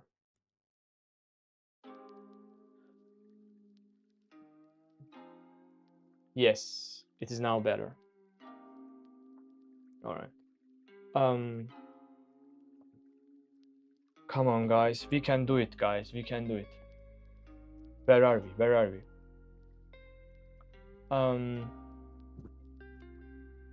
We are discovering 4 different directions. Like, and also, yes, so how, I mean, let's say, guys, let's say, all right.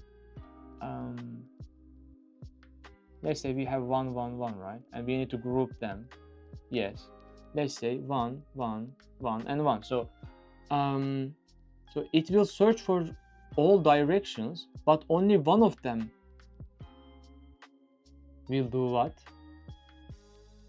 Will return true, I suppose. So only this cell will return true. And what should this cell do with that return value? Do we even care about it? Because our goal is basically, like before calling it again, our goal is basically like a setting visited array as well, right? And in our state, we need row and column values, right? Let me also start this fan, it is hot. But the question is, do we do anything with the return value of that? Or just we are just calling and, you know, continue what we are doing.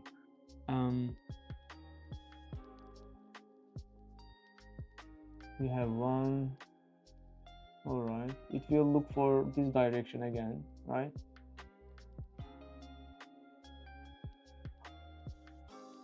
And when it finds 1, when it doesn't find 1, it's a tops basic. All right, so we are making this call.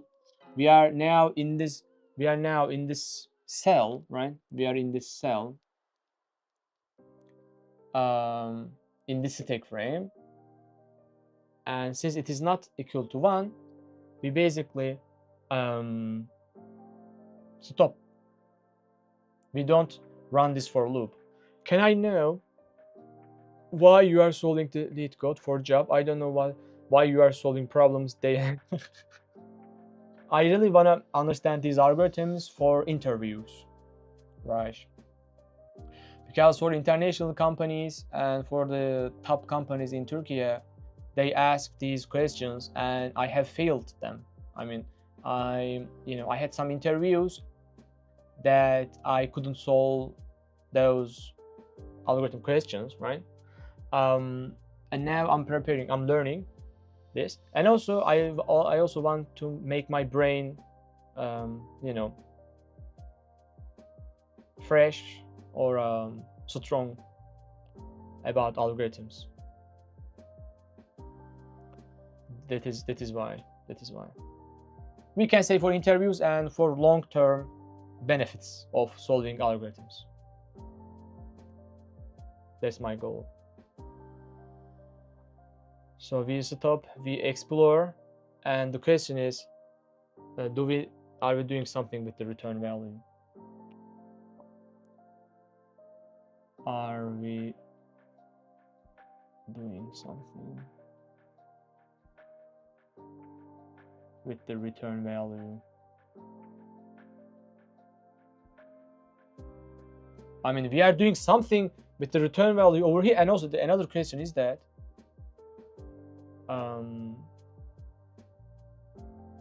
how, for example, 1 1 1, right? What does this return? What does this return? In which field? I mean, software dev or some? Yes, software dev. Software dev, yes. And oh my gosh, let me also get this. Yes, it is software dev. Let me fill my pencil, man. Let me. Oh my gosh. Let me.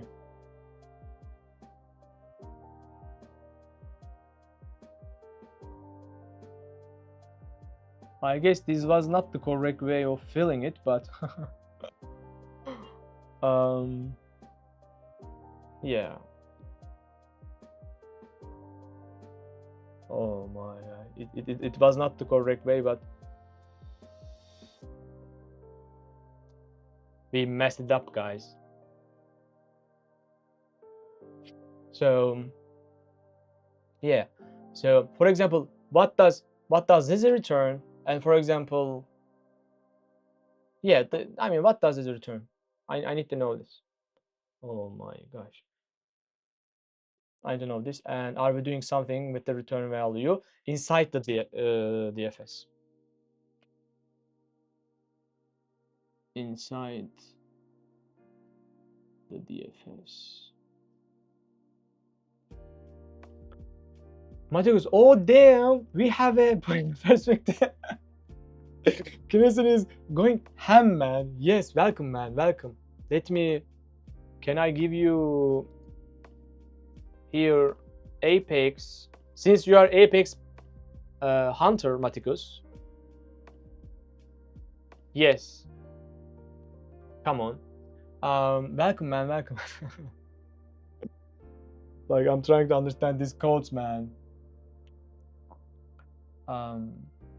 Yeah, so we need to find answers, right, for these questions. Other than that, I guess we are done. So when our DFS returns true, we will increase counter. When it returns false, but if we try to draw the decision tree, then maybe we can see something meaningful, guys.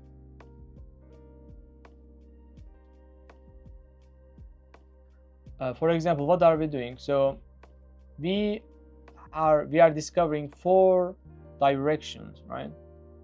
In each level, we are discovering 4 directions, right? As long as you are not going to the toilet with this camera, everything is more than no, like even if I want, the cable wouldn't allow me to do so because it's connected to PC and it is like a 2 meter 2 meter long. So no. The toilet is far far more than 2 meters away. All right, don't worry about it. Don't worry about it. So we basically like we are looking for up, looking for down, right, and left. So the wonderful. The question was when does it return true and when does it return false. So for example, we go one level deeper and then one level again, right? So actually this should return something good, man. For example, currently when it is not equal to 1, we return false, right? And also another question is, should it? Yeah, it should return. It should return. We cannot use break here or continue.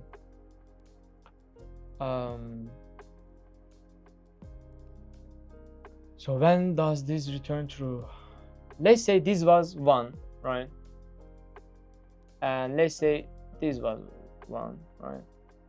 And let's say this one, right? So what do we want this to return to us? We want it to return true. So this one also will return true. Yes. But for example, this one will return false. So this is also true.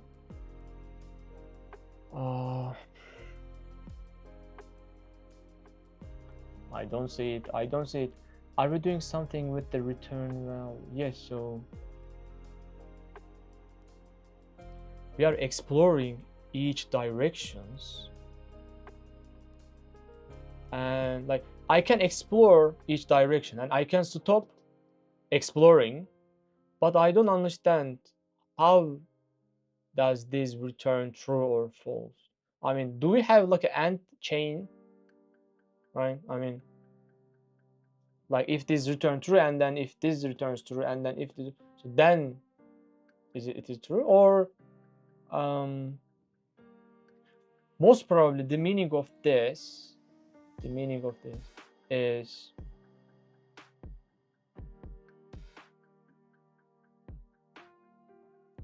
I started spawning and I completed my job. So but if it can, for example, we are inside nested for loops and let's say we are here, right? And it is, let's say, 0, all right? And it will open a stack frame and there, since it is not 1, it will return false immediately. All right, so we are literally using this return statement inside our DFS to basically not spawning, not searching. All right, so this is one case. This is false case. But how about true? True means I started searching. Yes. True means, I mean, when this returns true, it means I started searching mechanism, right? Means searching, right? And I completed my search. That's all. That's all. I started my searching and I completed, and that's all I can tell you basically. All right. So basically, inside here, then does it mean that we don't use any return value inside the DFS other than that? Oh yeah, so we need another return statement. So after this for loop, we should return true. Meaning what? Meaning we completed our for directional search. That's it. So if it is not equal to 1, we return false, and yeah, we don't basically do searching. If it is 1, we go inside this for loop and we are searching for directions, and after searching all 4 directions, we return true. where we came from. Basically, if we came here from here, we return true here. Yeah, so true means I am one and I have completed my job.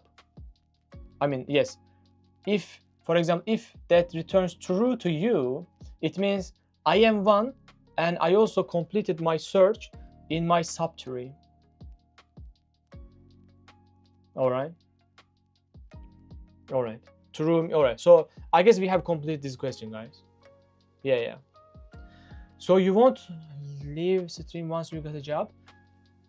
I will continue streaming after, even after I get a job, Raj. That's a brilliant question, because I want to have a community, right? Community of great people, like you, for example, like Maticos, like Solaris, like Buffer, Americano, right? Like Coding Barra.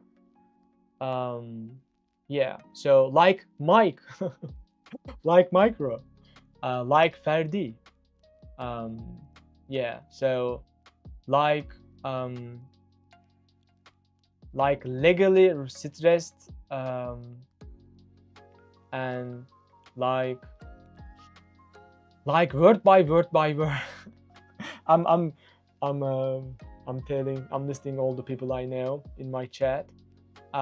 Yeah, so like Antonio Morales. Oh my gosh, Antonio Morales, like Feligmash. All right, knowing these people basically is quite valuable, right? So I'm creating an online community where we share knowledge, where we share our experience, our knowledge. We learn together.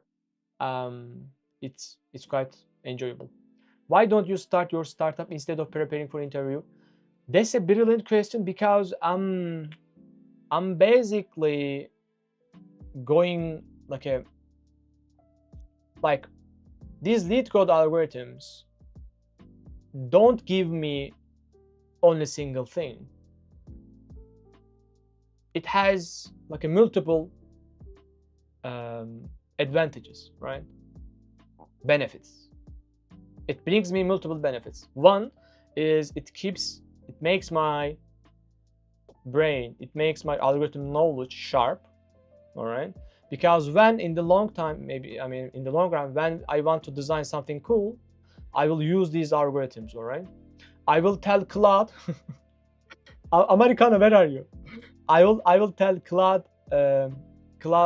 Sergeant Claude, to basically use this DFS like that. Search, look for 4 directions and expect the answer from them and continue. I will tell Claude to do so, all right?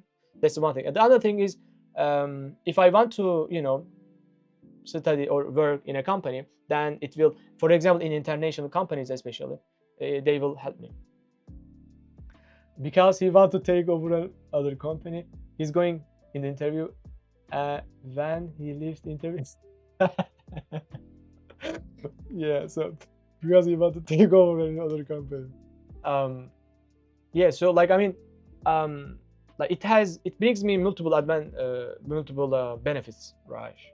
Multiple benefits, not single, right? Because I want to be an engineer who understands these, all right? Because, for example, you may ask, can you give me an example where you use DP? All right, I can tell you one. For example, we have human DNA, right? Human DNA. So in, I guess, 2007, right?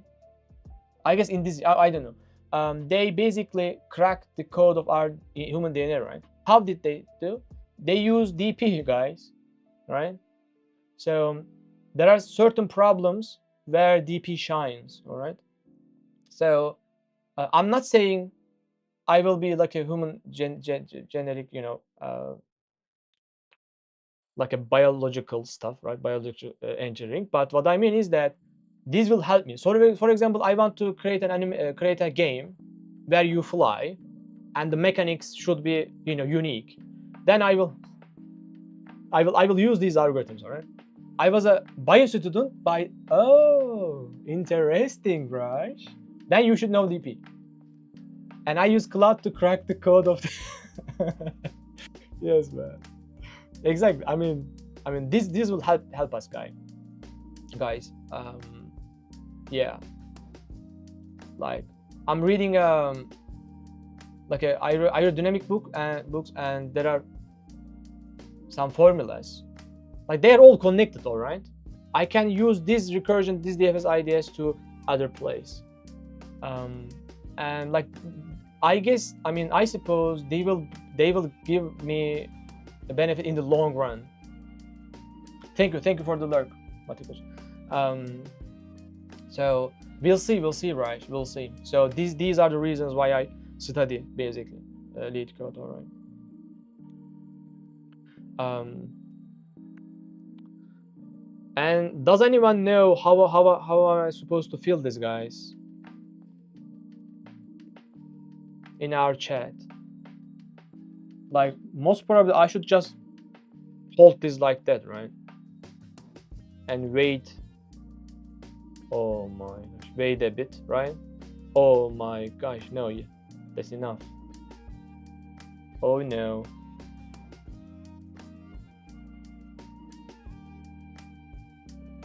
I used out of it more than inside of it. Do we have no? Do we have a paper? Do we have a paper? Americano, where are you? Where you been, Americano? We've been also moving. Yes, man. Yes. I mean, I was trying to fill this like a whiteboard marker, but I guess I couldn't do it properly.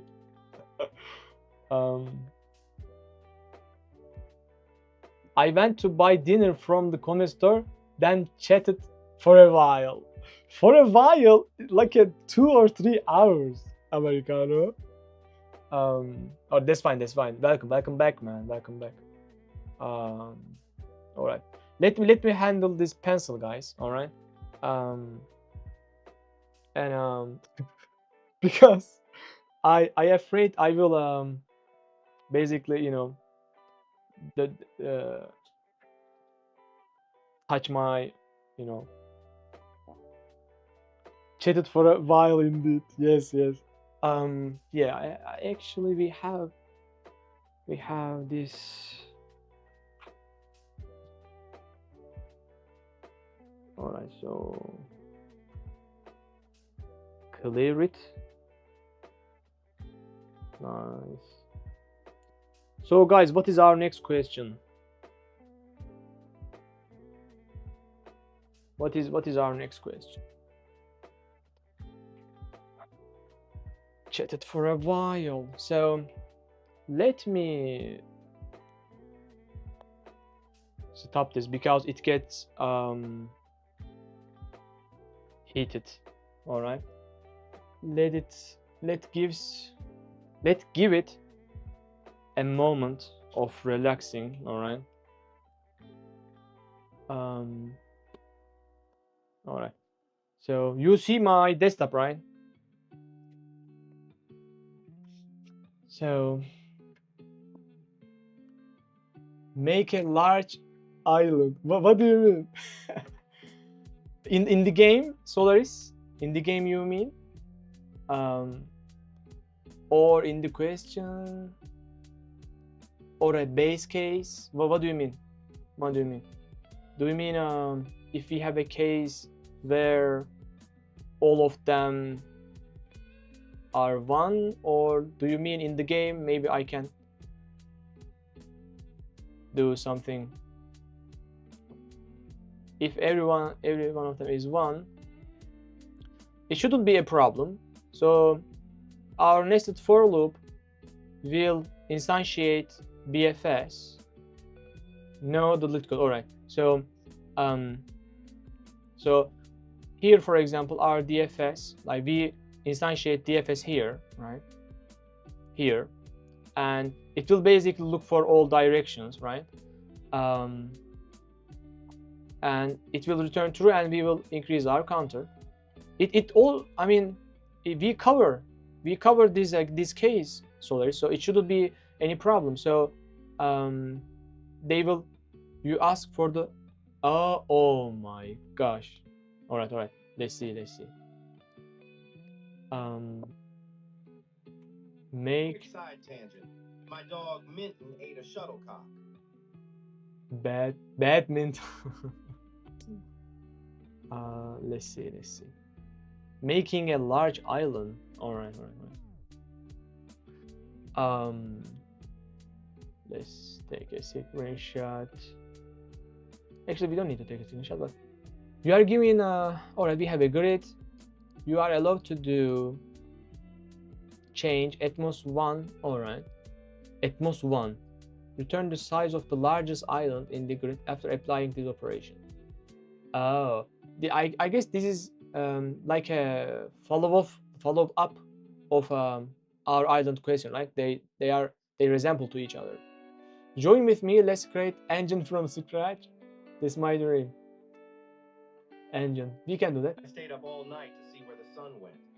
Then it dawned on me. You will be doing the same problem in there too. I kind of didn't know. Yes, and there is a follow-up to that one too. Oh. So, do I understand the question correctly? So,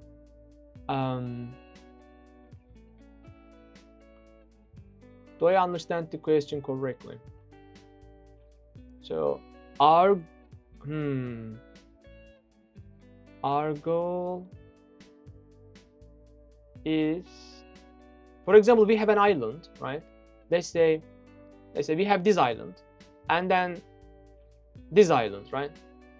It says that you have single operation where you can make this, for example, one, right? So,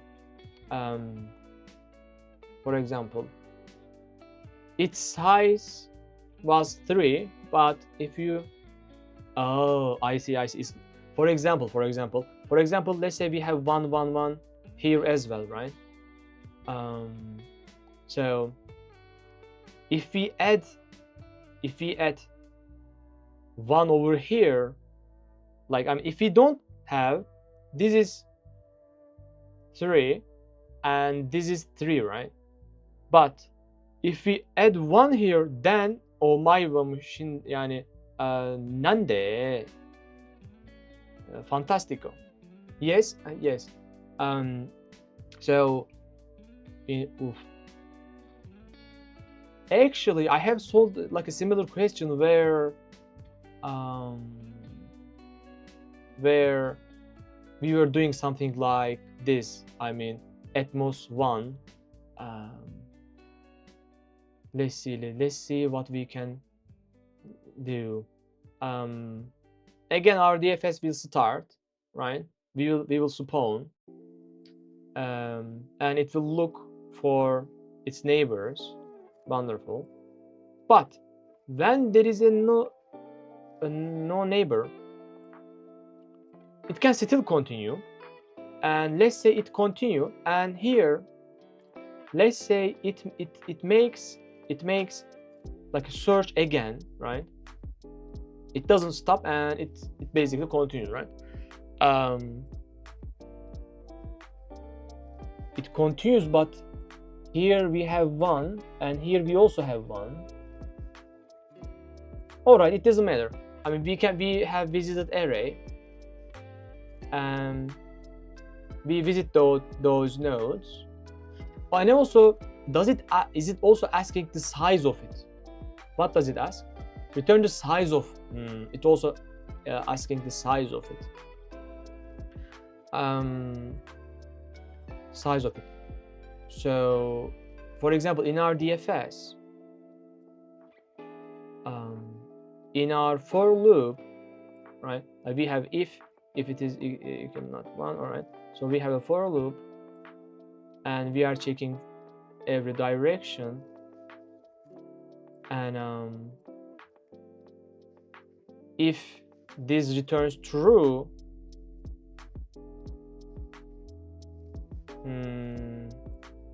should we size, let's say size plus plus.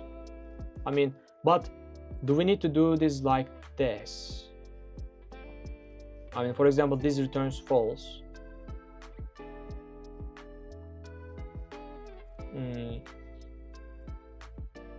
But also, how do I mean, how can I know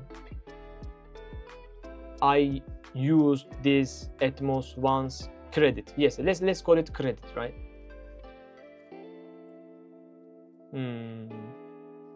So it has, I mean, it should have something to do with this case. If it is not equal to 1, then instead of returning false right away, I should, alright, so in our state, we should have a credit score state, alright?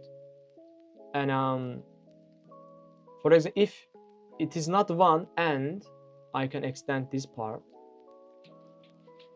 and if credit is 1, if credit, actually, yeah, I mean, if it is not equal to 1 and credit is 0, then we can return false.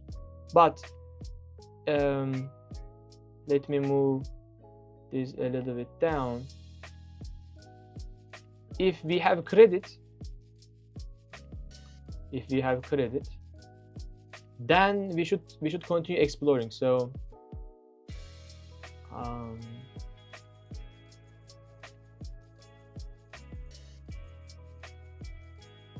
let me move. So if we don't have any credit and if it is not equal to 1, so we return false. So if we have credit, we should continue, I mean, we should continue searching. I mean, this should connect to here. All right. How can I do that? I guess I can, like, let's say if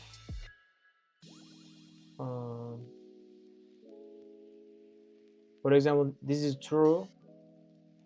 I mean, let's say this is 1, right? Let's say this is 0. This was 0 and we didn't have credit, we return false. If it is 0, but I mean, how am I supposed to write these states? If it is not equal to 1, I'm having a hard time writing these guards. Maybe the easiest part, but let's say. So like, we will type something here, right? And we, after making sure that we have enough credit, right, we will continue searching. That's the whole point. And even better, maybe I can literally type this. All right, let's first type it and then maybe I can fix it. So if it is not equal to 1 and we have credits, so then we should continue. Maybe we can write this under here. Anyway, this we should continue searching, and we should also continue searching if it is 1. All right.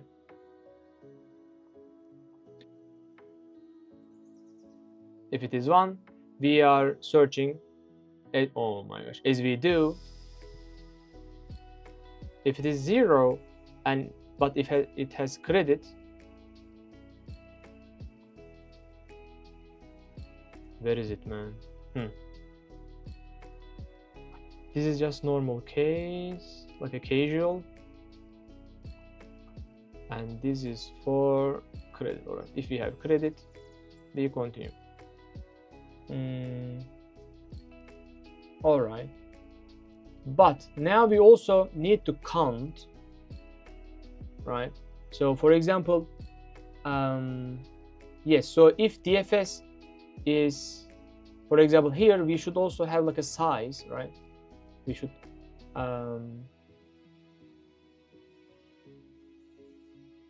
So copy this. We should increase the size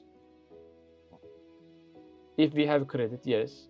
And also after increasing it, we should also try updating it with the global max, right? Oh my gosh. What is our global max?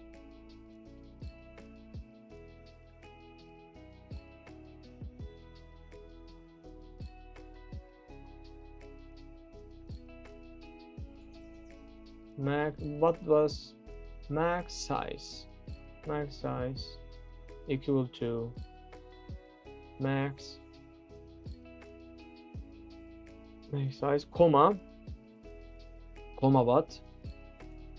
Comma size? But how do we reset it? I mean, we are increasing the size, but where exactly we should decrease it?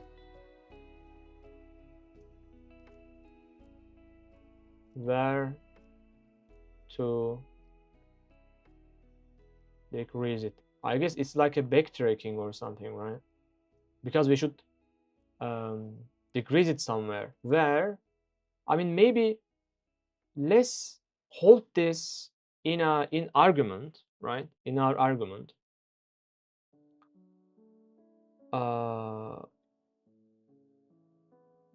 Right? Can we do that? Can we do that? For example, oh, this is one, right? So we increase the size and we made a call, and in that call, in that step frame, we increase the size and we try to update the global, right? And then, for example, we went here and it is not one, but we have a credit, right? We made it one. All right. For example, after that, we come here and we don't have a credit and it is 0. Actually, it's an argument, so we don't need to reset the doors. Actually, yeah. So we don't need to reset it, right? Have you worked in the game engine creation before? What do you think about that? By engine you mean game engine? No, I haven't. But I saw some people doing that, and they are doing something crazy. Like creating your game engine is huge, basically. It's hard. It's not easy. But that would be interesting as well. But I guess I would use maybe like a Unity engine and creating apps there, if I don't want to create something very unique. Now the question is, do I need to decrease the size in the recursion state? Do I need to reset? Because, for example, we are looking each directions, right? And yeah, it will be interesting. Yes. So like each one of them is a stack frame, right? And like we are using primitive, so basically we are using the same. So let's say here we share it with, let's say, 1. Or we also share it with, let's say, 2. So we set it here. I guess we don't need to reset it. We hold the size information in our arguments and credit in our arguments. Yeah, so they come from our parents, basically, like a pre-order traversal, right? So, but all right, we increased size. All right, size is 2.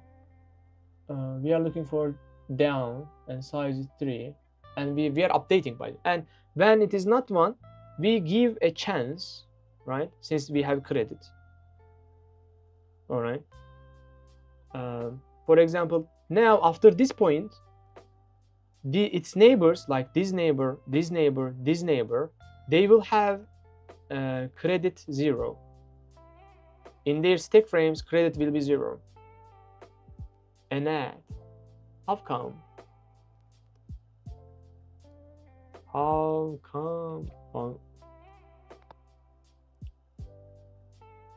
How forgot to buy another one. Come on, man. I guess I can actually, if I do this, all right. Actually, I didn't turn this, so yeah. Let's also turn this off. 4 at once.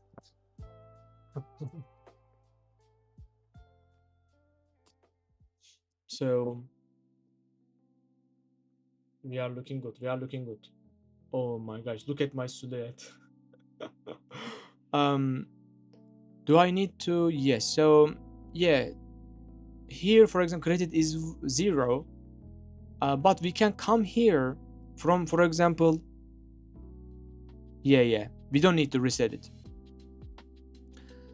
I guess let me write this down, and let's see how what will we get. So Java, all right, and even better, where is our,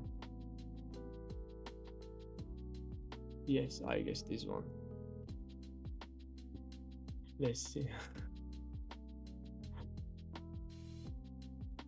So many.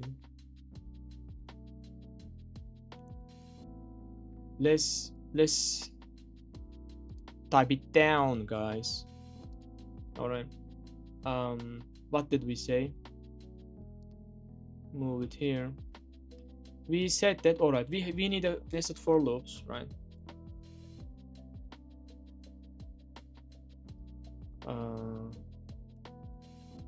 Oh my gosh.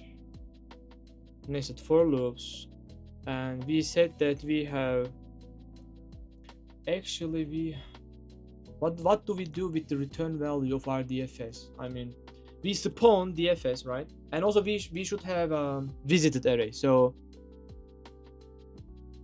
let's create, how do we create 2-dimensional array in Java? Visited. Oh my gosh. It is kind of hot, so that's why I attached it, but all right. New integer. We don't know the size, but if we don't know the size, we cannot initialize, but actually we know the size. So the size is grid. Grid.length. Grid. All right, I will skip that part. So for so what do we do with the return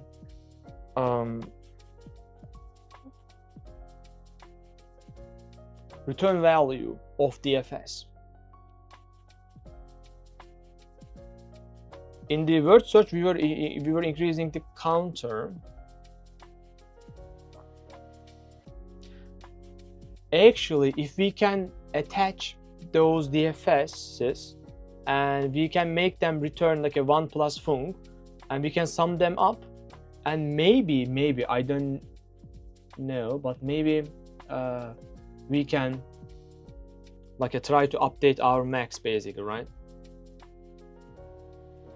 I mean, with the return value of this, for example, instead of this one, maybe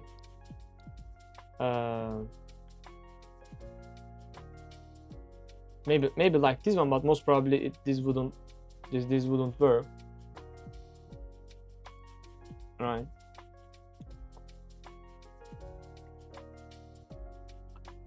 All right. Let's just call it. Let's just call it. But how do you? Or DFS will return Boolean because we need to know which cells we need to spawn. All right. So that's why we need if statement. All right. Can I do this? No. I forgot the shortcut. All right. But if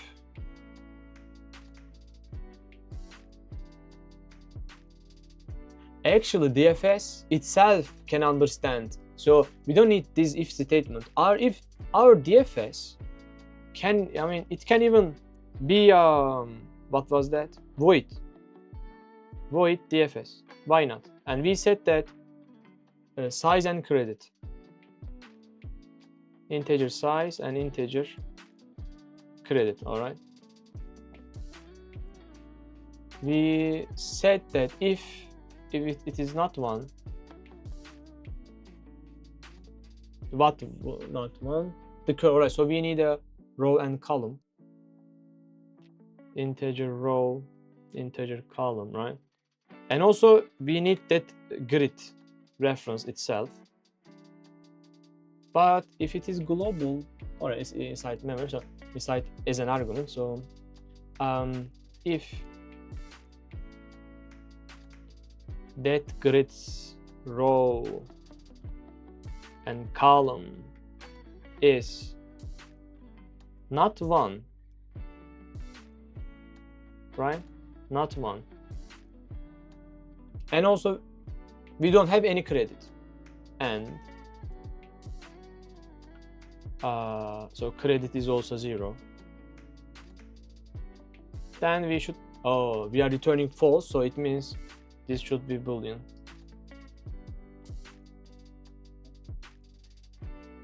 Or maybe we don't need to return anything. Maybe just let's make it void, and then we will think about it. All right. The thing is, we need to stop searching. All right. So return. But if it is not 1, right? But we have credit, then we should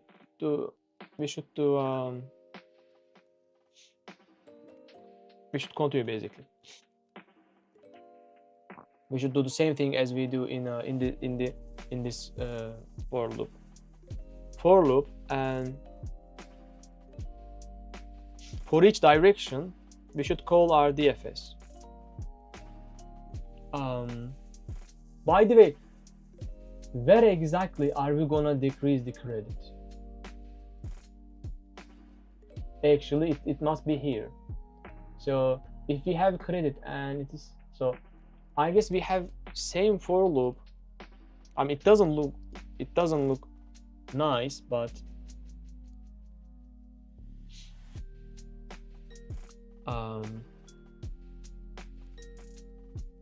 by the way, which question was that? Direction.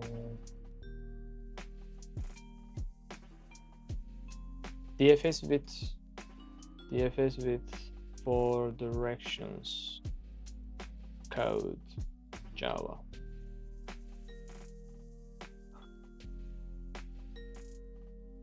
Where is that for loop?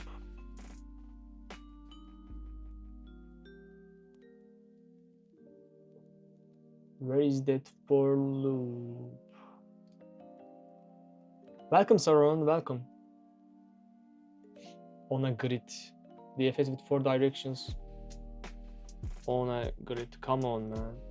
How do I select AI?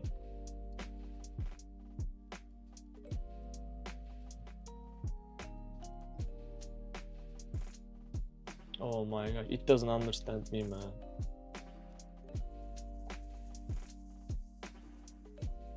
Cloud understands me.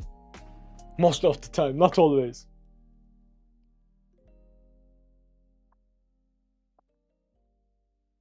I see Americana is in the chat. Peaceful. You should be peaceful, Saron. He is dangerous. He's dangerous. I guess I can paste it over here. Directions.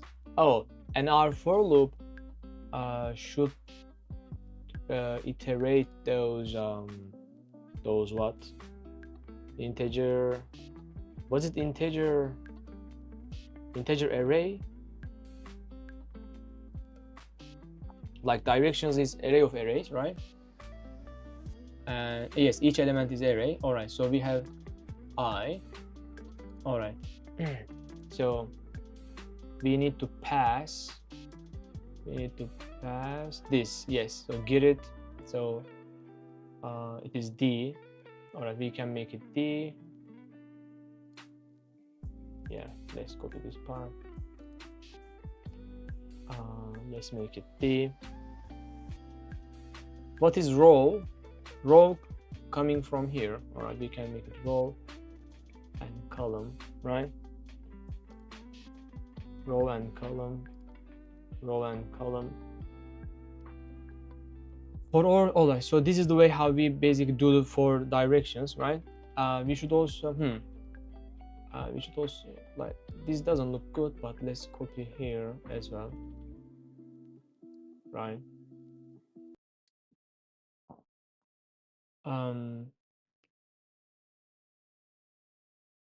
All right, so we will call our DFS here somehow.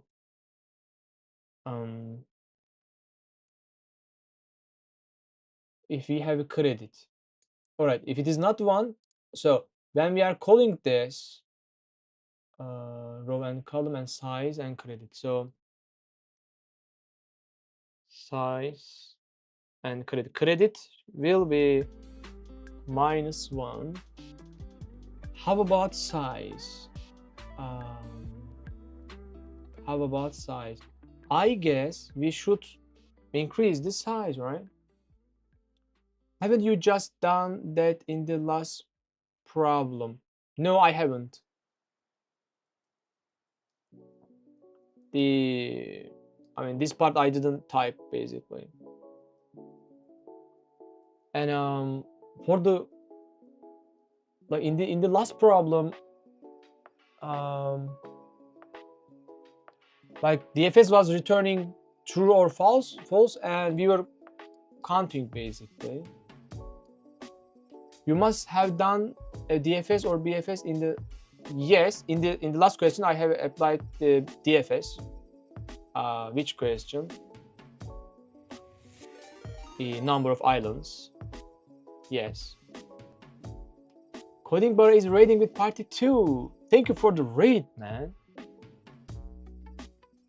Apex coding. Yes, I applied the DFS in number of islands.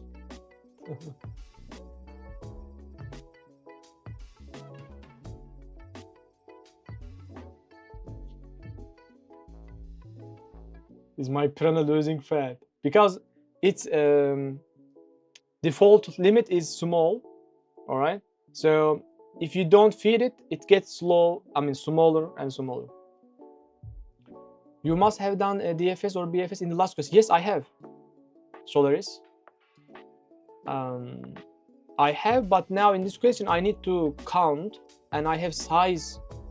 Like, I need to basically count to size.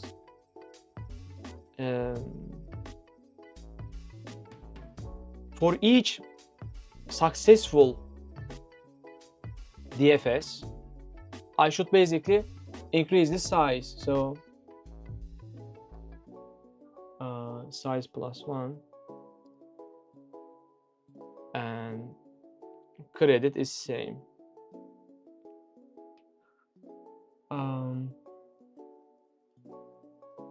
Yeah, so where exactly we are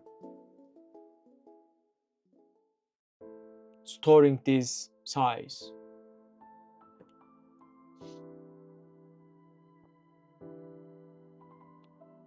Thank you, Raiders. Thank you. We are solving this graph problem at the moment. Where do we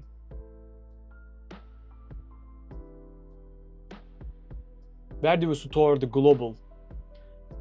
I can maybe create a global integer global max size, right? And like DFS can return integer, but if it returns integer, let's say it returns the maximum, right? How about that? Yeah. For example, how about this? Return 1 plus. How about this? So let's make it integer. And yeah, this is successful DFS. Would it work? Would it work?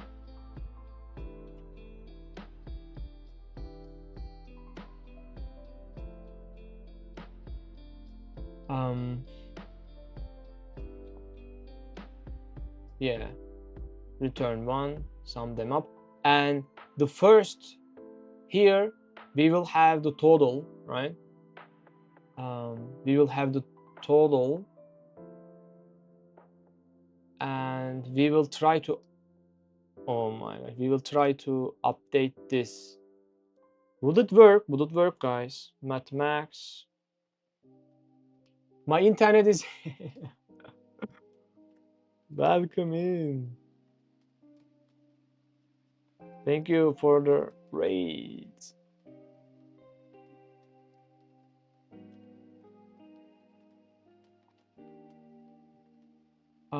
Mathmax. So let's say this returns the total size, all right? Mathmax and global max size. All right.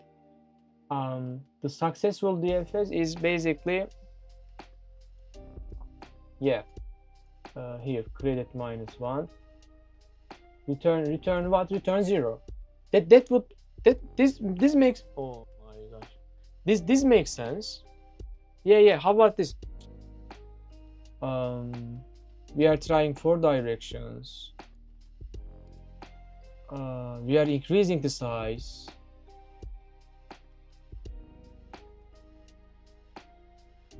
I mean, if it is not 1 but 0, if it is not 1 but credit 1,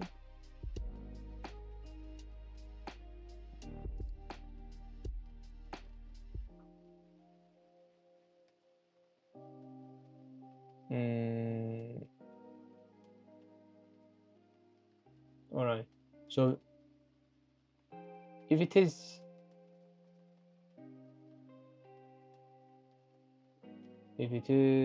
credit 1 and 1, and then we go here, right? So if we have credit and also it is 1, the element 1, we go here. But if it is not 1, we are here. So at this line, it's kind of guaranteed that the current element is 1. So we cover the other 2. All right.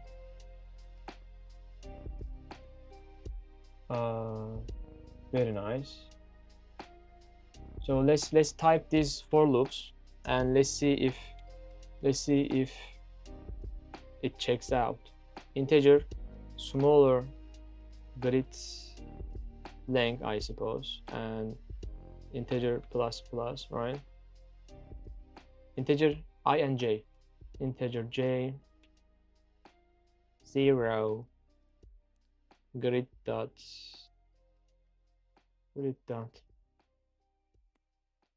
length j plus. Yeah, we are trying to update the global max with this one. So for this DFS we also need parameters.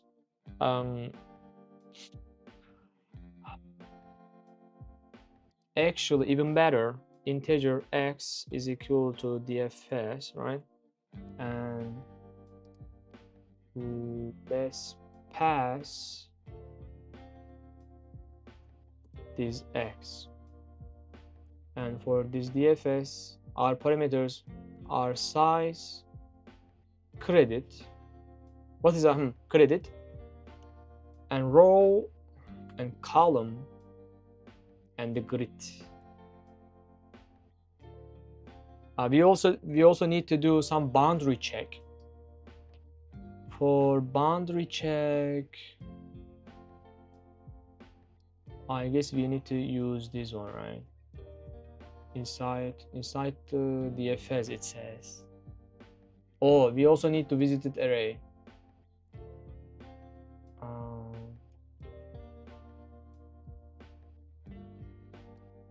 By the way, if we are going out of bound, what should we return? -1 or 0? Let's try adding this into our DFS. So let's say 0, right? Row, column. What is this, by the way? Rows? Rows. Grid dot length. And for columns, it is grid dot 0 dot length. So this is boundary, and we also should set the visited array.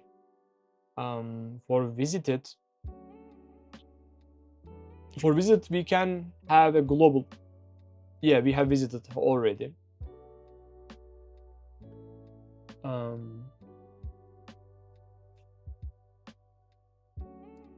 We can use here grid dot 0 length, and our DFS can also size, credit, row, column, grid, and visited array, right? Wonderful.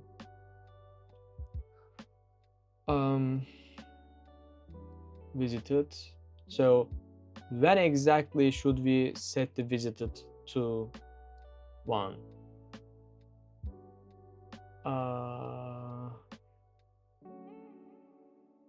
Here, before calling visited row and column, and we should most probably set it to 1, right? Default value is 0. And also we should have another if statement for checking if it is visited, because we should stop there.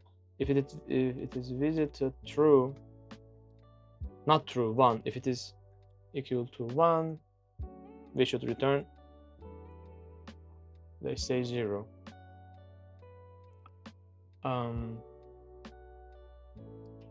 We should also set this 1 to here. All right.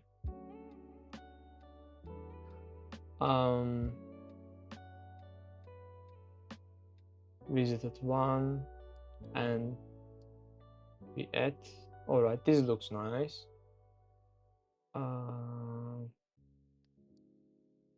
If visited 1, all right, so we are setting visited to 1, right? Yes. And here in this parameter we also need to share the reference of it.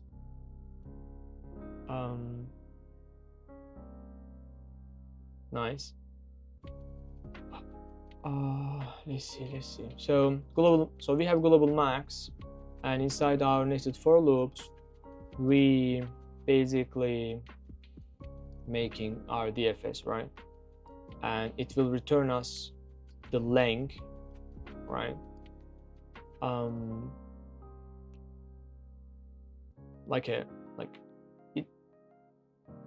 Yeah, it will return lang if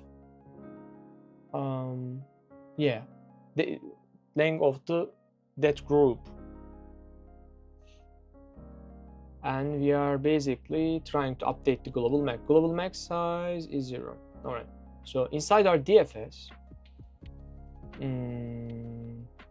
this is our boundary check. This is our visited check, and this is my solution in Python. If you want to see later, let me copy it. Let me copy it and paste it, and save it. Save the location. Twitch. Actually, it is not Twitch. Let's make it lit code. Done. All right. Thank you. I will definitely check out. So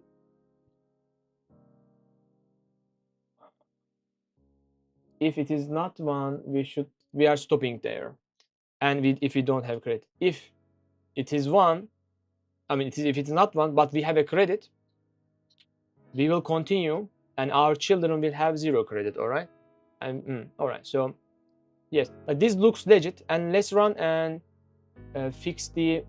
Actually, I didn't return anything, so I should return something here. Return global max size.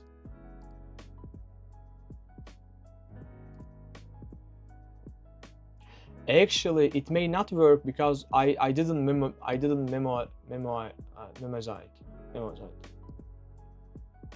expected length, line 16 length.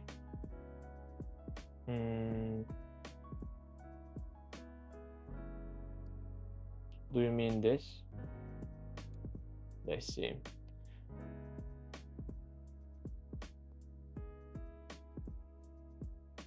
Converted Boolean. What do you mean, man? ij0 grid dot 0 dot length. Yeah, what is it wrong? Incompatible types. Integer cannot be converted to Boolean. What do you mean, man? It is about DFS. Our DFS is I guess it's, yeah, I should also give the reference of this one, visited array.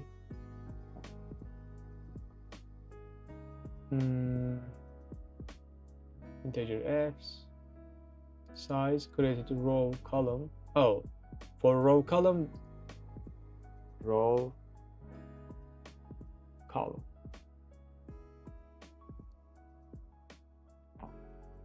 let's see. I also need to change them to row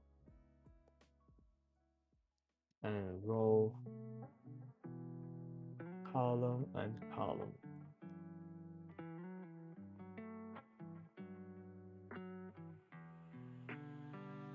And also we don't column should smaller than the length, right? Fixing these compile errors. We have size created row column grid and visited. Yes, so what's wrong? What is wrong? Variable size, class size. Do we have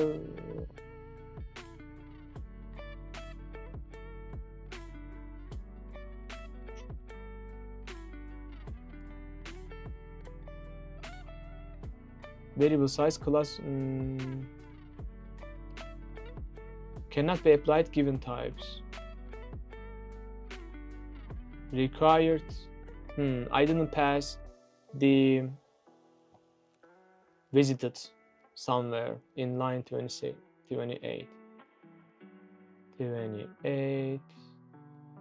We have visited. We have visited over here. Yes. So what's the issue here?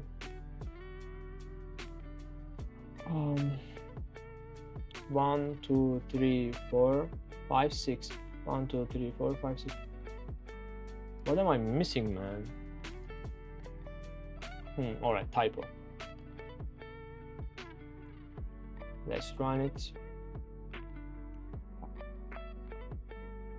Cannot be applied. What do you mean, man? Line 34.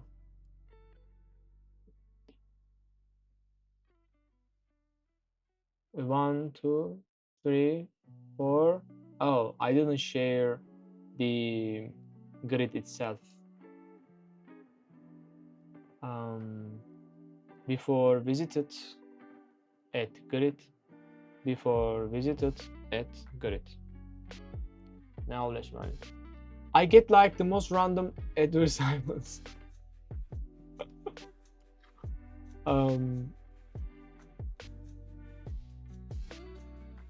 Like, what am I missing? You should be out of ads and helping me, Americano. Alright, we have now line 8. At line 8, size, yes, where is size exactly, guys? Oh, I didn't initialize the size at all. Size is this, man. Sorry, compiler. Size is this, and credit is 0. And also, we should memoized, right? I can't help you. I'm like Bennett. No, Americano. You are good at coding, right? Get here, help me. All right, we should also memorized. Oh my gosh, what's that word, man? Missing return statement.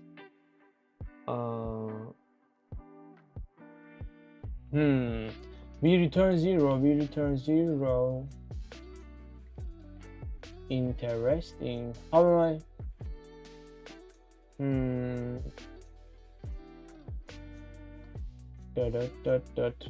So it expects me to return something, guys.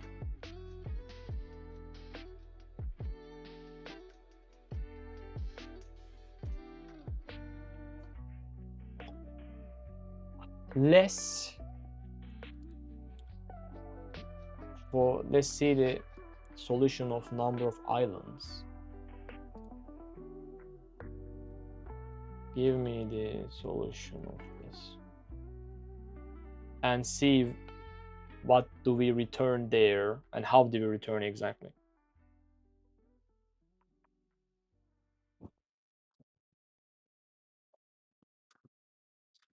You can hear me. Float fill.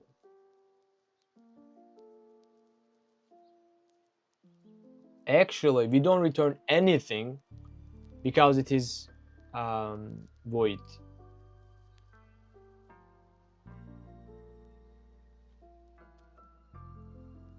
But I return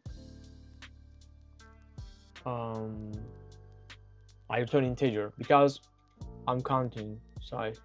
If we change it to Boolean, what would happen? Where could we store? How about as we go? How about instead of waiting over here, how about we basically update? Let's return this into Boolean, right? And don't return anything, right? Actually, let's first save this, right? All right, and no, copy and save it even here.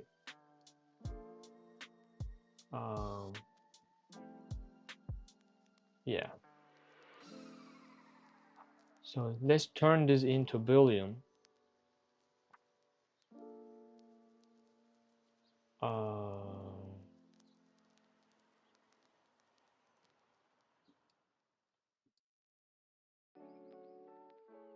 If it is out of boundary, we return basic. All right. So we should do the same. Instead of returning 0, we return. And if it is 1, we return 0. No, we shouldn't do something like that. Who wrote this?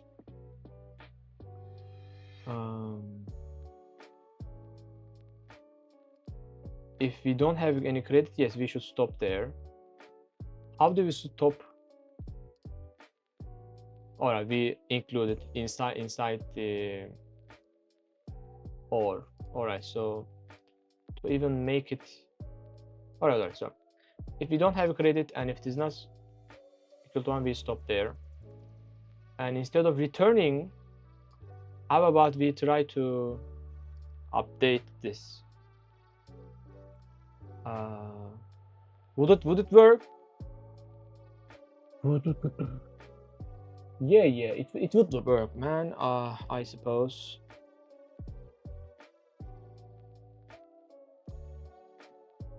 Let's make it integer x, right? And let's try to update it. Global max, not max, global max, comma the current value x, right? Yes. We need to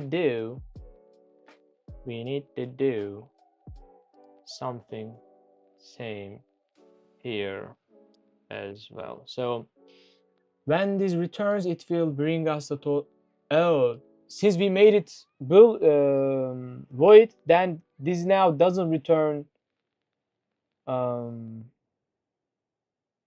the size, basically. So to calculate the size, instead of depending on the return value, now instead of depending on the return value, we should use the argument value, right? Because we have size here.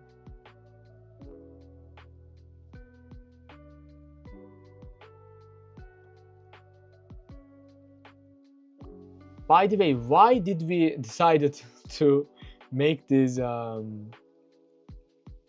a boolean? Even not boolean, it should void. Why when exactly did we decide to make this DFS void? Let me do something very quick. Base code. Interesting. All right, let me open this one.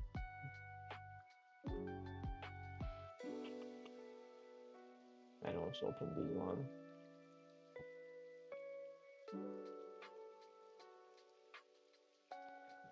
Should it return anything like a void or like an integer?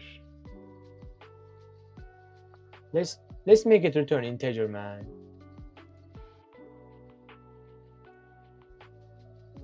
Let's make it return integer.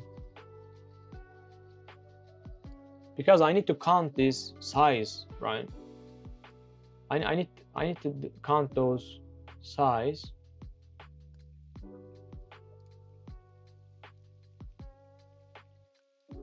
Back was new. Nothing new. I'm still trying to solve this question, man.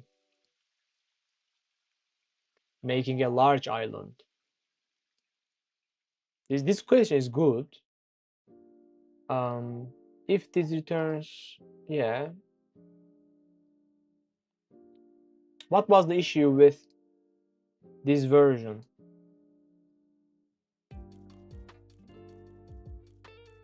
Class solution. Oh my gosh.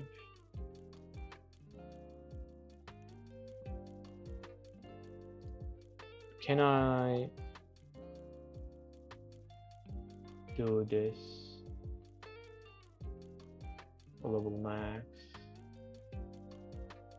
Return.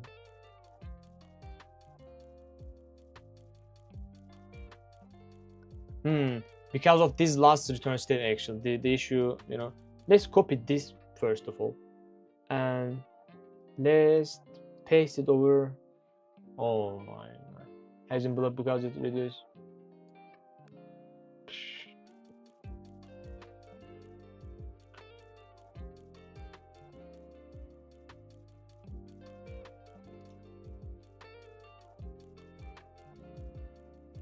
How can I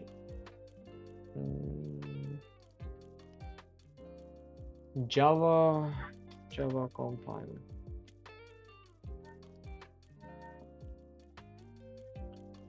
If I delete here,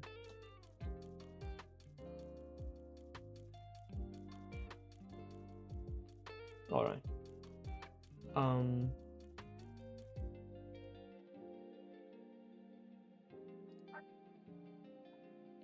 So the issue we need to solve is basically, first of all, remove that. If it is 1, we should continue. And if we don't have any credits, yes. So, but how about here? I mean, it expects me to return something.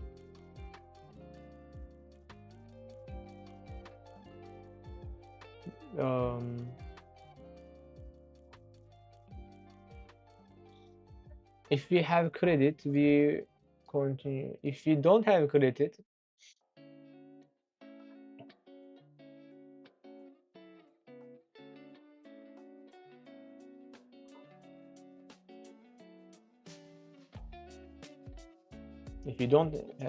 we basically stop exploring. Somehow I need to merge this into a single stuff and return,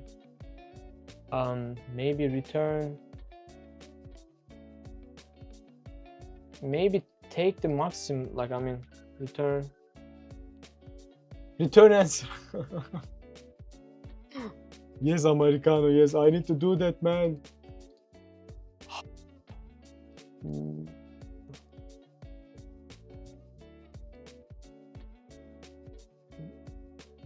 Do I have a good ammo?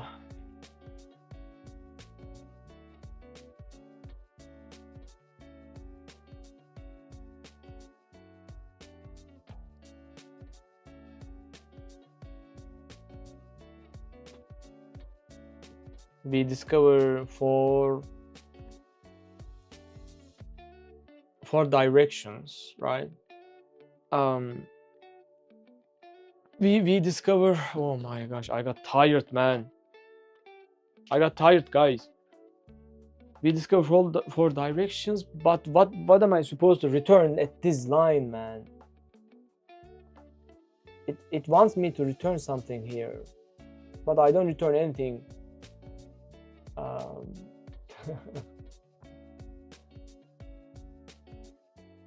Yes.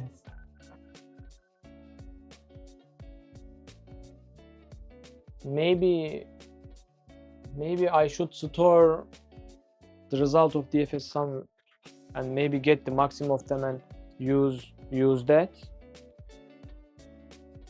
How about that?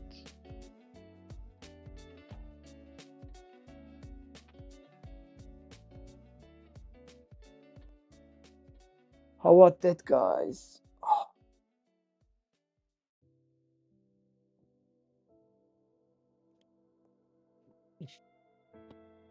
I don't know, man. I don't know.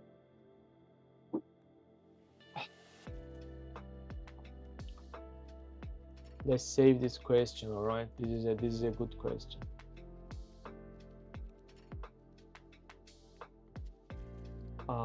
Number of islands.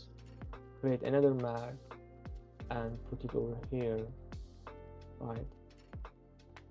Rosemary redeemed. Americano beans redeemed rosemary oil. Oh my god, man, I got tired, man. Thank you, man. Thank you. All right. So, I mean, what am I supposed to return there, man? I'm angry, man. I'm angry.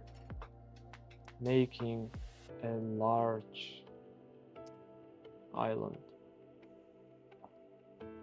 And this is the result I could type. Code snippets. Java. Wrong. Mine, but incomplete.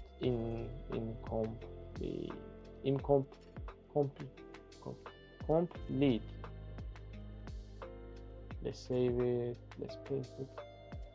Caption. How about the return statement?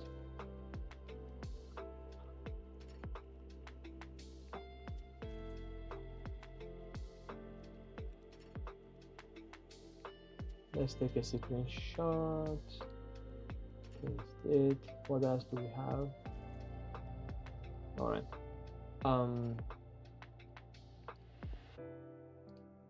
Let's see Solaris's answer. If we visited, it's the users visited. We don't like. All right. We all right. If it is visited, or if it is 0, continue. Oh, wait, no. Here's a better power up. Show me. I mean, why are you doing this right away? We have something here. We are setting scene 1. We have shore. I don't know what that is. We have shore. All right.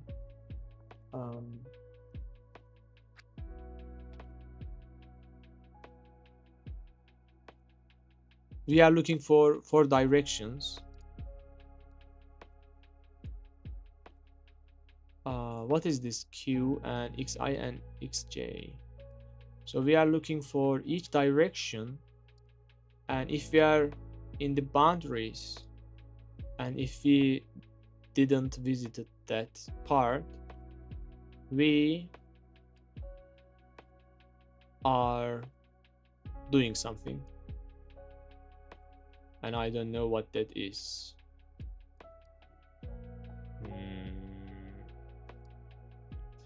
I don't understand. I don't understand. Explain the lines 17. I don't get it. Do you mean this one? This is for direction, like a up, down, right and left. We basically continue exploring those cells, hoping for they are 1, meaning island, and we will increase the counter, I suppose, but I don't see any counter here. In our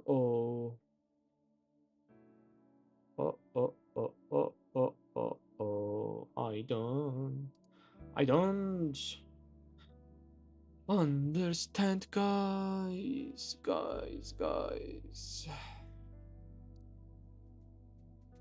We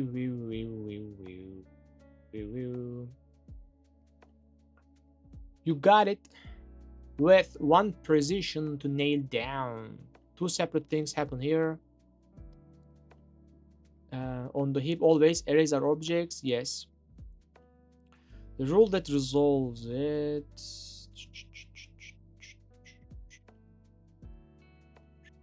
Reference sits on the stack. The object sits on the heap. Reference. Nice. So let's see the solution of this.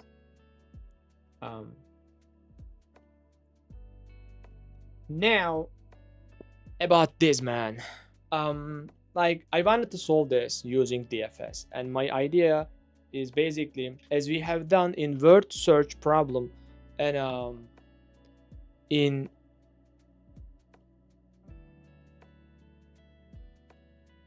number of islands question.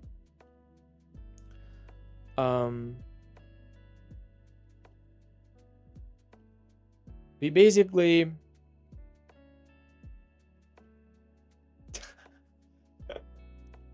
Maticus. Look him going in circle in front of his. I'm suffering here, Maticus. I'm trying to understand this this problem and it it it devours me, all right? It sucks my soul. He'll crack the code to infinite money codes. Hopefully, man. Hopefully, we'll see. We'll see. Thank you, man. Thank you. You made me smile, and you know brought me some energy. Thank you. I'm suffering here, man. No, no, no. It will be good. It will be good. Thank you. Thank you. um. So, like I applied the DFS, but the thing is, our DFS is returning integer, right? But in our DFS, after the last for loop, all right, I couldn't manage to what to return basically, all right. But my goal is basically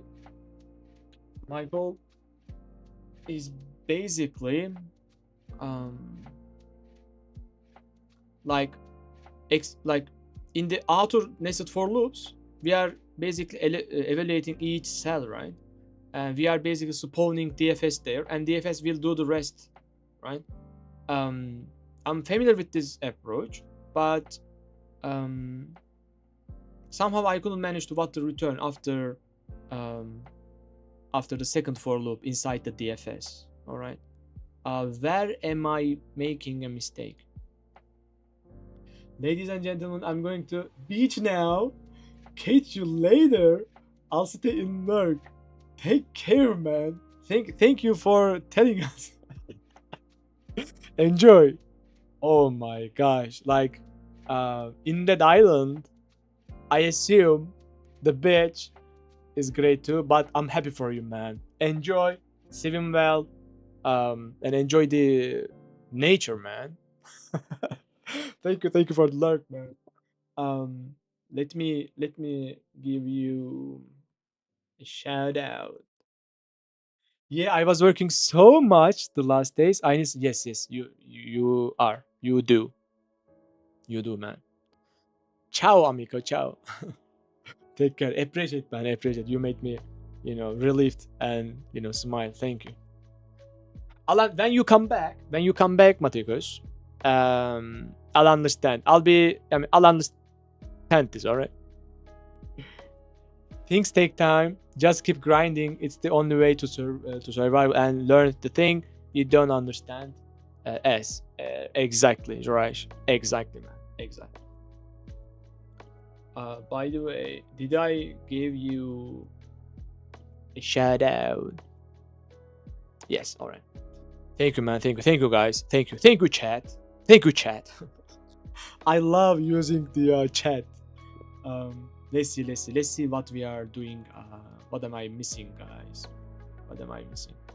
Increase the font size again and again until those words comes to my mind directly, all right? Not through my eyes, but directly into my brain, all right? Let me make it let me make them a little bit bigger, right? So all right, you see, right? Let's see. Oh my gosh. Let's see, where are we making a mistake? By the way, Americano, you said that there is a better option, better redeem, but you haven't redeemed yet. I wonder what that is.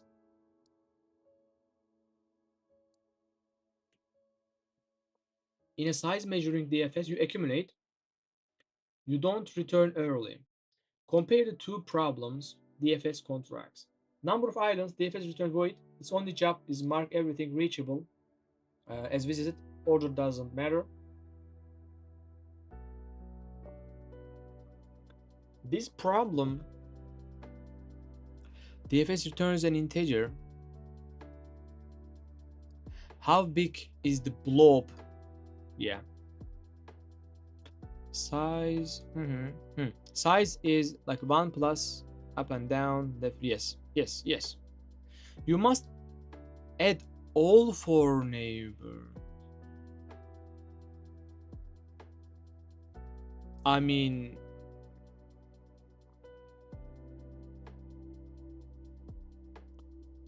I thought. Sorry, didn't catch that. You said that there was a better redeem, better power up. I mean, this one. This one.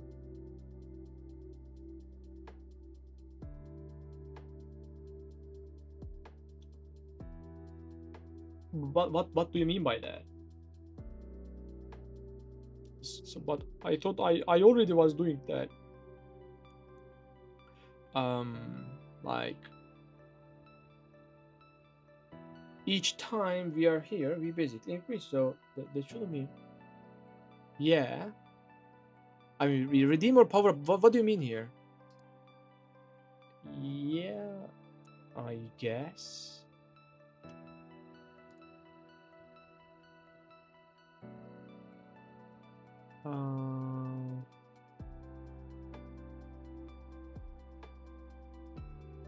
So I'm confused. I am also confused. I am also confused. Americano, this question made me confused, man. I mean, I thought I was already doing that. So you must add all fair. So I mean, I didn't type that actually. Actually, I didn't type it intentionally. Context. Let me first decrease the song's level a little bit. Yes, it's better.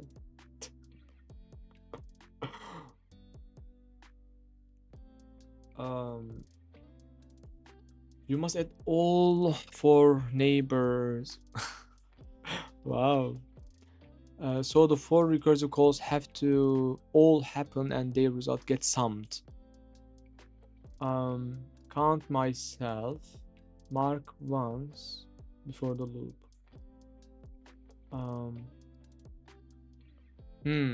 We are adding.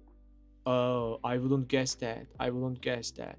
Your return inside of exists on the very first direction up. The other 3 directions never run. That's why I couldn't manage to return after the second. The Mantle rule: a return inside the for loop kills the loop. Oh, alright. It was wrong all along. Yes, sorry, man. Sorry.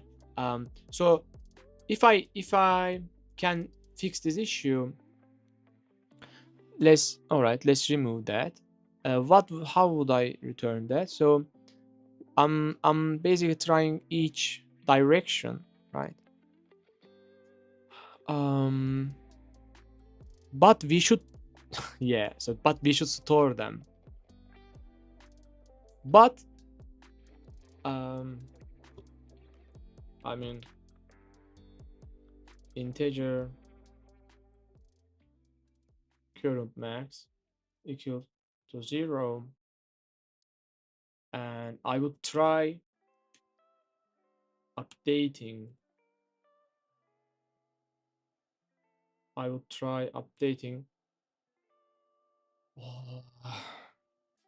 Guys, how are you doing? Yeah, this is good.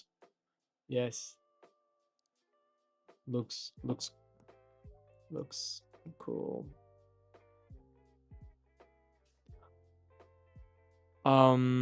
So current max. I'm doing goodish. I'm good. What about you? I'm bad, guys. I'm melting, guys. I'm melting on my chair. I just want to complete this question. And what about you? Tired? Mentally, yes. Mentally, yes. Let's watch our aquarium, guys. Let me hunt you. All right. What can I hunt? What can I hunt? Look at me. I am the smallest creature in the in the ocean. Um, but if I hunt enough, I'll be able to hunt Americano. All right. Only 40 points until legendary. Oh, nice, Solaris. I wonder what your fish be. Um, will be. Let's hunt a little bit more. Come on, little fish. Eat them all. Eat them all. Eat Americano. Oh my gosh. Oh, Hungry Hippo. Welcome, man. A challenger. welcome, man. How you doing? How you doing? Hunt Americano beans. Oh my gosh. Look at these fish. They are flying, man. They are flying. Doing well. I got a job offer. Well done, man. Well done, man. Like I wish we had a I wish we had a you know round of applause. Welcome. Well done, man. Well done.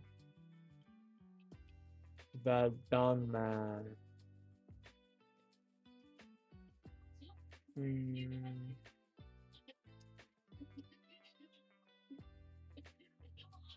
uh, what else can I use?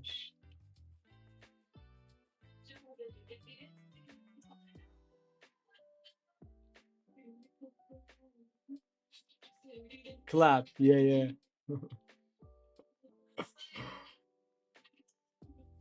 Well done, man. Well done. We are happy for you, man. We are happy for you. Well done. Still waiting for the job offer later. It feels like eternity. Yeah, yeah. I I know that feeling. I know that feeling. When what is this, man? Let hold on, guys. Hold on. What is this?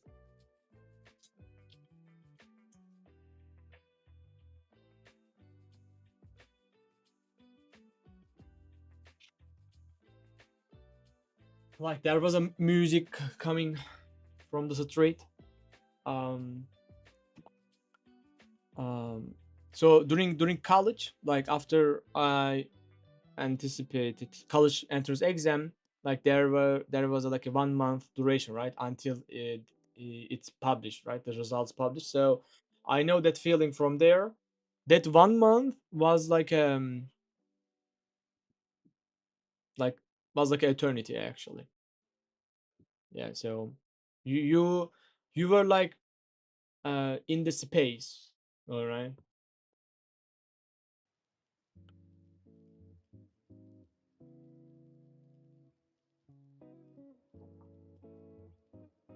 We are happy. We are happy. 1 month for like after college entrance exam. After 1 month, the results uh, got published. All right. Whether you answer the college you want or not. Yeah, yeah. Um. All right. So current max, and I'm not summing them up, but I just wanna store the maximum because I don't feel like I should sum all the directions. Why would I do that? So current max, and uh copy that and paste it over here. Yes. So how about this, man? And return what? Return current max. Actually, even better, guys. Actually, I don't see any reason why we are setting this. Oh, no, I don't see. I don't see, man. Like in a position where we spawn first DFS, we can set this to basic current max, and next time we should set it should be in the next iteration, basically. All right, so all right, so let me copy and explain this. So you are telling me that we should sum all of cells that are our neighbors in for direction, but I don't see any reason for that. And the thing I have in my mind is basically like updating the current max with the result coming from, I mean, we are exploring 4 directions, right? So each of them can return a value. Yeah.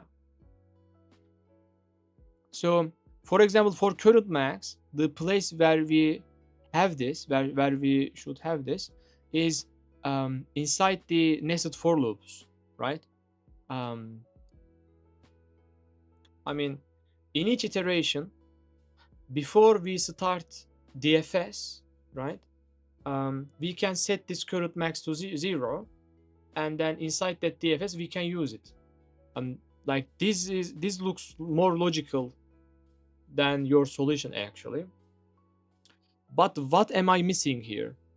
Why are we basically summing the result coming from our child, our direction, right?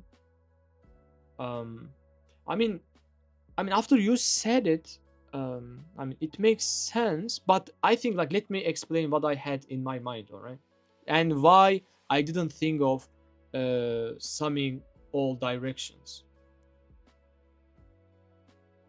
And now I will explain my take, my point of view.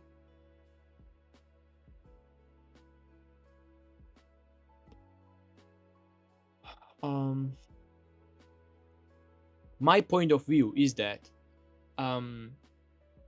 since we are already discovering like 4 directions, each time it is one, we basically, like, in our arguments we have size argument, right? So as long as the DFS calls like a parent and child, all right, as long as parent and child calls are neighbors, right, we can pass argument as like a 1 plus, all right.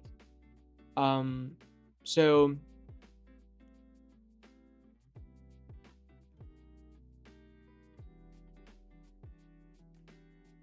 yeah, but now I'm thinking, what are we storing as max value?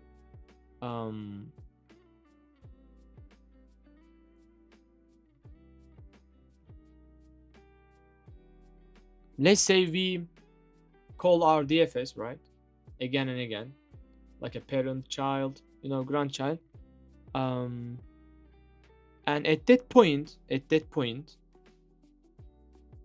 in our argument we have a size. So what should we do with this size? So I think I should answer that. And also I realized that like we can do this. We can do what what I say, but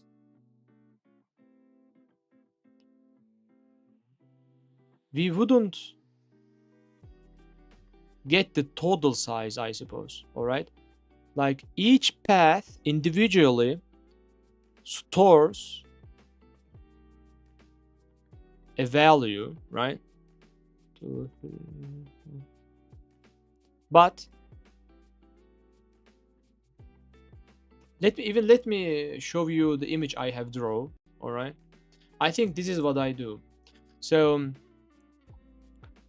with each DFS call, we basically know the total length of an island, like a clustered item, right? Island. Until that point, I mean, imagine we started from a route, and let's say our neighbors are connected. All right. For each cell, each connected cell, we know the length. But this doesn't mean we are counting. Um, this doesn't mean we are counting the total size of our island. Uh, this is what I'm making, right? So give me the code of this approach. Give me the code of what I am doing actually, even though it is wrong, even though it is not calculating, but at least I want to see what I'm doing clearly, all right? And then I will understand why we are summing them up. Because by summing them up, I feel like we basically summing lots of things. Let's say the total size is 6, but when we sum all everything up, then the result may be like a 20 or something, even though we have, let's say, like a 6 cells. Since we have summed them up, let's say we are getting a larger result than that. So I feel like that, but apparently I shouldn't feel like that. But can you give me the code, give me the code of I had in my mind, idea that I have in my mind. Interesting, guys. Interesting. We are also, no, actually we don't start total, we don't reset, or we don't set the total in each DFS, right? When do we set total? Please trust Creepit, please. Don't fail me, please. Don't disappoint me. You can do it. We believe in you. Oh my gosh. All right, let's press enter. We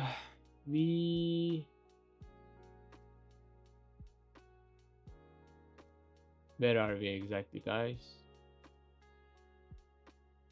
Yes, so you must add all for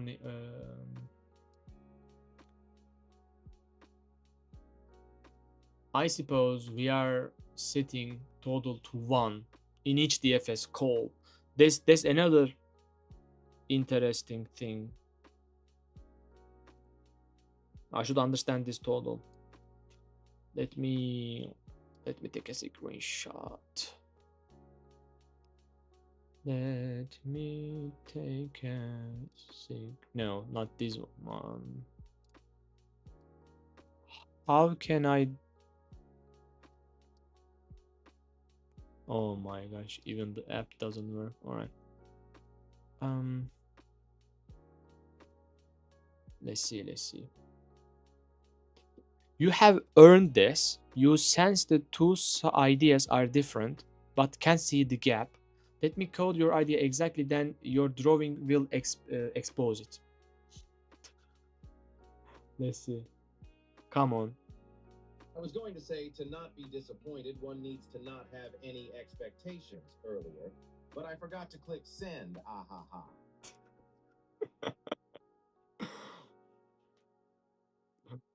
To not to be disappointed, one needs not to have any expectations.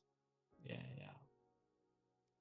I have some expectations. Um, let's see. What do we have here?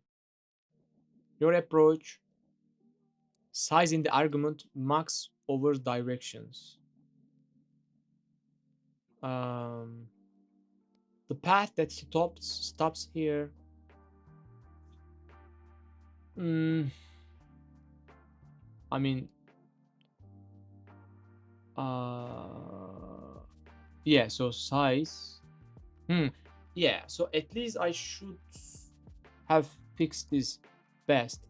Yeah, so my idea is basically like a trying each direction, right?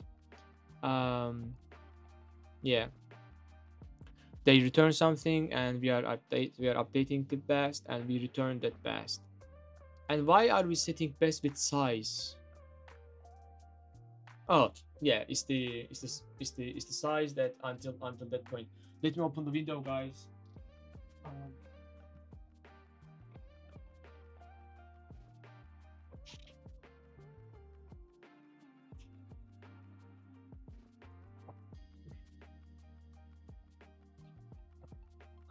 All right, let's drink some water.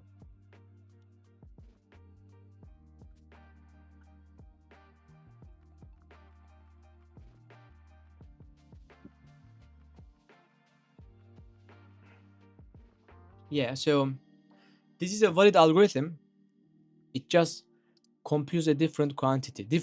So by the way, in the solution, what did I do? I basically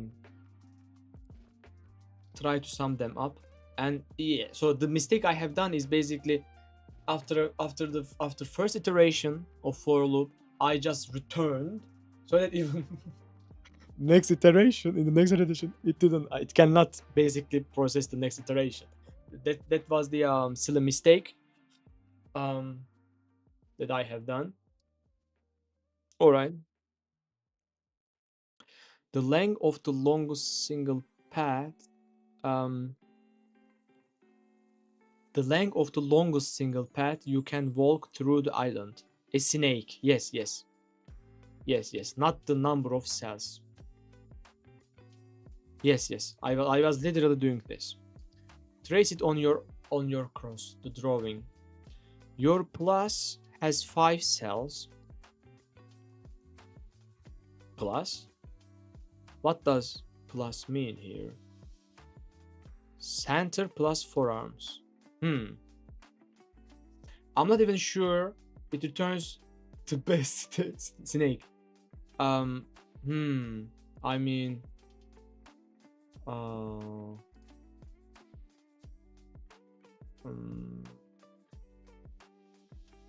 yeah, like at least it returns the best snake. Then I could achieve what I have in my mind, basically, even though it is wrong.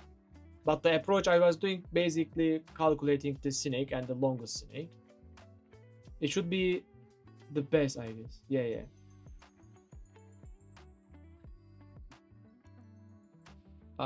Yeah, but the question asks a bit different thing. So it's asking it is asking the total size.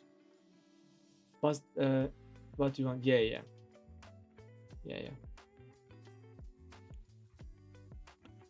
I will understand. Let's see. Your plus has 5 cells. All right. Start DFS at the top tip. Top 1, center 2, then from center. It can walk into exactly one of them. Your method returns 3. The island has 5 cells. It missed 2 arms because Mathemax threw away the other 3 directions. You kept only the deepest chain. The branches you didn't recurse into vanished. You are making it harder than it should be. You just need to need a global variable to maintain the total number of calls. Total number of calls. Yeah, I was using argument to store this knowledge. But if I use the global variable,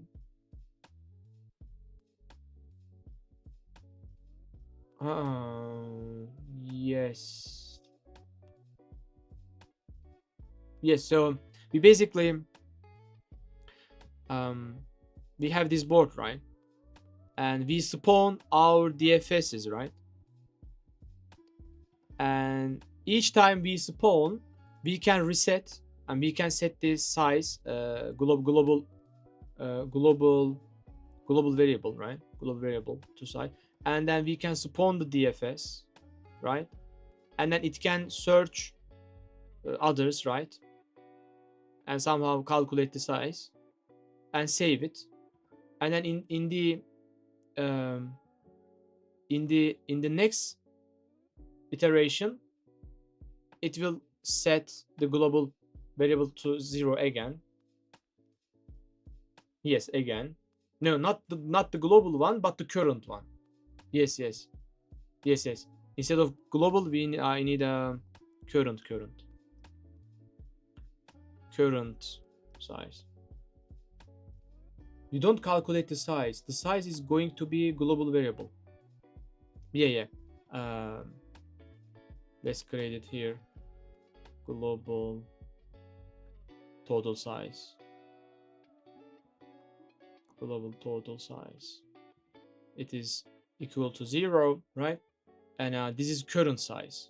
We set current size to 0 and then pass it as an argument, I suppose. I don't know. And try to update global total. I mean, we can update here, right? Start with 0 every time, and in the first line of your DFS function, increment it by 1. Oh, yeah, that makes sense. In the DFS, actually in the not first line, but after the boundary checks, after boundary checks, right? Increment by 1. Oh, that makes sense. You don't calculate the size. The size going to I mean, we will use global total size, right?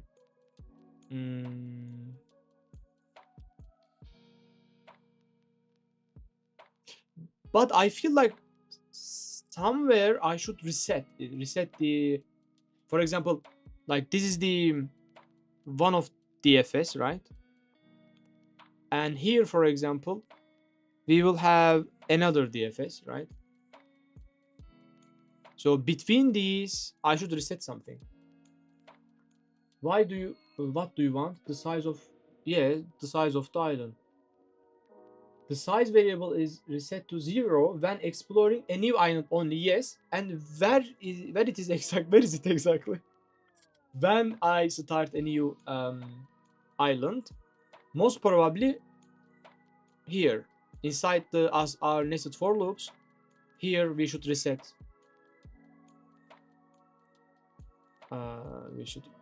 Yes. But I don't see why you didn't have this problem in the last question. I didn't implement it fully, to be honest. I have drawn it. Let's see the solution of this one first, and then see. I thought it was counting the number of islands. Let's see.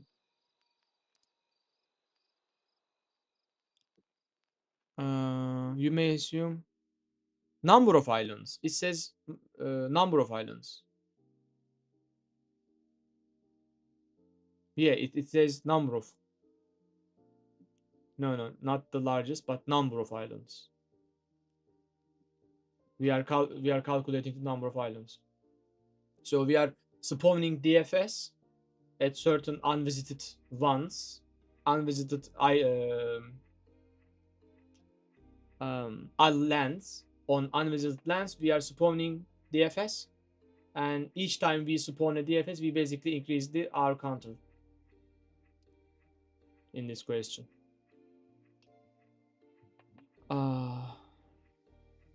Yeah, so that, yeah.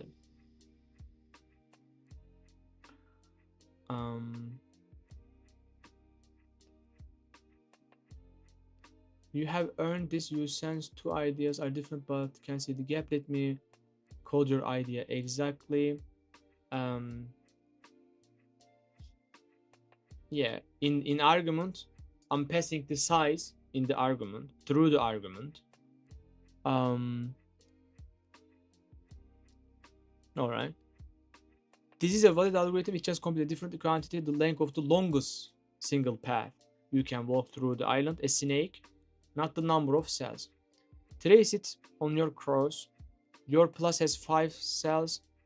I need to see it on see visually basically. Your method returns 3. That's the answer. All right. Your fear summing for direction could give 20 for 6 cells. I can't. And here's the exact guard nail. This line makes some safe if it is visited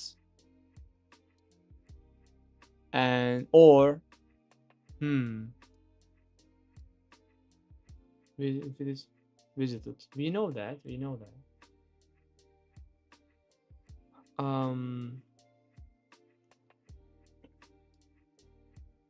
actually this doesn't answer my fear really.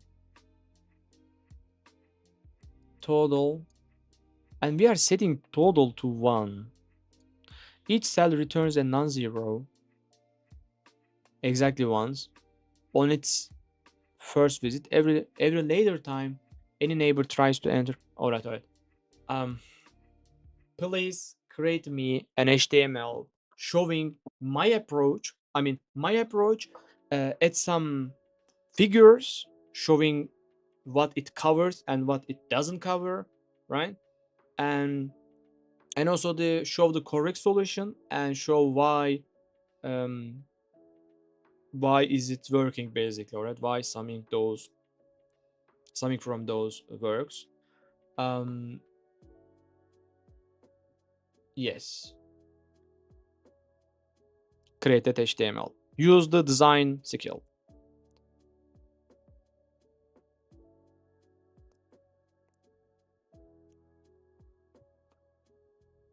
Let's also have the solution of this and paste it.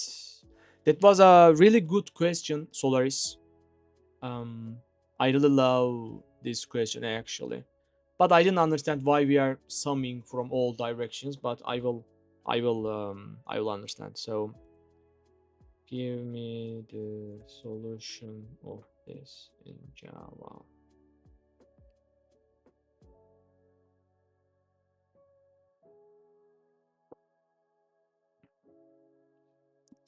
What don't you understand? I mean, so in the code it says,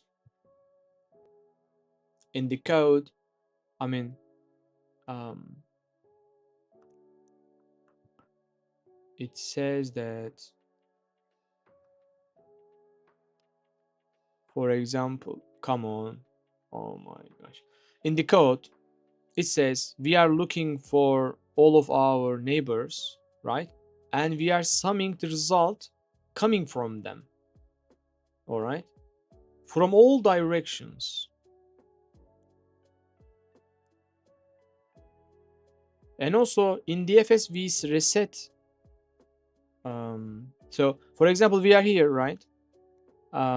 Let's say this is 1 and this is 1, right? So for example, here at this index we are looking for right and bottom, and they return something and we are summing them.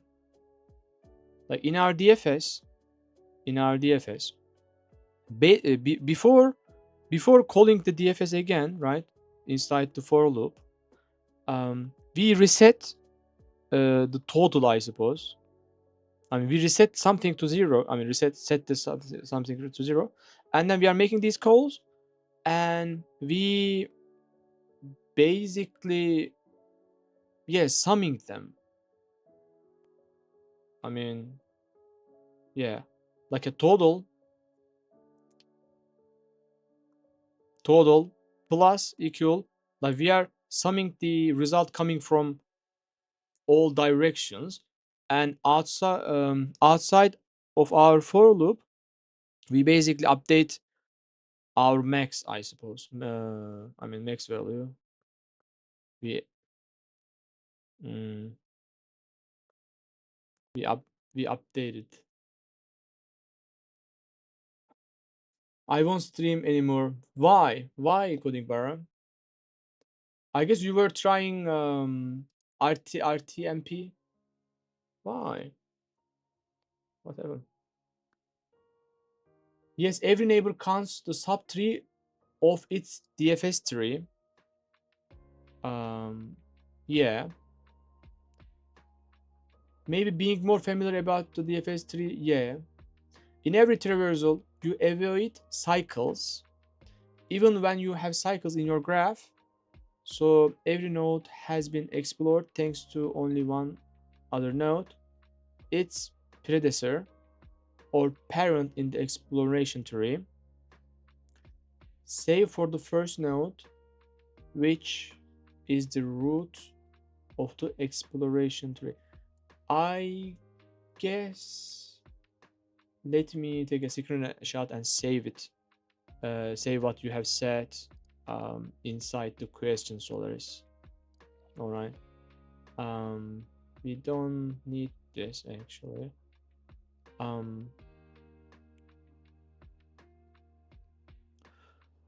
So the number of nodes, let's also close. So number of nodes in the tree is the number of nodes in the connected component that the exploration traversal explores, and to compute the number of nodes in a tree of root T, it's 1 plus sum of the number of nodes in this. Yes, I know that. I mean, I can understand that. Yes. I mean, when you say that like that, it makes sense. Yeah. I mean, you say that, like, imagine this is it is a root, right? Imagine this is a root, and it has their child, right? Children, and let's say it calculated the size of its tree, its subtree. Its goal is basically return the answer to its parent.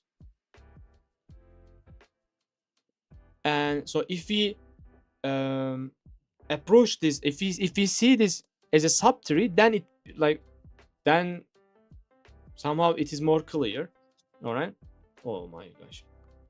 So why doesn't it work? So all right, we are basically summing. So I see. I mean, for example, because this applies on trees as well. I mean, we have, let's say, left subtree. All right.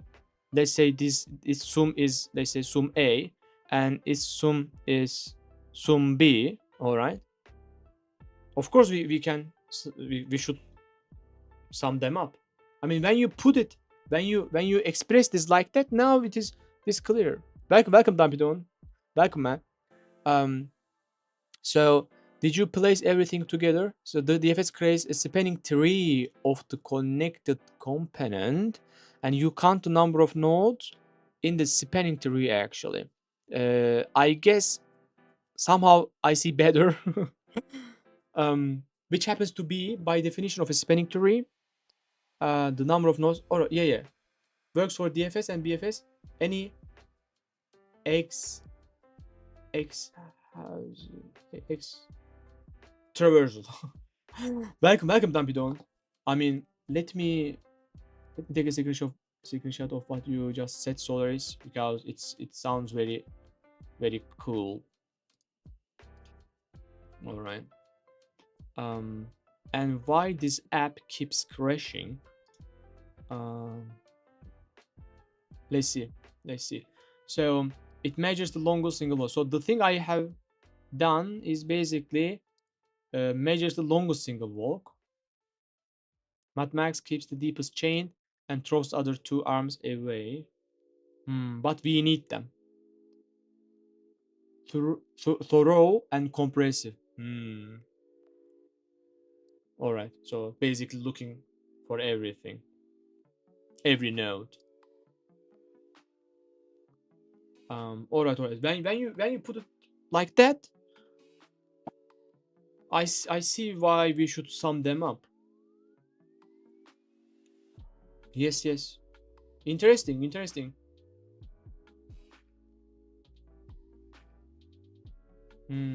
Like I imagine like each of them as a subtree. So like on trees we have two subtrees, right? Left subtree and right subtree. But here we have, let's say, 4 subtrees. So we need answer from every one of them. Yo, Solaris are generally one two liner or what? Like I'm doing a graph problem. It's 800 level. Will it require to the deck cycle thing, or it will be some one-liner greedy? An illustration of a DFS tree can be found in the. Let's see. Let's open this. DFS tree and its applications. How I found out. I really didn't understand bridges. This is a tutorial exploration of problems that can be solved using DFS tree of a graph. For a way too long time, I didn't really understand how and why a classical algorithm for finding bridges were. It felt like many tutorials didn't really explain. Yes. What is bridge, man? I find it understood properly. But more importantly, I began to see how the same techniques can be used to solve graph problems. DFS tree. I mean, yes, I don't look at that. Consider an undirected connected graph. G. Let's run a depth first traversal of a graph. It can be implemented by a recursive function, perhaps something like that. If it is not visited, we continue. All right. This is the DFS tree of our graph. I don't need to see it basically. All right. I don't like this approach basically. All right. Because we don't need to worry about the children or the others, the downside, down part. All right. What we need to do is basically like a thinking these 3 nodes, and the remaining part is basically subtree. All right. That's all.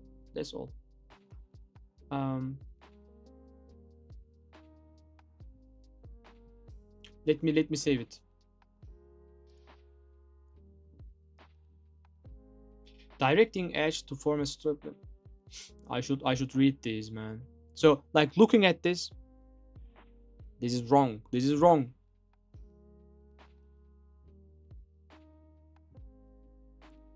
not a recursion. Oh my gosh, what are we doing here, man? Look at this.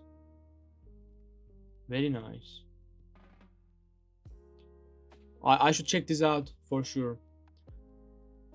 800 never require advanced algorithms, which doesn't mean they are always easy. Just look at the diagram. The article goes more in depth about more things, but you don't need all that for this problem.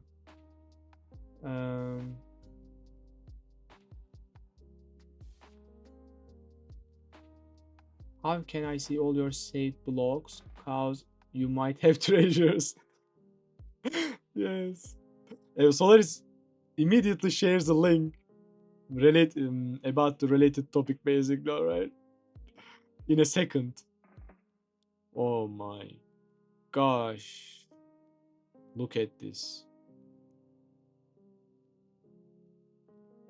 Wonderful, man. I will understand. And it also created the HTML, right? Did you understand the concept of yeah? That's all you need to understand, how to compute time. Yeah. I mean, if you compute like that, if you just count the number of calls, you don't even need to have this model. All right. Yes, I suppose. Yeah. If I count the number of calls, how would I count the calls? Number of calls. How would we count the number of calls using argument?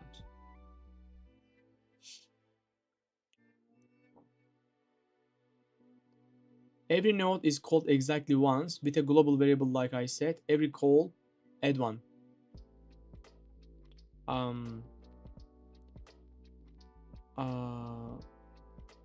All right.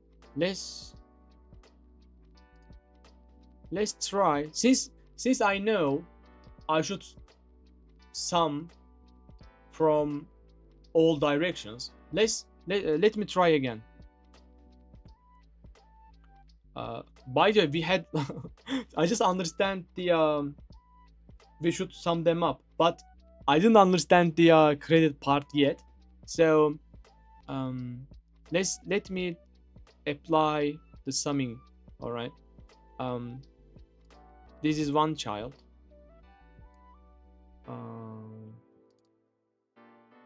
Instead of actually the return was also wrong.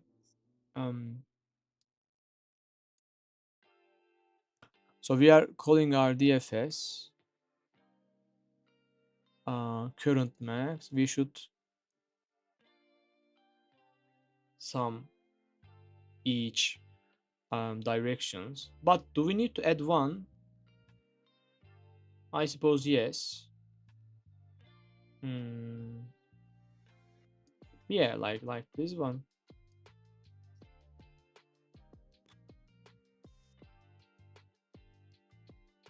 But how about the credit parts?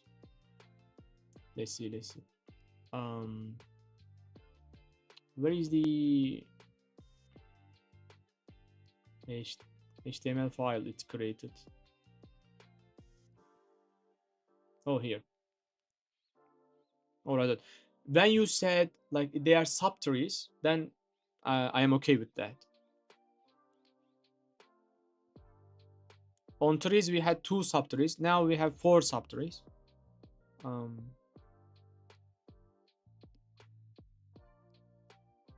Out of bounds, or it is not 0.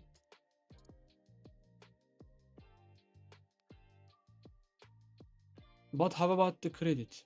I guess here it didn't apply the credit. Why the sum of every double count? All right, I understood this part, but let's see the solution, man. Let's see the solution.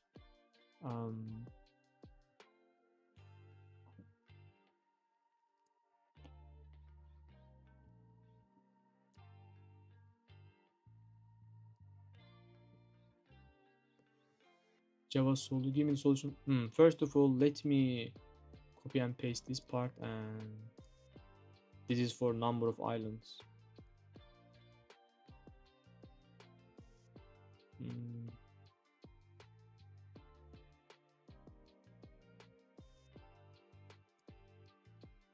Number of islands.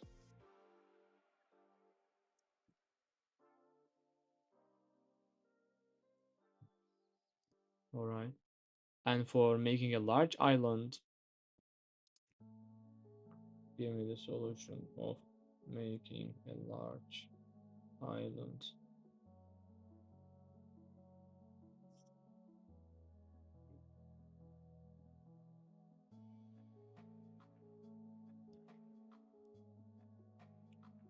Let's see.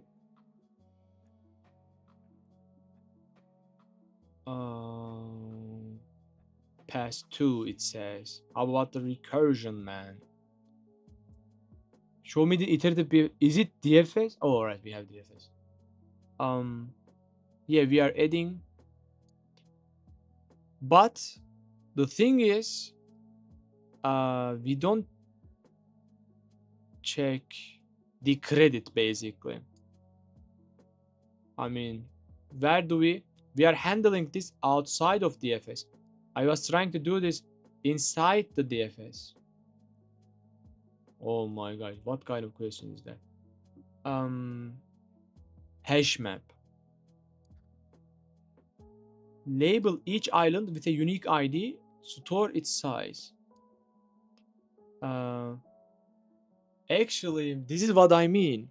Like in the previous question, I tried to do. I mean, in the number of islands question, I said I thought that very exactly we start spawning BFS, and in that question it was. Hold on.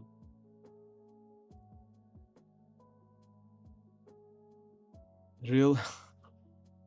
Hold on. I guess there are different solutions. For question, like I remember there were nested for loops, and there was a if statement, and we were basically try spawning at each index in cell, but the DFS function itself stops us when we are out of bound and when we visit it. All right, but in this question for number of islands, I see that we basically spawn when that cell is equal to 1. I guess there are different solutions for the same question, right? Interesting. Because I thought like spawning DFS at the cell which is 1 was wrong. I thought we should try spawning at every index and DFS itself. All these issues only because of yeah. Yeah, I will understand, man. I will understand. I will try understanding BFS your solutions as well, alright?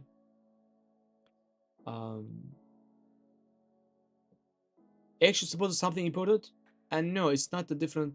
It's one solution with two different jobs.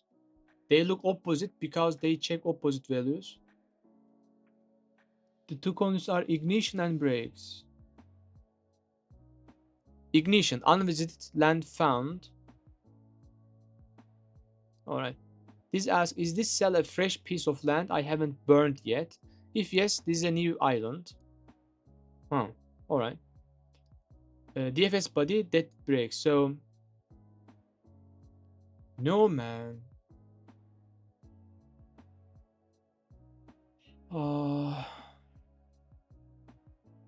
This is what I mean, man. This is what I mean.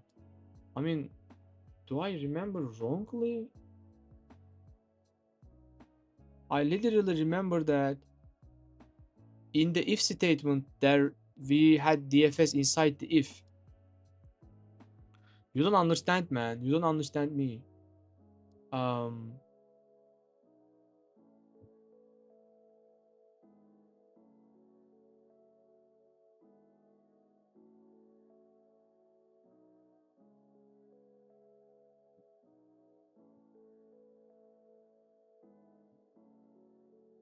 Like there was literally solution where in the nested for loops there was a if, and inside the if there was a DFS call. All right. We were not checking if the current cell is equal to 1. All right. DFS was checking that. I'm talking about that, Cloud. All right. Understand me. All right. Don't make me angry. All right.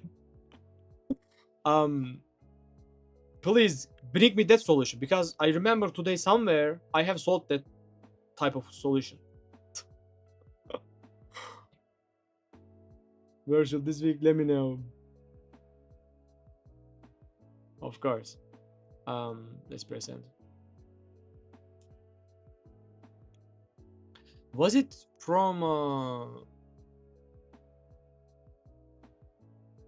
Interesting, man.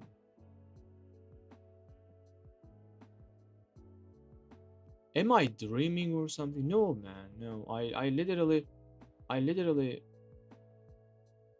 remember, man. Am I just dreaming, guys?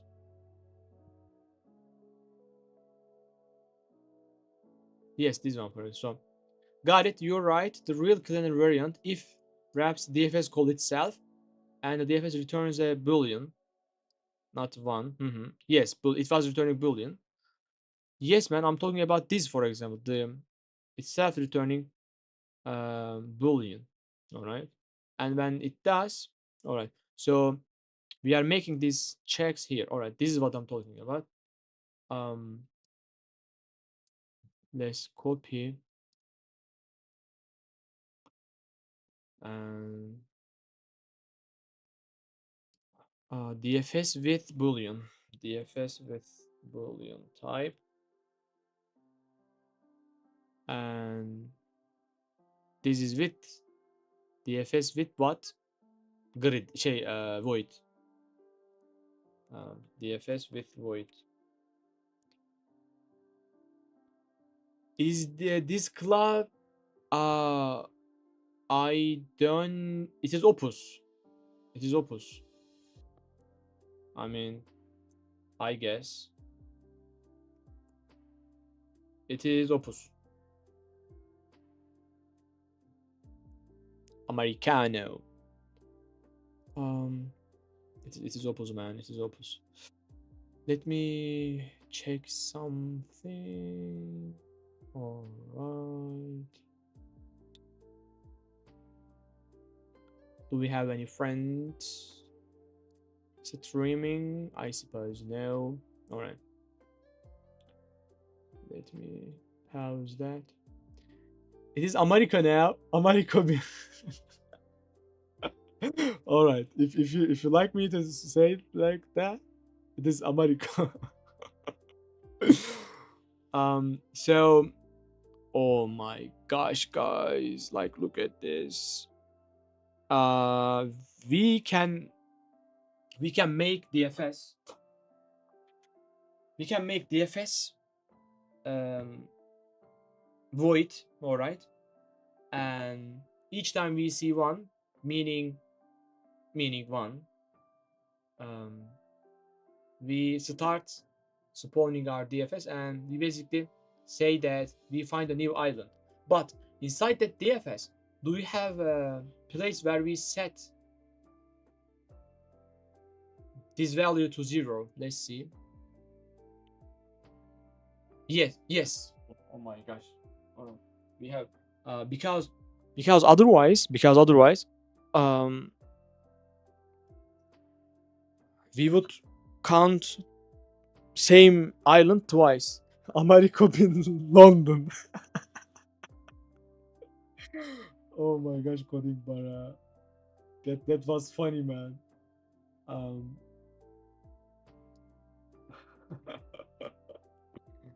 America in London. Yeah.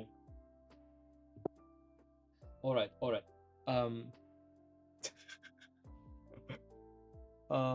And the other version is basically like a returning a boolean, and when it returns boolean, it means it completed its search.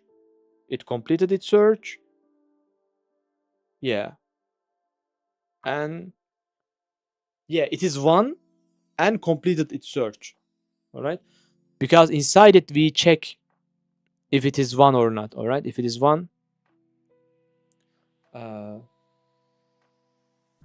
oh, we also do this operation here as well. Interesting. And then we discover 4 directions, and we return true. After completing our job, we return true. I didn't get that, man. I didn't get that. And bro, what happened to the community we are talking about? Did you plan anything for it? After completing this NeetCode 150, We will do it, Raj. We will do it. Memorizing, yes, kinda. Yes, kinda. I just got tired sitting on this chair, all right? And that's why I'm standing. Welcome, welcome by the way. You are not the one who gives them. You are the one who ships. You are the one who ships. Today I am the one who fails, guys. Today I am the one who fails. All right. I mean, why do we return true, man? After discovering all the directions. All right, all right, all right. So how about our question? Number of islands and making a large. Oh my! I haven't even tested its solution. Um, Give me the solution for making a large island again, please. Bitti. Thank you, Ferdi. Thank you. Bitti. Bitti. I said bitti, man. Bitti. Thank you for the push, Ferdi. Thank you, man. Thanks. Bitti şu. Bitti şu. Here's the lead code. Making a large island. Philip Atmos. Oh my god.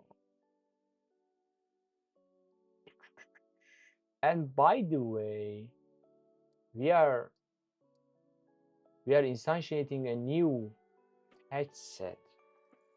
Why are we doing that? I mean, by the way, where is our VFS? Where exactly? Oh my god. Oh my god. I don't even understand which one is the solution. I mean, give me the DFS solution.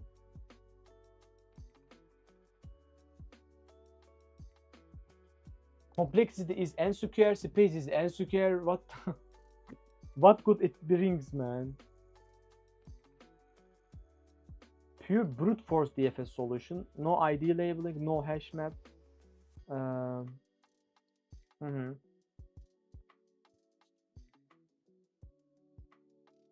If it is 0 as 0, what is it? You could look at my solution if you are going to look at the solution anyway, even if it's not in Java. I mean, actually, I couldn't understand it, man. I mean, like, I couldn't understand it, man. Because here, for example, you are basically skipping if it is 0, but if it is 0, we have oh my, yes, at most 1. So we are allowed to change, but you are skipping right away if it is equal to 0. Why is that?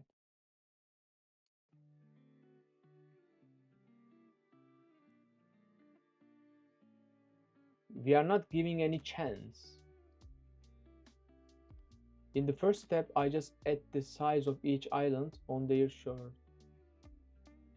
I just add the size of each island.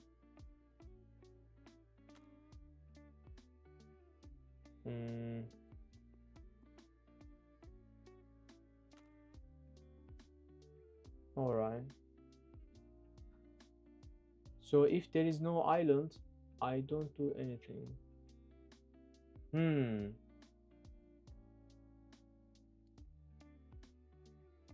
All right. So where exactly you apply this rule? At most 1 0 to be 1. Where exactly are you applying that?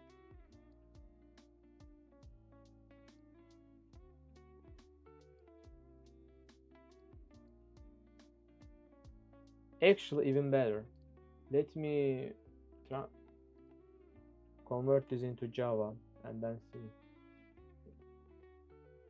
Convert this into Java.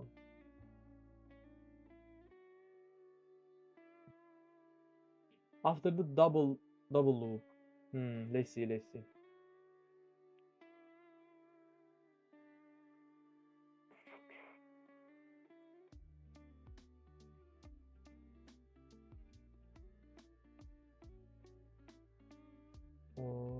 Okay, it's waiting retrieval.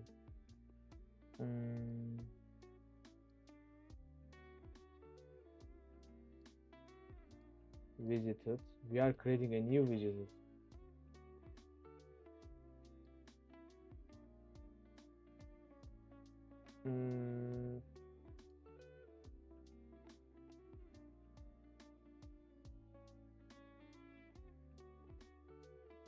We are summing all of them.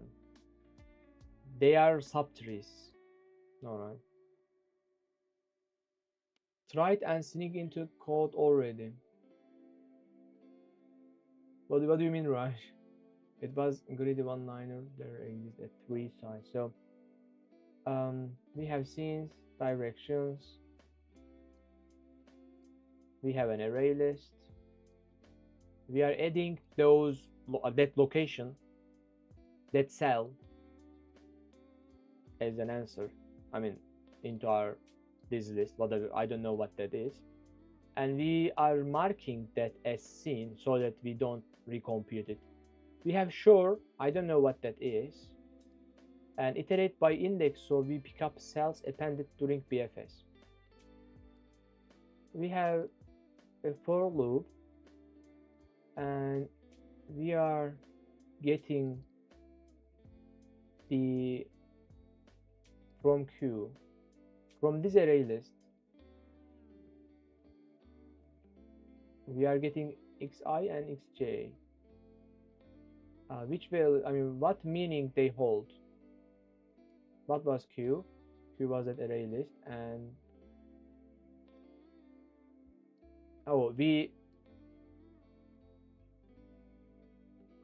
I see so many for loops. Oh my gosh. Iterate by index, so we pick up.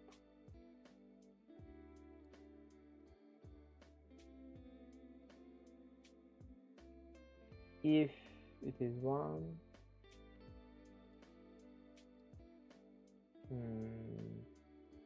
does this mean if we have a right to continue, basically, right? You said after the double loop plus plus.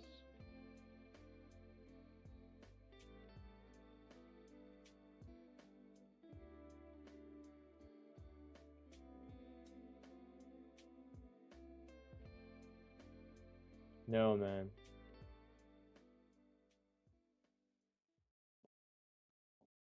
No. Let me understand my DFS.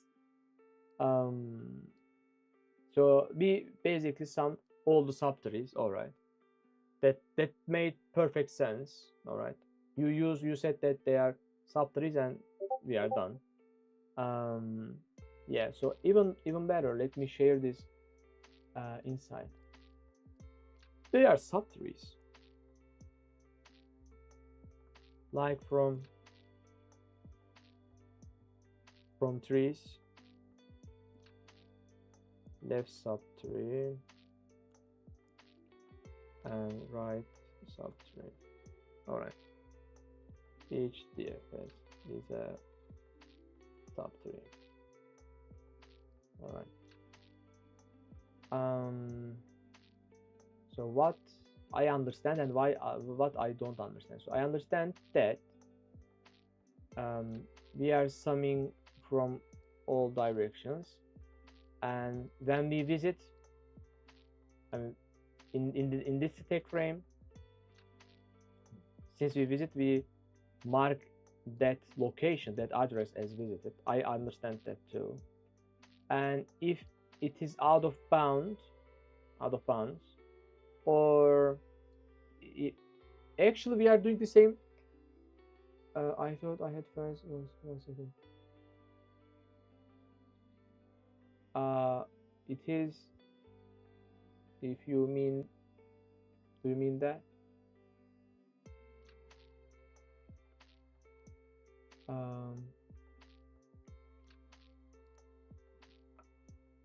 So actually we are doing same thing here. So if it is 0, we just return. We just don't explore. We stop exploring here as well. And if it is visited, we just don't do. That's interesting because I thought this is the place to basically apply apply this part. Which part? You are allowed to change at most 1 0 to 1 0 1 to 1. Yes. So to apply this part, I thought we need to do this inside the DFS itself.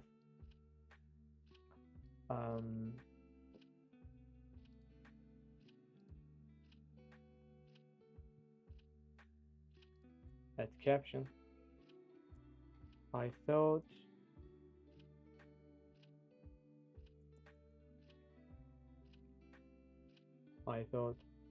we should apply this here. Here, this in DFS, but we don't.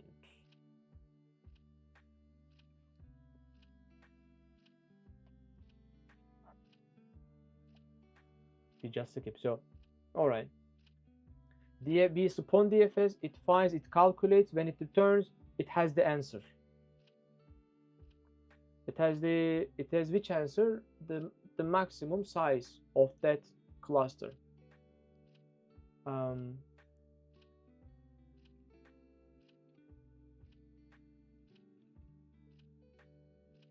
Well, what do you mean? I don't understand.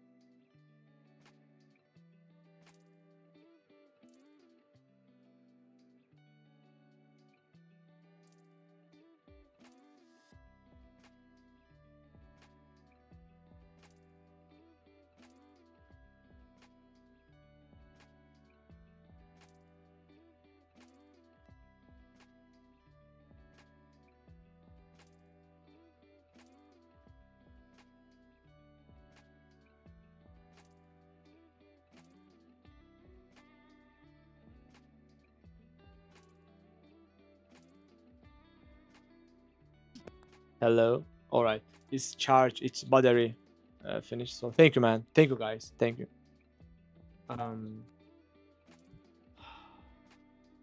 Like yesterday, I added some new kinds as well. Interesting. Let me spawn as well. Let's see which. Oh my gosh, blue whale. Lol battery that, yes. I am a blue. Oh my god. It can't go through the stone. Oh my gosh, what's going on here, guys?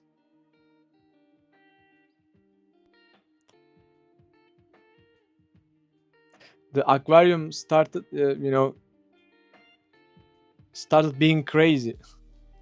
Do you get bigger? Do you get bigger when you eat? Yes, yes.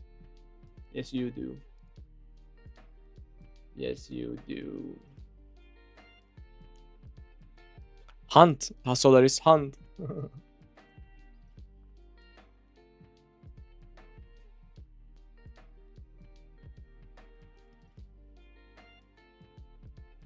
Let's try hunting and see how it hunts.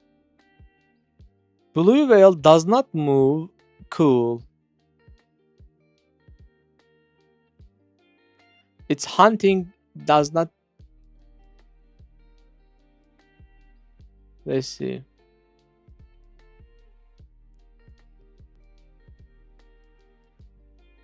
Yeah. You are Pirina, right?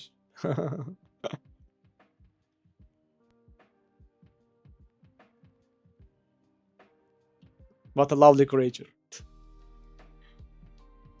Maybe a feature if it does not get fitted, it dies a certain limit.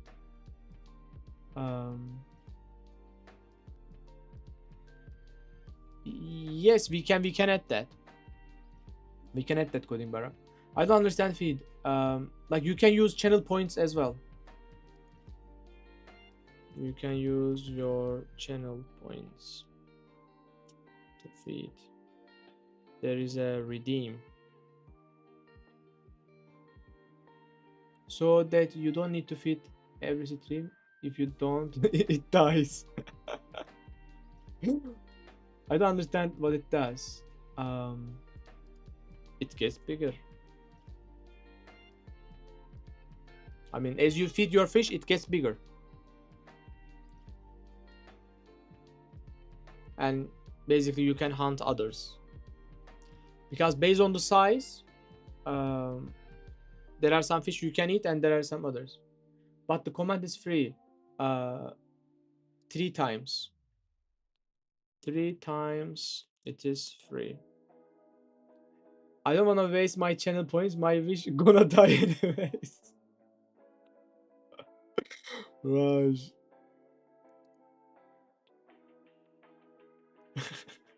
Can you use it like 3 times in a row? Yes.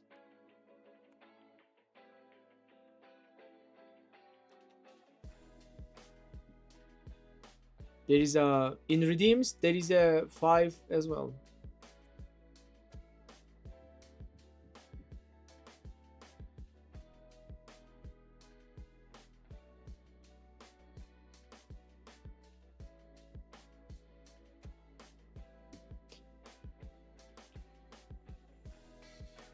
Hunt. Let's see.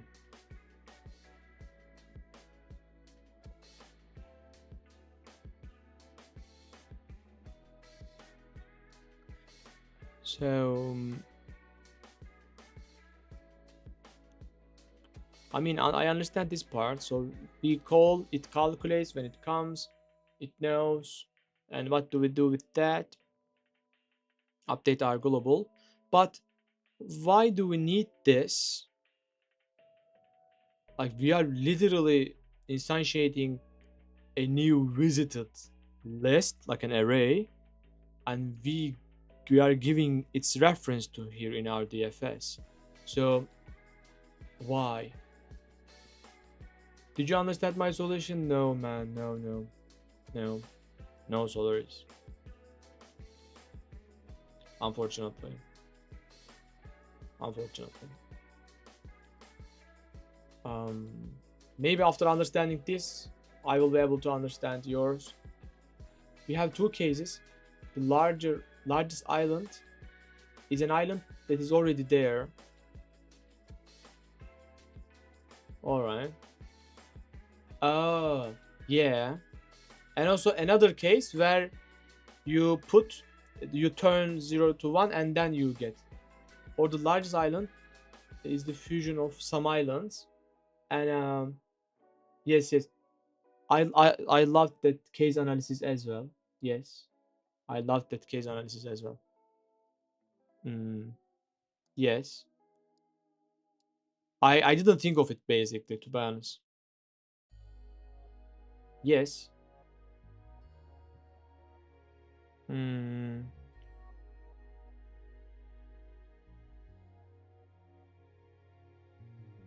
Oh, has 0 means, I mean, does this mean that? Has 0 false? If it is 0, if the grid is 0, oh my gosh, man. So what happens if for every island I increase a score by the size of that island on the shores? Then I get the total fusion value I can get when I flip a 0 to a 1.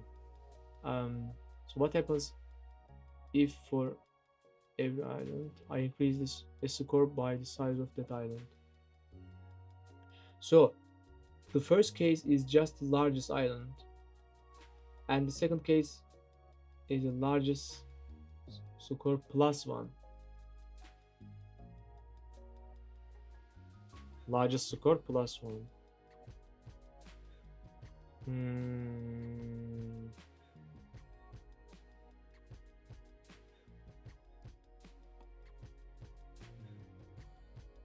Do you mean that we don't basically simulate, right?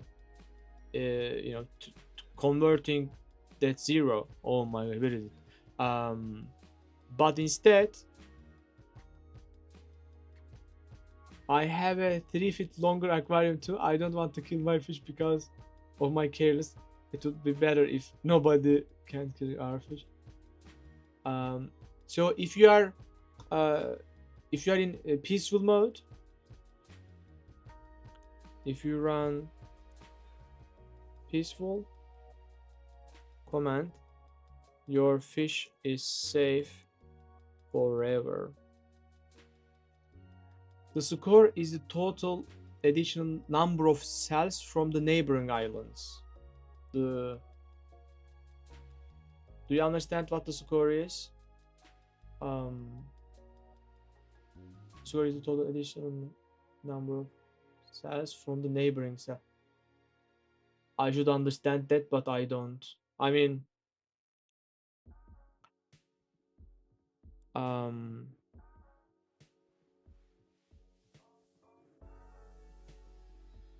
let's say we have a cluster over here and closed cluster over there, and if we turn this, I mean, if we turn here to 1, then it changed drastically. Oh my gosh. Do we... Another narwhal? Why is that? Oh my gosh. Why do we... I will check this out, guys. I will give you some other fish, alright? Because I didn't like the... Oh my gosh. Even my... Interesting, man. Interesting. Anyway, I can give you some other fish, guys, because I didn't like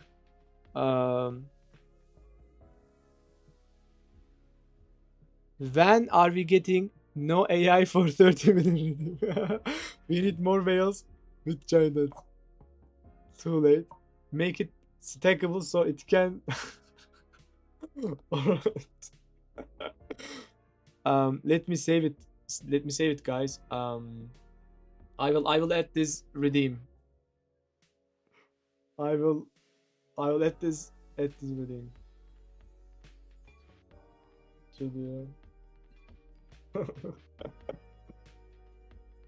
and also guys, Solaris and Raish, I will give you some other fish, alright, because I didn't like why the game gave you narwhal, because it was supposed to, you know, change it. I want to save my channel points for this redeem when we do Spring Boot. I want some no AI Spring. Alright. We are going to suffer so much this Sunday.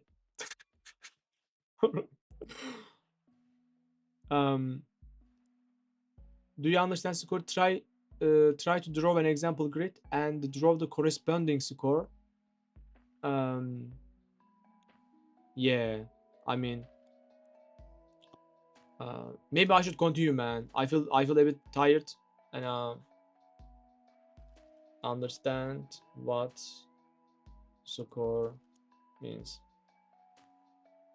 But what I learned from this question is basically, I mean, I understand that it is not wrong if we sum our sub-tree solution, all right?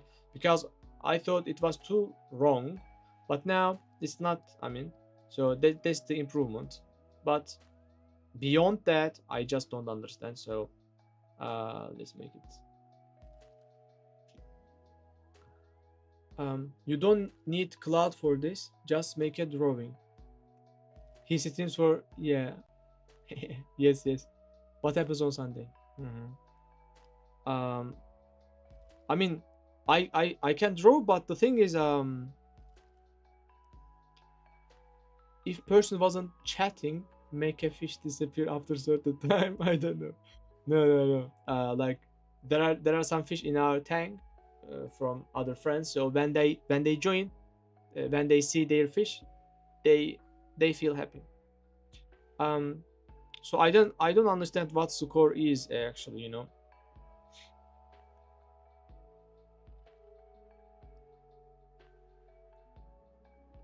You said that there are two cases where one case is basically like having a very large island, all right, by default. This is the first case, like a 1 1 1 1 1. So the second case is basically like a large island, but after like a turning a point to 1. How do we cover both of these cases? Actually, no, I don't understand the shore as well. I don't understand the meaning of shore. He don't get what I mean. What do you mean, Raish? What do you mean? I mean, that is what I explained.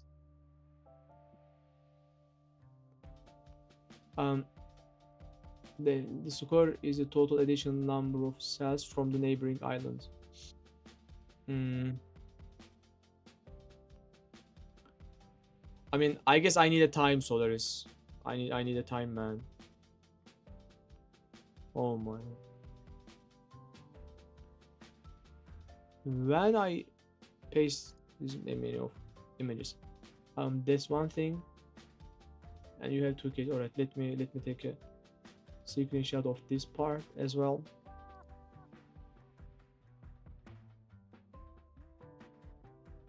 And here in this part.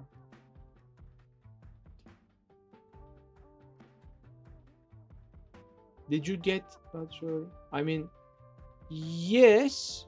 I mean, English. I have look at it. I mean, this is what it means. So in our case, it's edges, I suppose. Right? For example,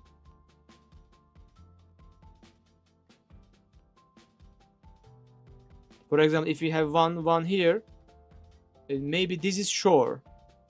Is this shore?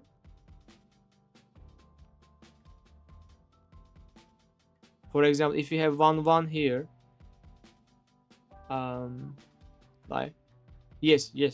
So for not this one, but For example, this is shore, this is shore, this is, yeah, this is double shore, and this is another shore. But how, I mean, how do we use it?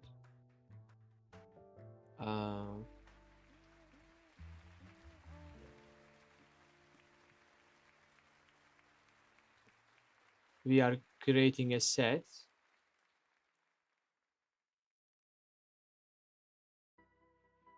and looking for 4 directions. If it is not visited, and if it is inside the boundaries, I suppose,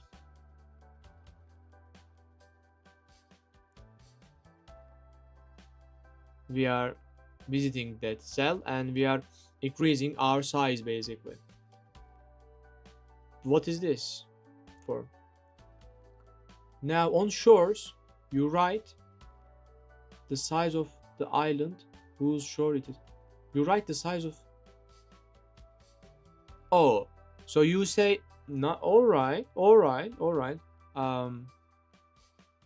What's going on, man? Are we good? All right. We are good, right? You said that like the size of this is 2 and 2 and 2 and 2 again.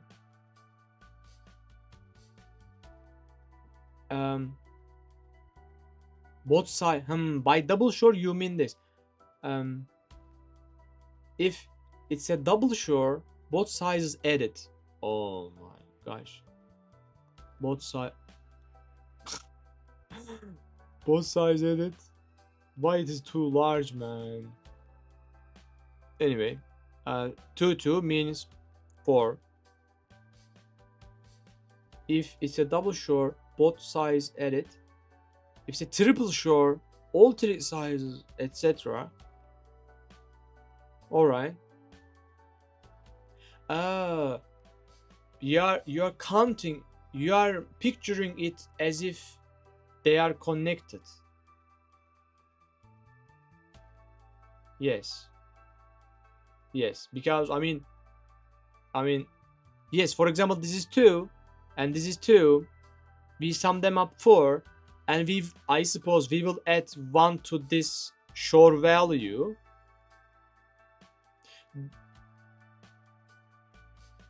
Yeah, it is double shore and triple shore.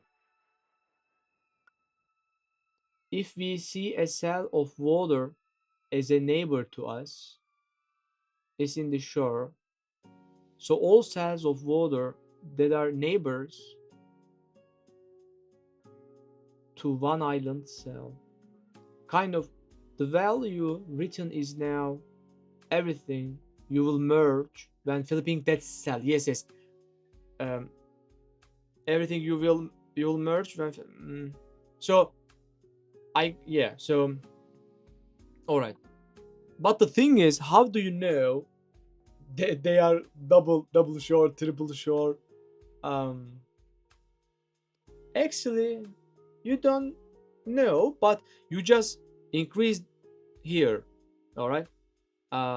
Because you don't know if in that cell we have 2 islands. You just increase that cell by 2 while you processing this, and then while you are processing this, you happen to increase that again. Yes, right? Yes. During the exploration of an island, I increase the score of every cell in the shore. Yes. By the size of the island. Yes. All right. During the exploration of island. Yes. So by the end of it, it is 4 now, and then you will do another pass, right? I guess I have your Java solution. So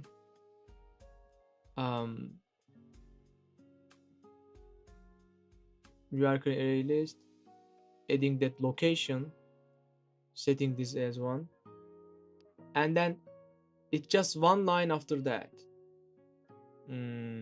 All right, let me think.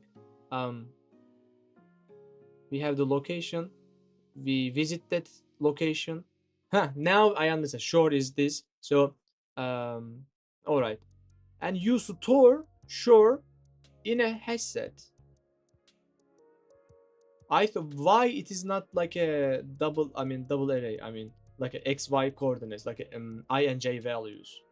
How do you store shore's IJ value? Let's see.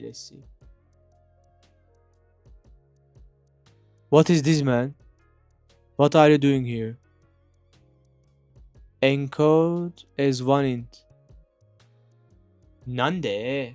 Wakaranai. Yes, because a single water cell can touch the same island with two different cells. Oh, this is not me. This is Cloud. I mean, yes. I mean,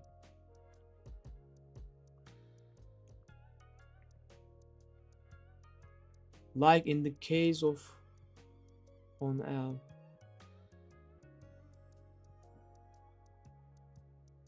Like, all right, you created a set, and how do you store? Oh, you store the IDs, right? I and oh, nice. All right, the shore ID, right? The position I and J, index, right? Yes. So you are looking for direction, all right? Upper cell, right cell, left cell, bottom cell, and you store those addresses if there is no land there, I suppose, right? If there is no land, you store that address as a shore neighbor coordinates, neighbor, and also water, right? Neighbor and water, not land.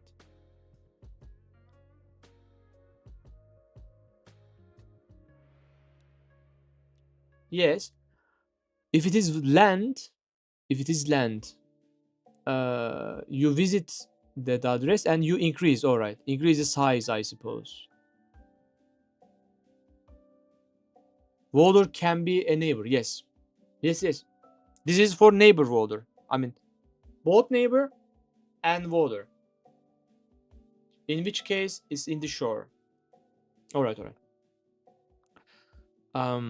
And if it is a land, if the current location, if it is land, you visit there, you increase the size of your queue. I mean, size of current cluster, current island. If it's a land, we add it to the BFS queue. Yeah.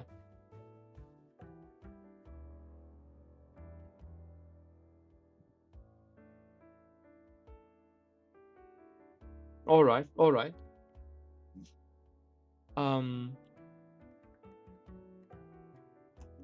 You add those locations into your queue, but when do you reset it? I mean, 4 locations you are visiting. Nice. What about them? What are, I mean, you are trying every cell. What is this? Like a QIJ? Oh, it's the cell. You are holding cells. XI and XJ is the current explored cell in the BFS. Current explorer. All right. So you are storing the locations. It does like a spiral, right? Q is the BFQ, BFS, like a spiral, right? So you basically go on every cell, right? Every unvisited cell. And when you find the unvisited cell, you visit and you start a shore for that cell. And for every item here in this queue, we are looking for all of them for directions, and among those directions, if they are visited or unvisited. What does this mean? One mean? I mean, it means visited. If it is visited, you add.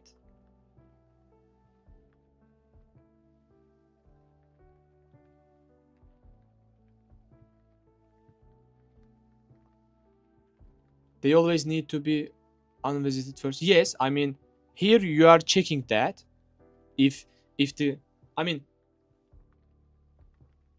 this that is why the scene yes, I mean, you are talking, this is also about visited, right? No,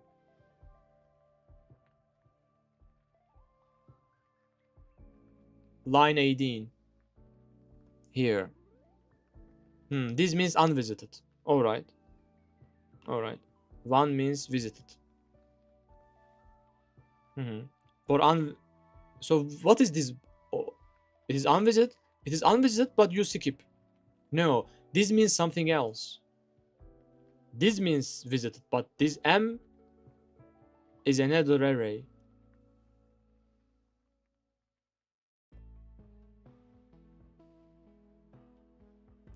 M is just a grid. Oh, all right.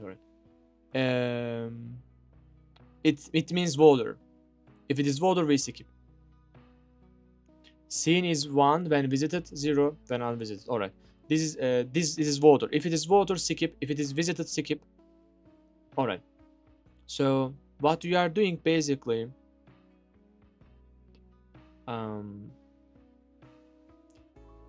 traversing all the cells that are unvisited and land. All right. Let's say this is land. All right. How can I run? Land. This is land unvisited. All right. You from here, you add this into queue. Added queue and start BFS. BFS means looking for each directions. All right. And in each direction,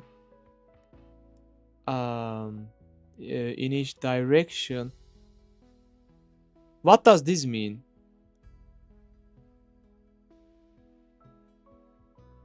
Should it be visited? No, should it be land or water?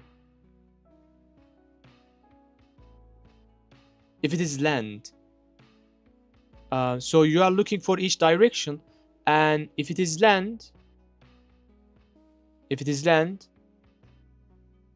you go there, visit there, and at that address, at that ij value, I mean vj value, to your queue, so that in the next iteration it will process. So all right, you are looking for land, like we started from land, you are looking for direction, and if the neighbor is land, you add it into your list like a queue.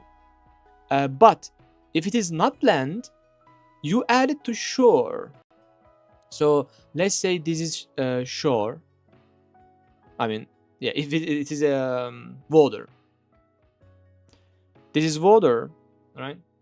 This is water, and you add that water address to shore. All right. This is if else. This is that. This is for loop. All right. What will happen? All right. So so this for loop will run 4 times. You basically look for all directions. You add them into your queue, All right, I'm familiar with from rotten oranges. All right, you basically add all of your neighbors into queue. All right, land neighbors into your queue, and for water neighbors, you add them into your shore.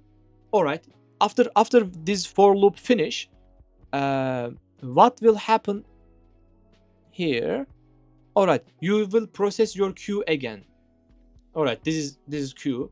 All right, so yeah, so in the next wave, all right, let's make it water. In the next wave, let me pick a whatever.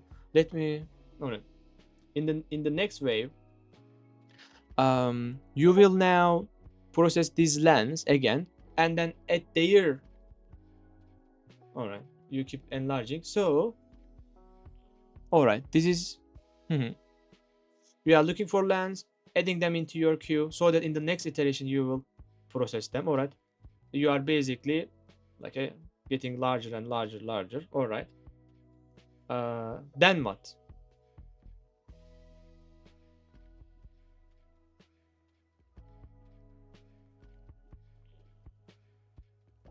By the way, you are doing this not only for this land, but also, for example, if we have a land over here in the first wave, if we have land, for example, here in the first wave, all right, this is water, this is land, let's say land and land, all right.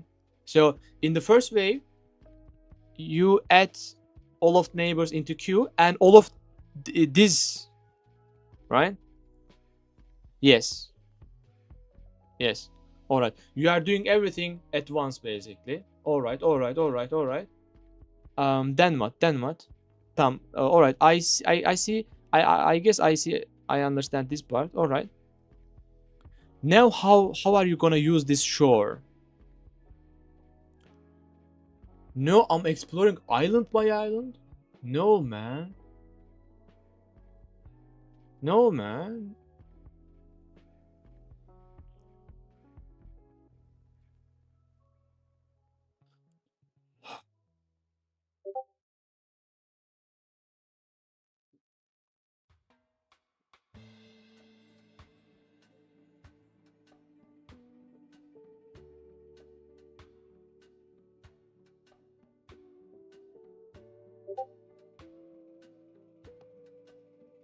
Hold on. It is my Discord, I guess, right? Let me mute. What happens? Oh.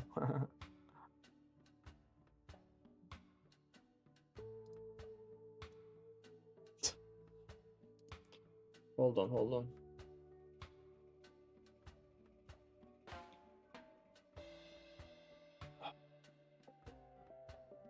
Yes, what made you think otherwise? Simulate it step by step.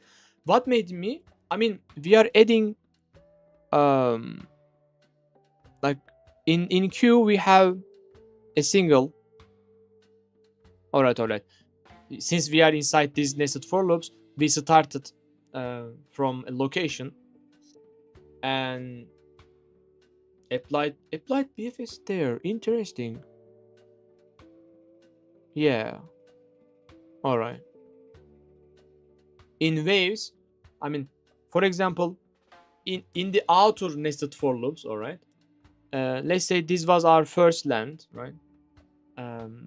We applied BFS there, wave by wave, we get larger and larger. All right. For that island, for that land, we've done best we can do. We get larger and larger. Then what? So before going into the next location, for example, before going into this location, what are you doing? Before trying another land, what are you doing? You are trying to update O. What is O? With the length of queue. Length of queue. length of all the islands, lands, like a land, you get larger, you find the neighbor land. All right. So this result of Q basic. All right, the length of Q means the last version. And yes, now what are you doing with shore? This is the thing I need to understand. Simulate it step by step. Yes, yes. At the end of xi xj's yes, no, in Q, this one. By the end of it, you basically count every cell in the current island. Yes, yes. Or is the largest island. All right, all right. Nice. All right, so you complete your job for this land, find the largest and save it, and then, for example, you are processing this land, all right, in the another for loop, all right, you find it its possible largest position, and you update, all right, another island. All right, but how about this? How about shores? What are you doing with shores?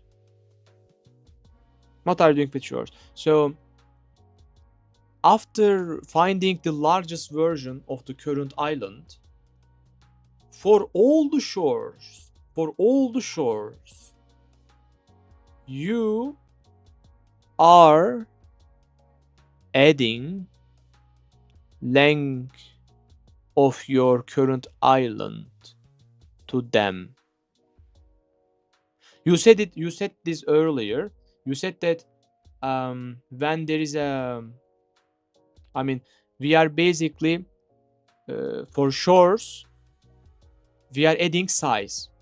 Yeah, we are adding size for shores. Exactly what you did in the drawing. Yes. All right. We are adding like a 2. We are storing the size of the current island in those shores. All right. All right. So we find the largest version of island. We updated islands. All right. That's the whole point. Find the best. Find the largest. All right. How about shore? We have shores. We write them. All right. Then what? All right. We basically, where are we? We are here. All right. So, all right. After this, all right. So now we have everything we need. All right. We basically processed every island. We made them their largest possible version. All right. And at these shore values, the size of the islands shores, and we even stack them. All right, so that neighboring ones get the summation of those shores values. Then what? Yes, this is so critical. All right, this like we have done this just for this line. All right.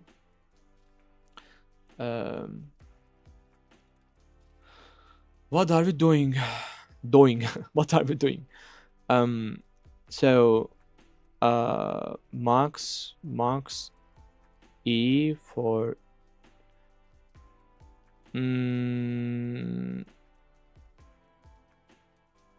the last step of the puzzle.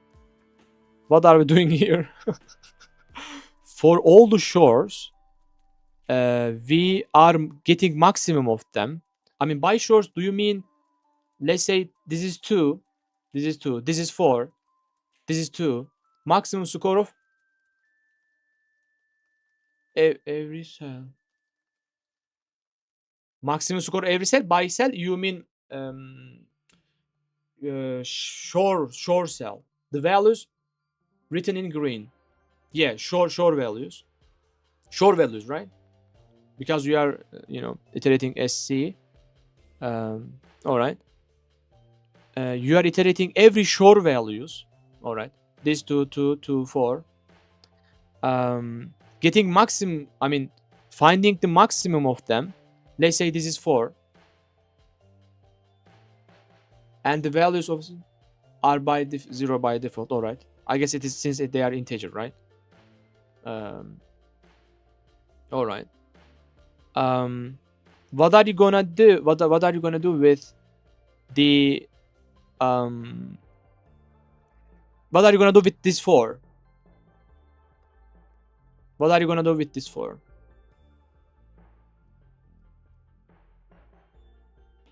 You are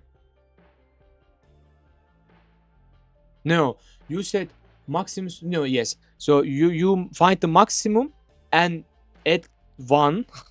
Why? Oh no. Why did you add 1? Why are you adding 1 to this shore? Oh, because we are turning this into 1. We are turning this into land. In your example, yeah, 0 0.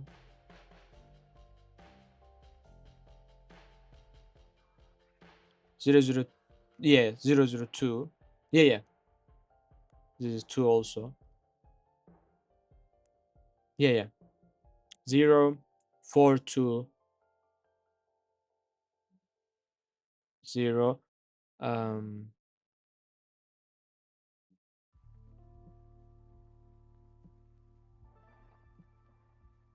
This is supposed to be 1. No 1. Why this is no? Even this is 2. This should be 2, right? Yeah. No, this is 2. Yeah. Because the size of this 2. All right.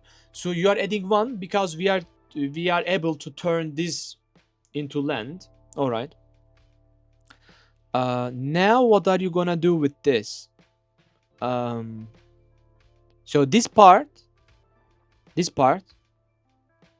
you find the maximum. All right. So you find this 4, add 1, turn it into a land. Oh, now the crème de la crème, right? There was a term in French, right? Crème de la crème, right? So we add the 1.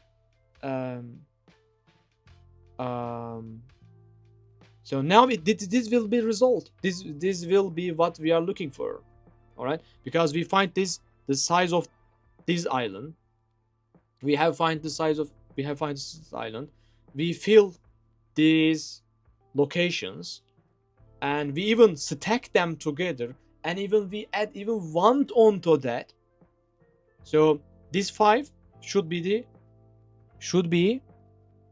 the answer, but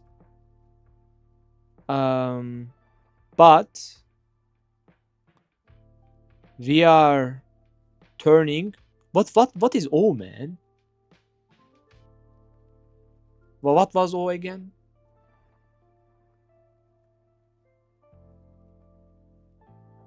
We are LenQ. O is the largest natural island. Oh. They are mutually exclusive, right?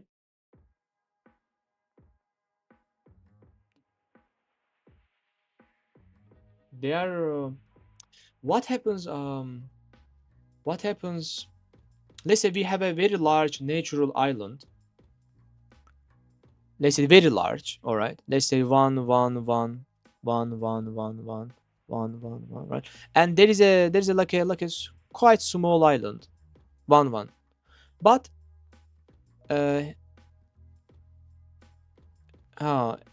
but you type here 2 plus 12.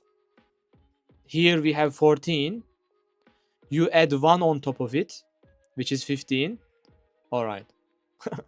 That's nice, Solaris. That is brilliant, man. All right.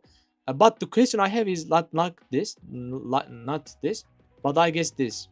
So we have a large island, but it is not connected to anywhere. Like very large island, and let's say this is a little bit far away. So you are basically holding it. Oh my gosh, this 12, and this is the thing we can find by connecting. Let's say we have like a connector point here, and let's say we have connect this one, 2 2 4 5, so this is 5, 2 2 5, so yes, so this is 5, this is 12, and you are, let's say 12 12, I mean 12 12 12. Oh, no, it should be one far away, so even no, there are 2 blocks, not single one. All right, 12 12 12 12. All right, no, yes, they are empty, they are border. All right, so all right, so I guess this is why. Then the largest natural island will be answer. Oh well, the natural island only wins when the grid is only once. Otherwise you can turn a O to a 1 on the shore of the largest natural island. But let's say they are far away. How about that? I mean, don't we cover this case as well? Let's say there is a very large island, but it is far away, right? But quite large. So you said O is natural, so we are holding O, which is 12, right? Then you can get 13, right? What do you mean? Let me draw it better.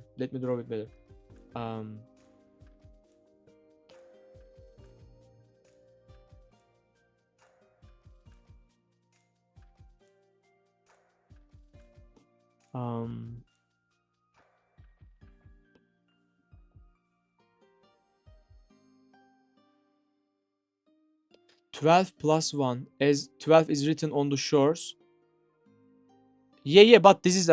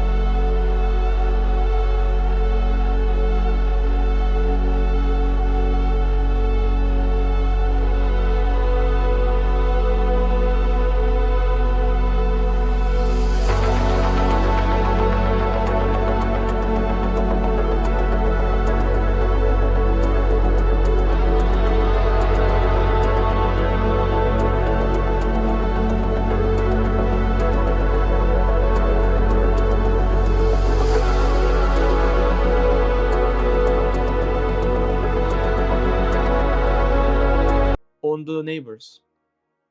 It was a great approach, basically. Thank you, man. Thank you. Oh my gosh, it was what a journey. As 12 is written on the shores of the island, size 12. Yeah. Like, I think I mostly understood it, man. I mostly understood it. So I will continue with the what's going on. I will continue with the Max Max area of island. After the break, I will continue with this one.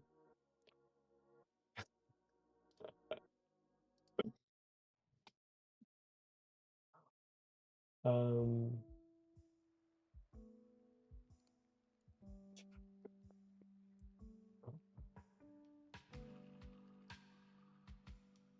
Thank you, Solaris. I appreciate, man. I appreciate. It was great solving this problem.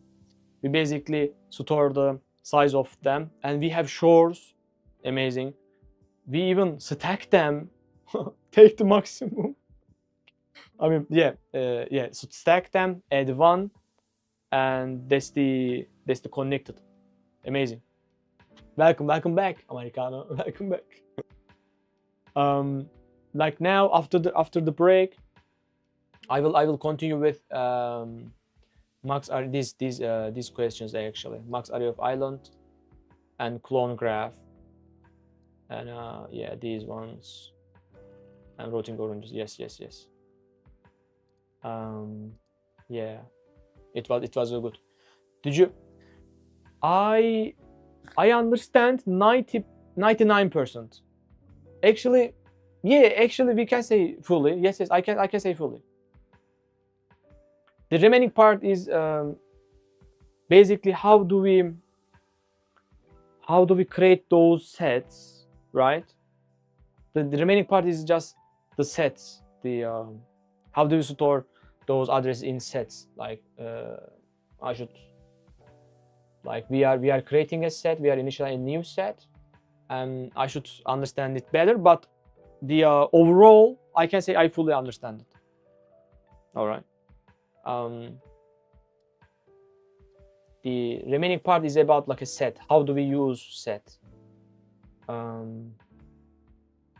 Yeah.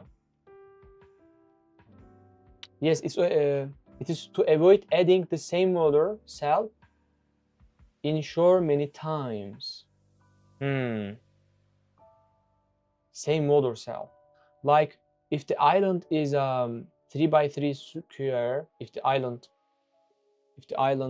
is 3 by 3, all right. But without the center square. Oh, like this one. Like a land.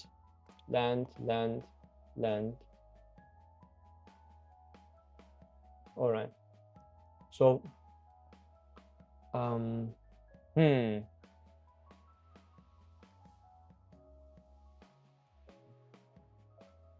we add this into our queue. We add its neighbors, which is this one and this one, right? And in their iteration, they will add this water into their shores. And for example, this one will add this water as shore as well, and they are in the same queue. So for the same queue, yes.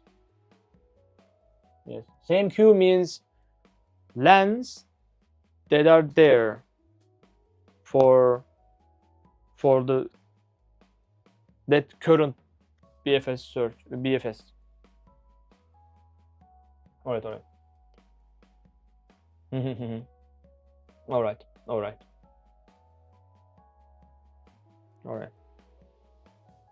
And yeah.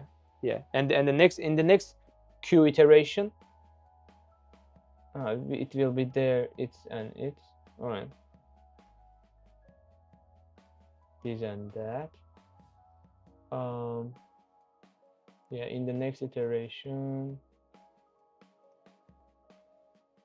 they will be this and this. All right.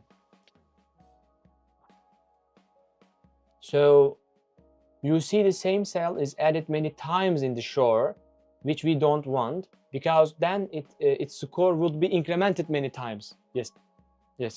That makes sense. It was a great journey, man. It was a great journey. I will make your fish have different colors, Solaris. Yes. I will add some special, I will do some special treatment for your fish, all right? In a set, if a value is already there, yeah, it's not, yeah, of course. Yeah.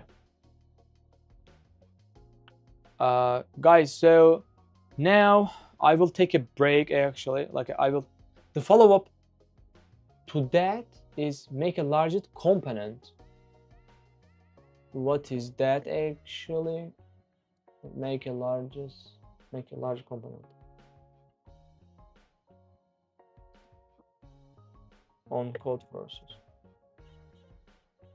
Let's see. Largest connected component in a range. Do you mean?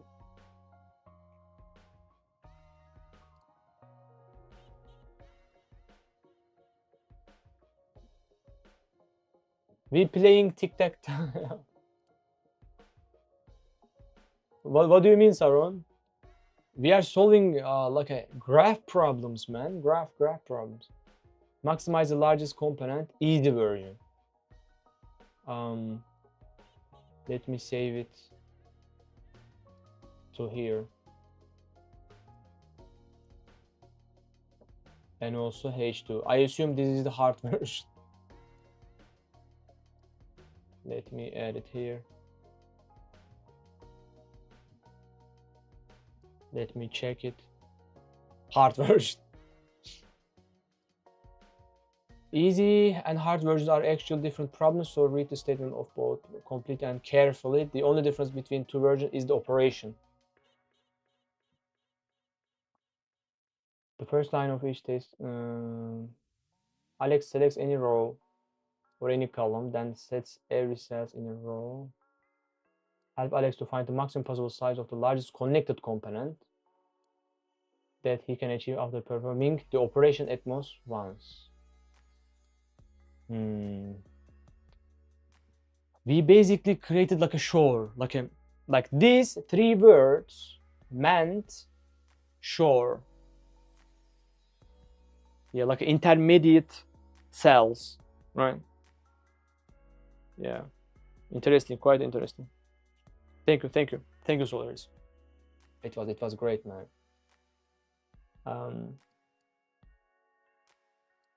The size of the largest component that he can achieve after, like they look similar. What is the difference? I guess there's a different part that, like there must be a similar, slight difference, right?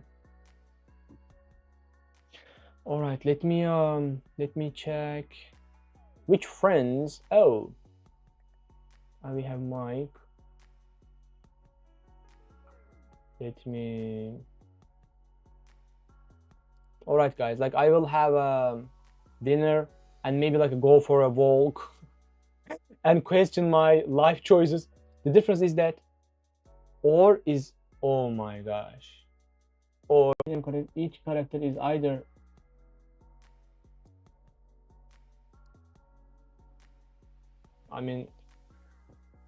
can I sit like that?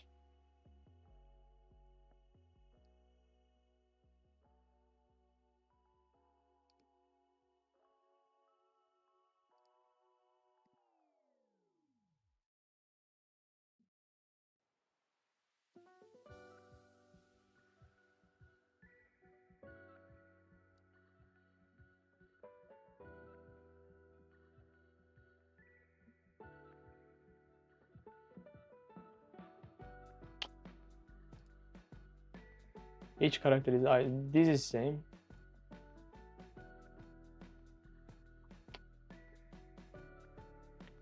In one operation, Alex selects any row or any column. Oh my gosh, and any column. Selects any row and any column. And is the harder one. All right. I guess I can work like this. My back started hurting. All right. Thank you, guys. It's been 10 minutes. All right. Like I will have my dinner and maybe like a go for a walk. and then question my life choices. No, no, no.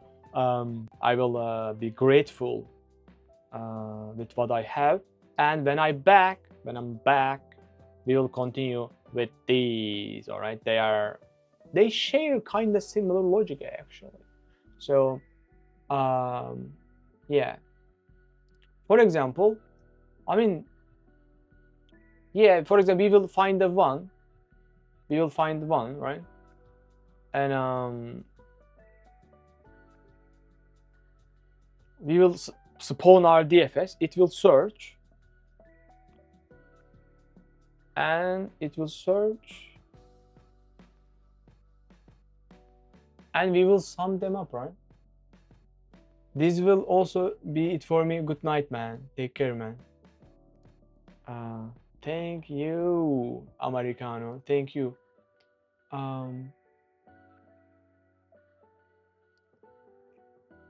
Let me.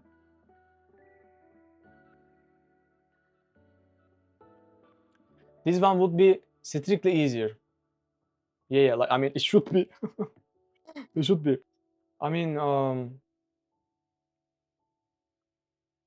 from BFS perspective, in a nested for loop, we will look for, and when we find the one, we will start adding its neighbors. And what is our goal, by the way? Return the maximum area of an island. All right. All right. We will solve this in both BFS and DFS.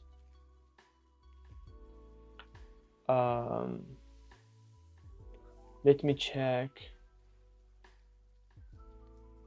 this number of islands and queens. Oh my gosh, this is the first question.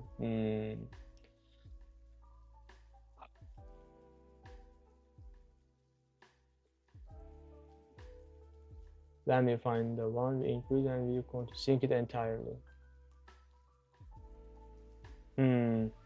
We like that DFS has a goal, like as a function we are using it. So in each state, in each state frame, we will then we find the one. What was that question asking? This question, number of islands. We are counting, and now we will find the largest of them. All right. Good night, Americano. Sleep well. Oh my gosh. All right, guys. Let's have a break. Let's have a dinner, and we will continue with this one, and then clone graph, and then this one, and then rotting oranges. Yes.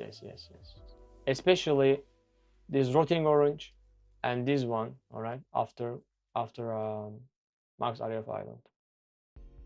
All right.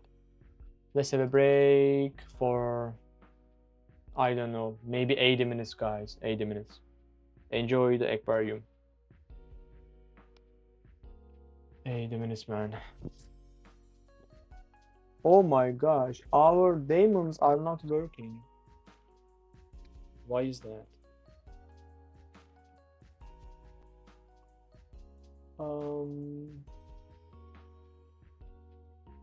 Let's turn this off.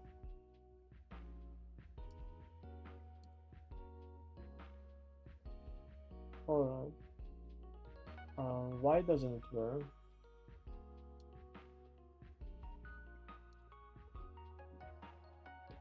I mean, can you restart our daemons because they don't work right now? Can we fix it? I am live on Twitch right now, so make sure we don't break anything, alright?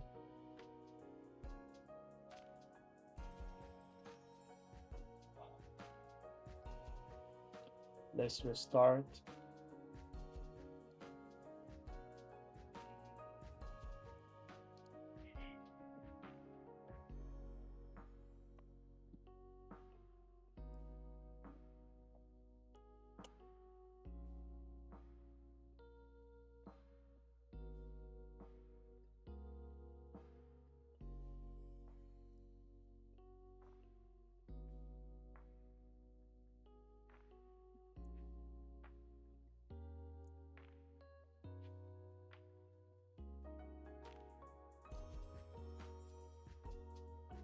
Come on, fix it.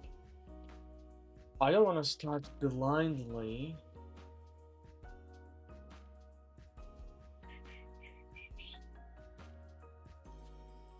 Max area of islands. And floating oranges. Pacific Atlantic water flow. Alright. Actually, rotting oranges problem is completely BFS. You cannot use DFS.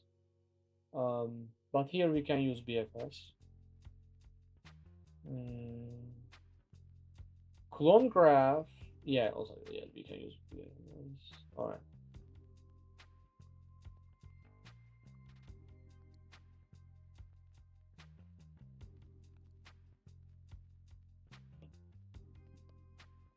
Let me write something. But two things stand out.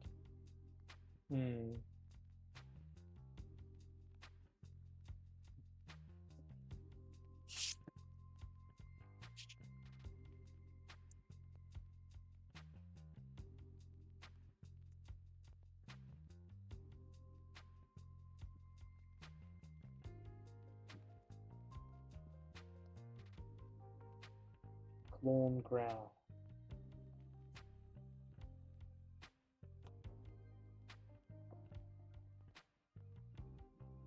Floating oranges.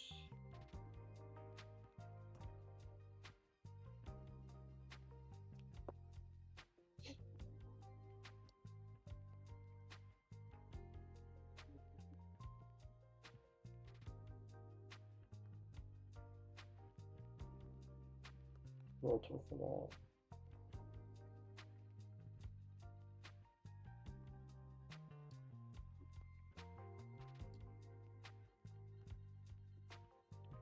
Topological sort via count algorithm or DFS cycle detection. Course schedule 1 and 2. Nande.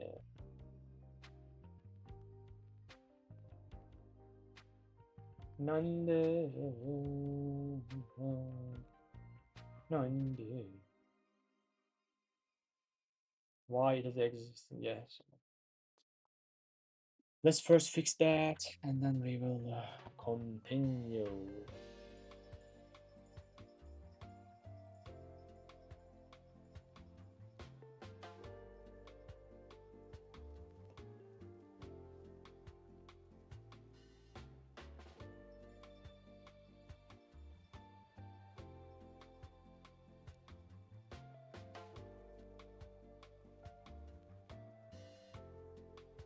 Leave the YouTube chat down, but the thing is, when something goes wrong, I mean, it shouldn't stop working. All right, our Twitch daemon should continue working basically.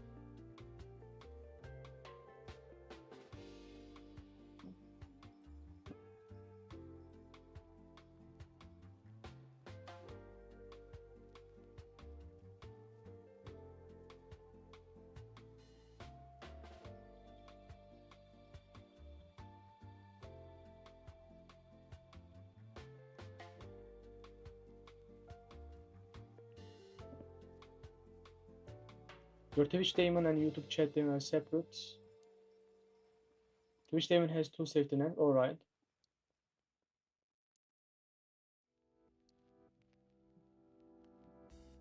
The thing is, I have written this comment on the chat, but it didn't work.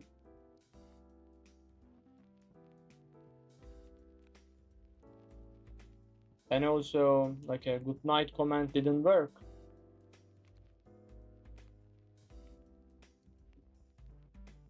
Let's try hunting.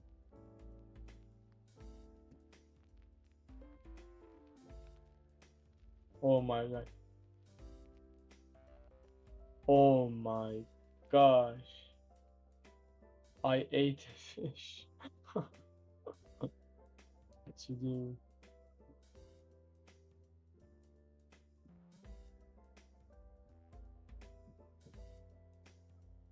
Oh, damn, chat comments aren't firing, which is a real problem.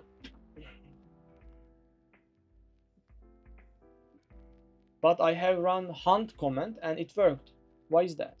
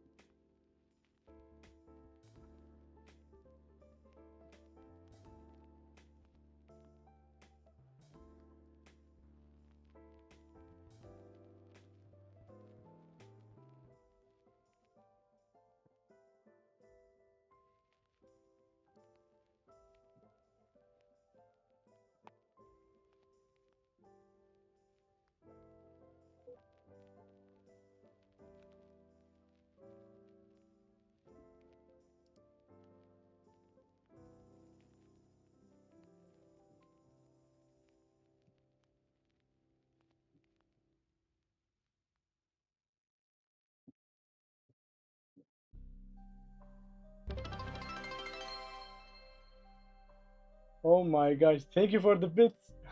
I was hello, welcome, welcome, welcome in. I was about to take a break. Um yeah, so this is our aquarium. I was I was about to take a break and I was doing something. Thank you. How are you doing? It is going great. I studied a bit and I feel a little bit tired and I will have my dinner and then maybe I will go for a walk a bit and then come back and continue studying. Yeah. How about you? How about you? Kai, Kai. Yeah. How about you? We have lots of fish in our aquarium. By the way, what is your favorite color? What is your favorite color? You can use our color command and set your favorite color both for my room and for our aquarium. Just about to sit down and start studying. Nice, nice.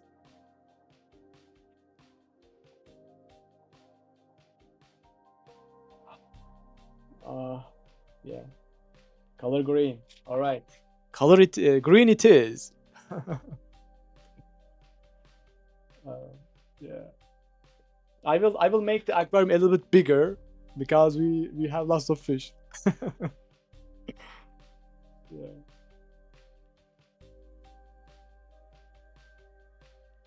Yeah. Thank you. Thank you. Um, so much development. Thank you. Thank you. I have some other ideas as well, like for a bird game and maybe some other games. Stay tuned. We will have lots of apps, lots of games in our streams. All right. Um, I wish you good studies as well. Um, also type time the connection was recovered. All right. All right. Can't wait to see. All right. All right. Thank you. I even today used one of your emails. I guess it was this. I like this. It looks very funny.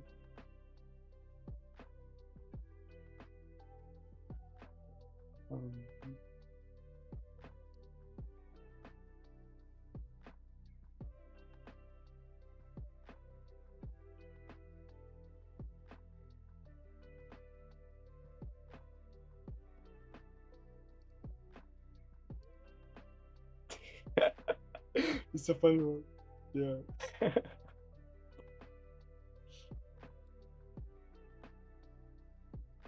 um, let me.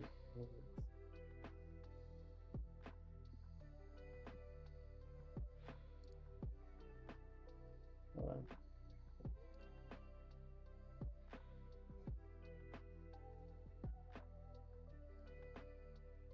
Let me handle something.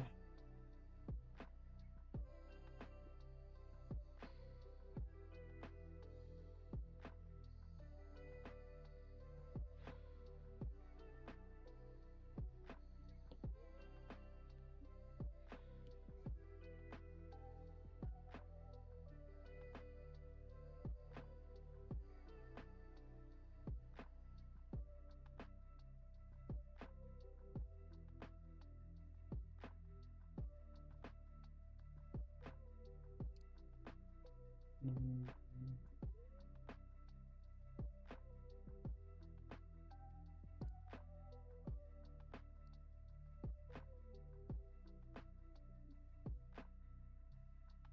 We have music, right?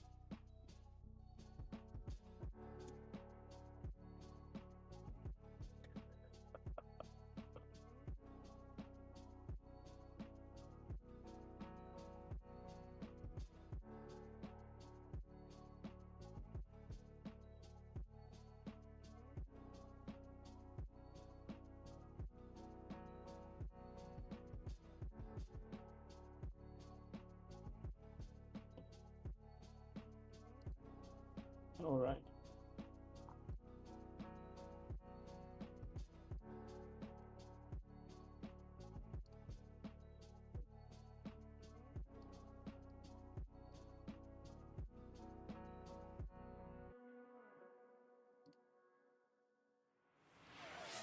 Oh my gosh, what's going on, man? I'm working hard to get. What's going on, man? What's going on, man?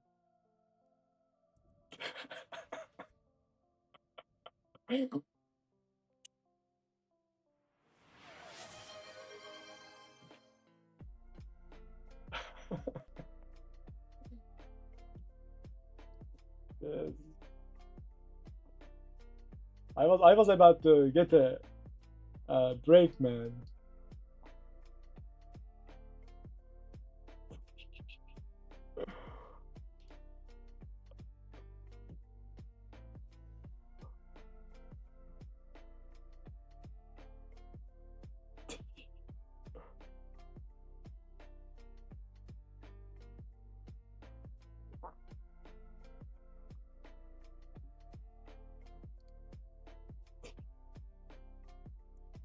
Mm.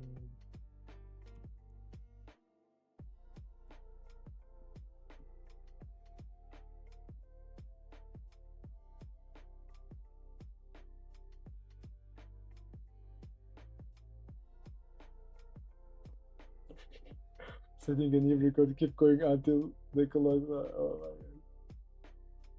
god. God, I'm sorry.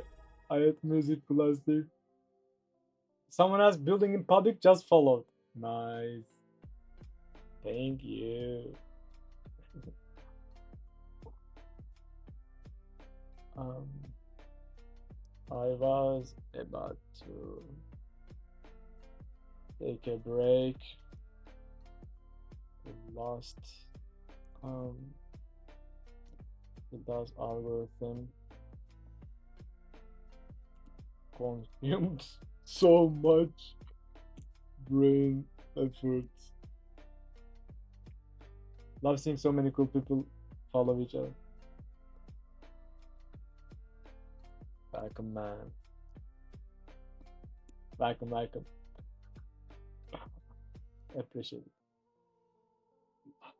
I was about to take a break, but let's stay a bit more. I bet you answered a lot of questions. Yeah. From your yes. Not too many, but good enough.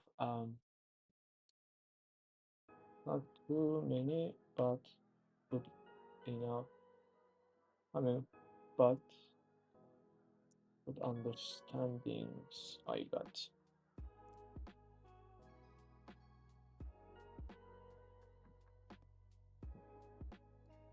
All right. Let's have a break for, I suppose, 90 minutes, guys.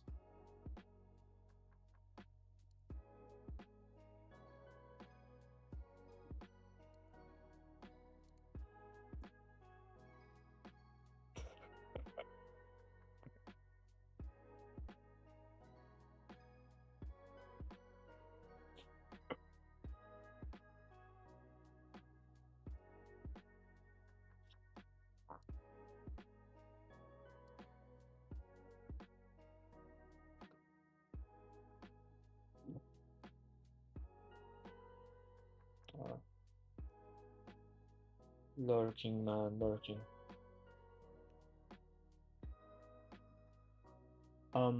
Let's have a 90 break. Thank you. The French thing is coming along awesome. I love it. Thank you. Thank you for the lurk. Gonna take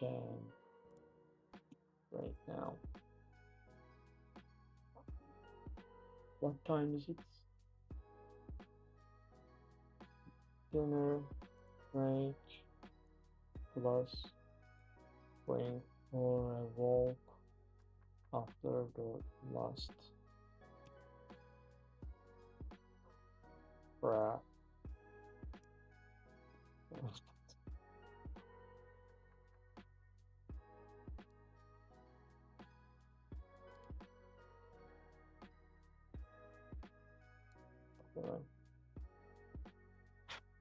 Let's save the progress. I mean, let's connect this.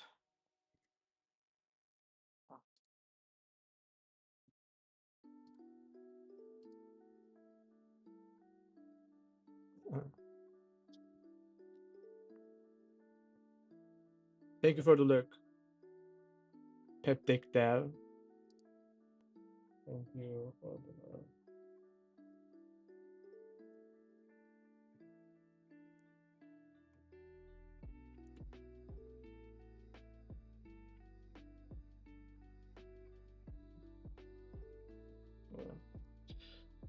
I will have a break for, let's make it 90 maybe. All right. See you after the break, guys. We will continue with graph problems.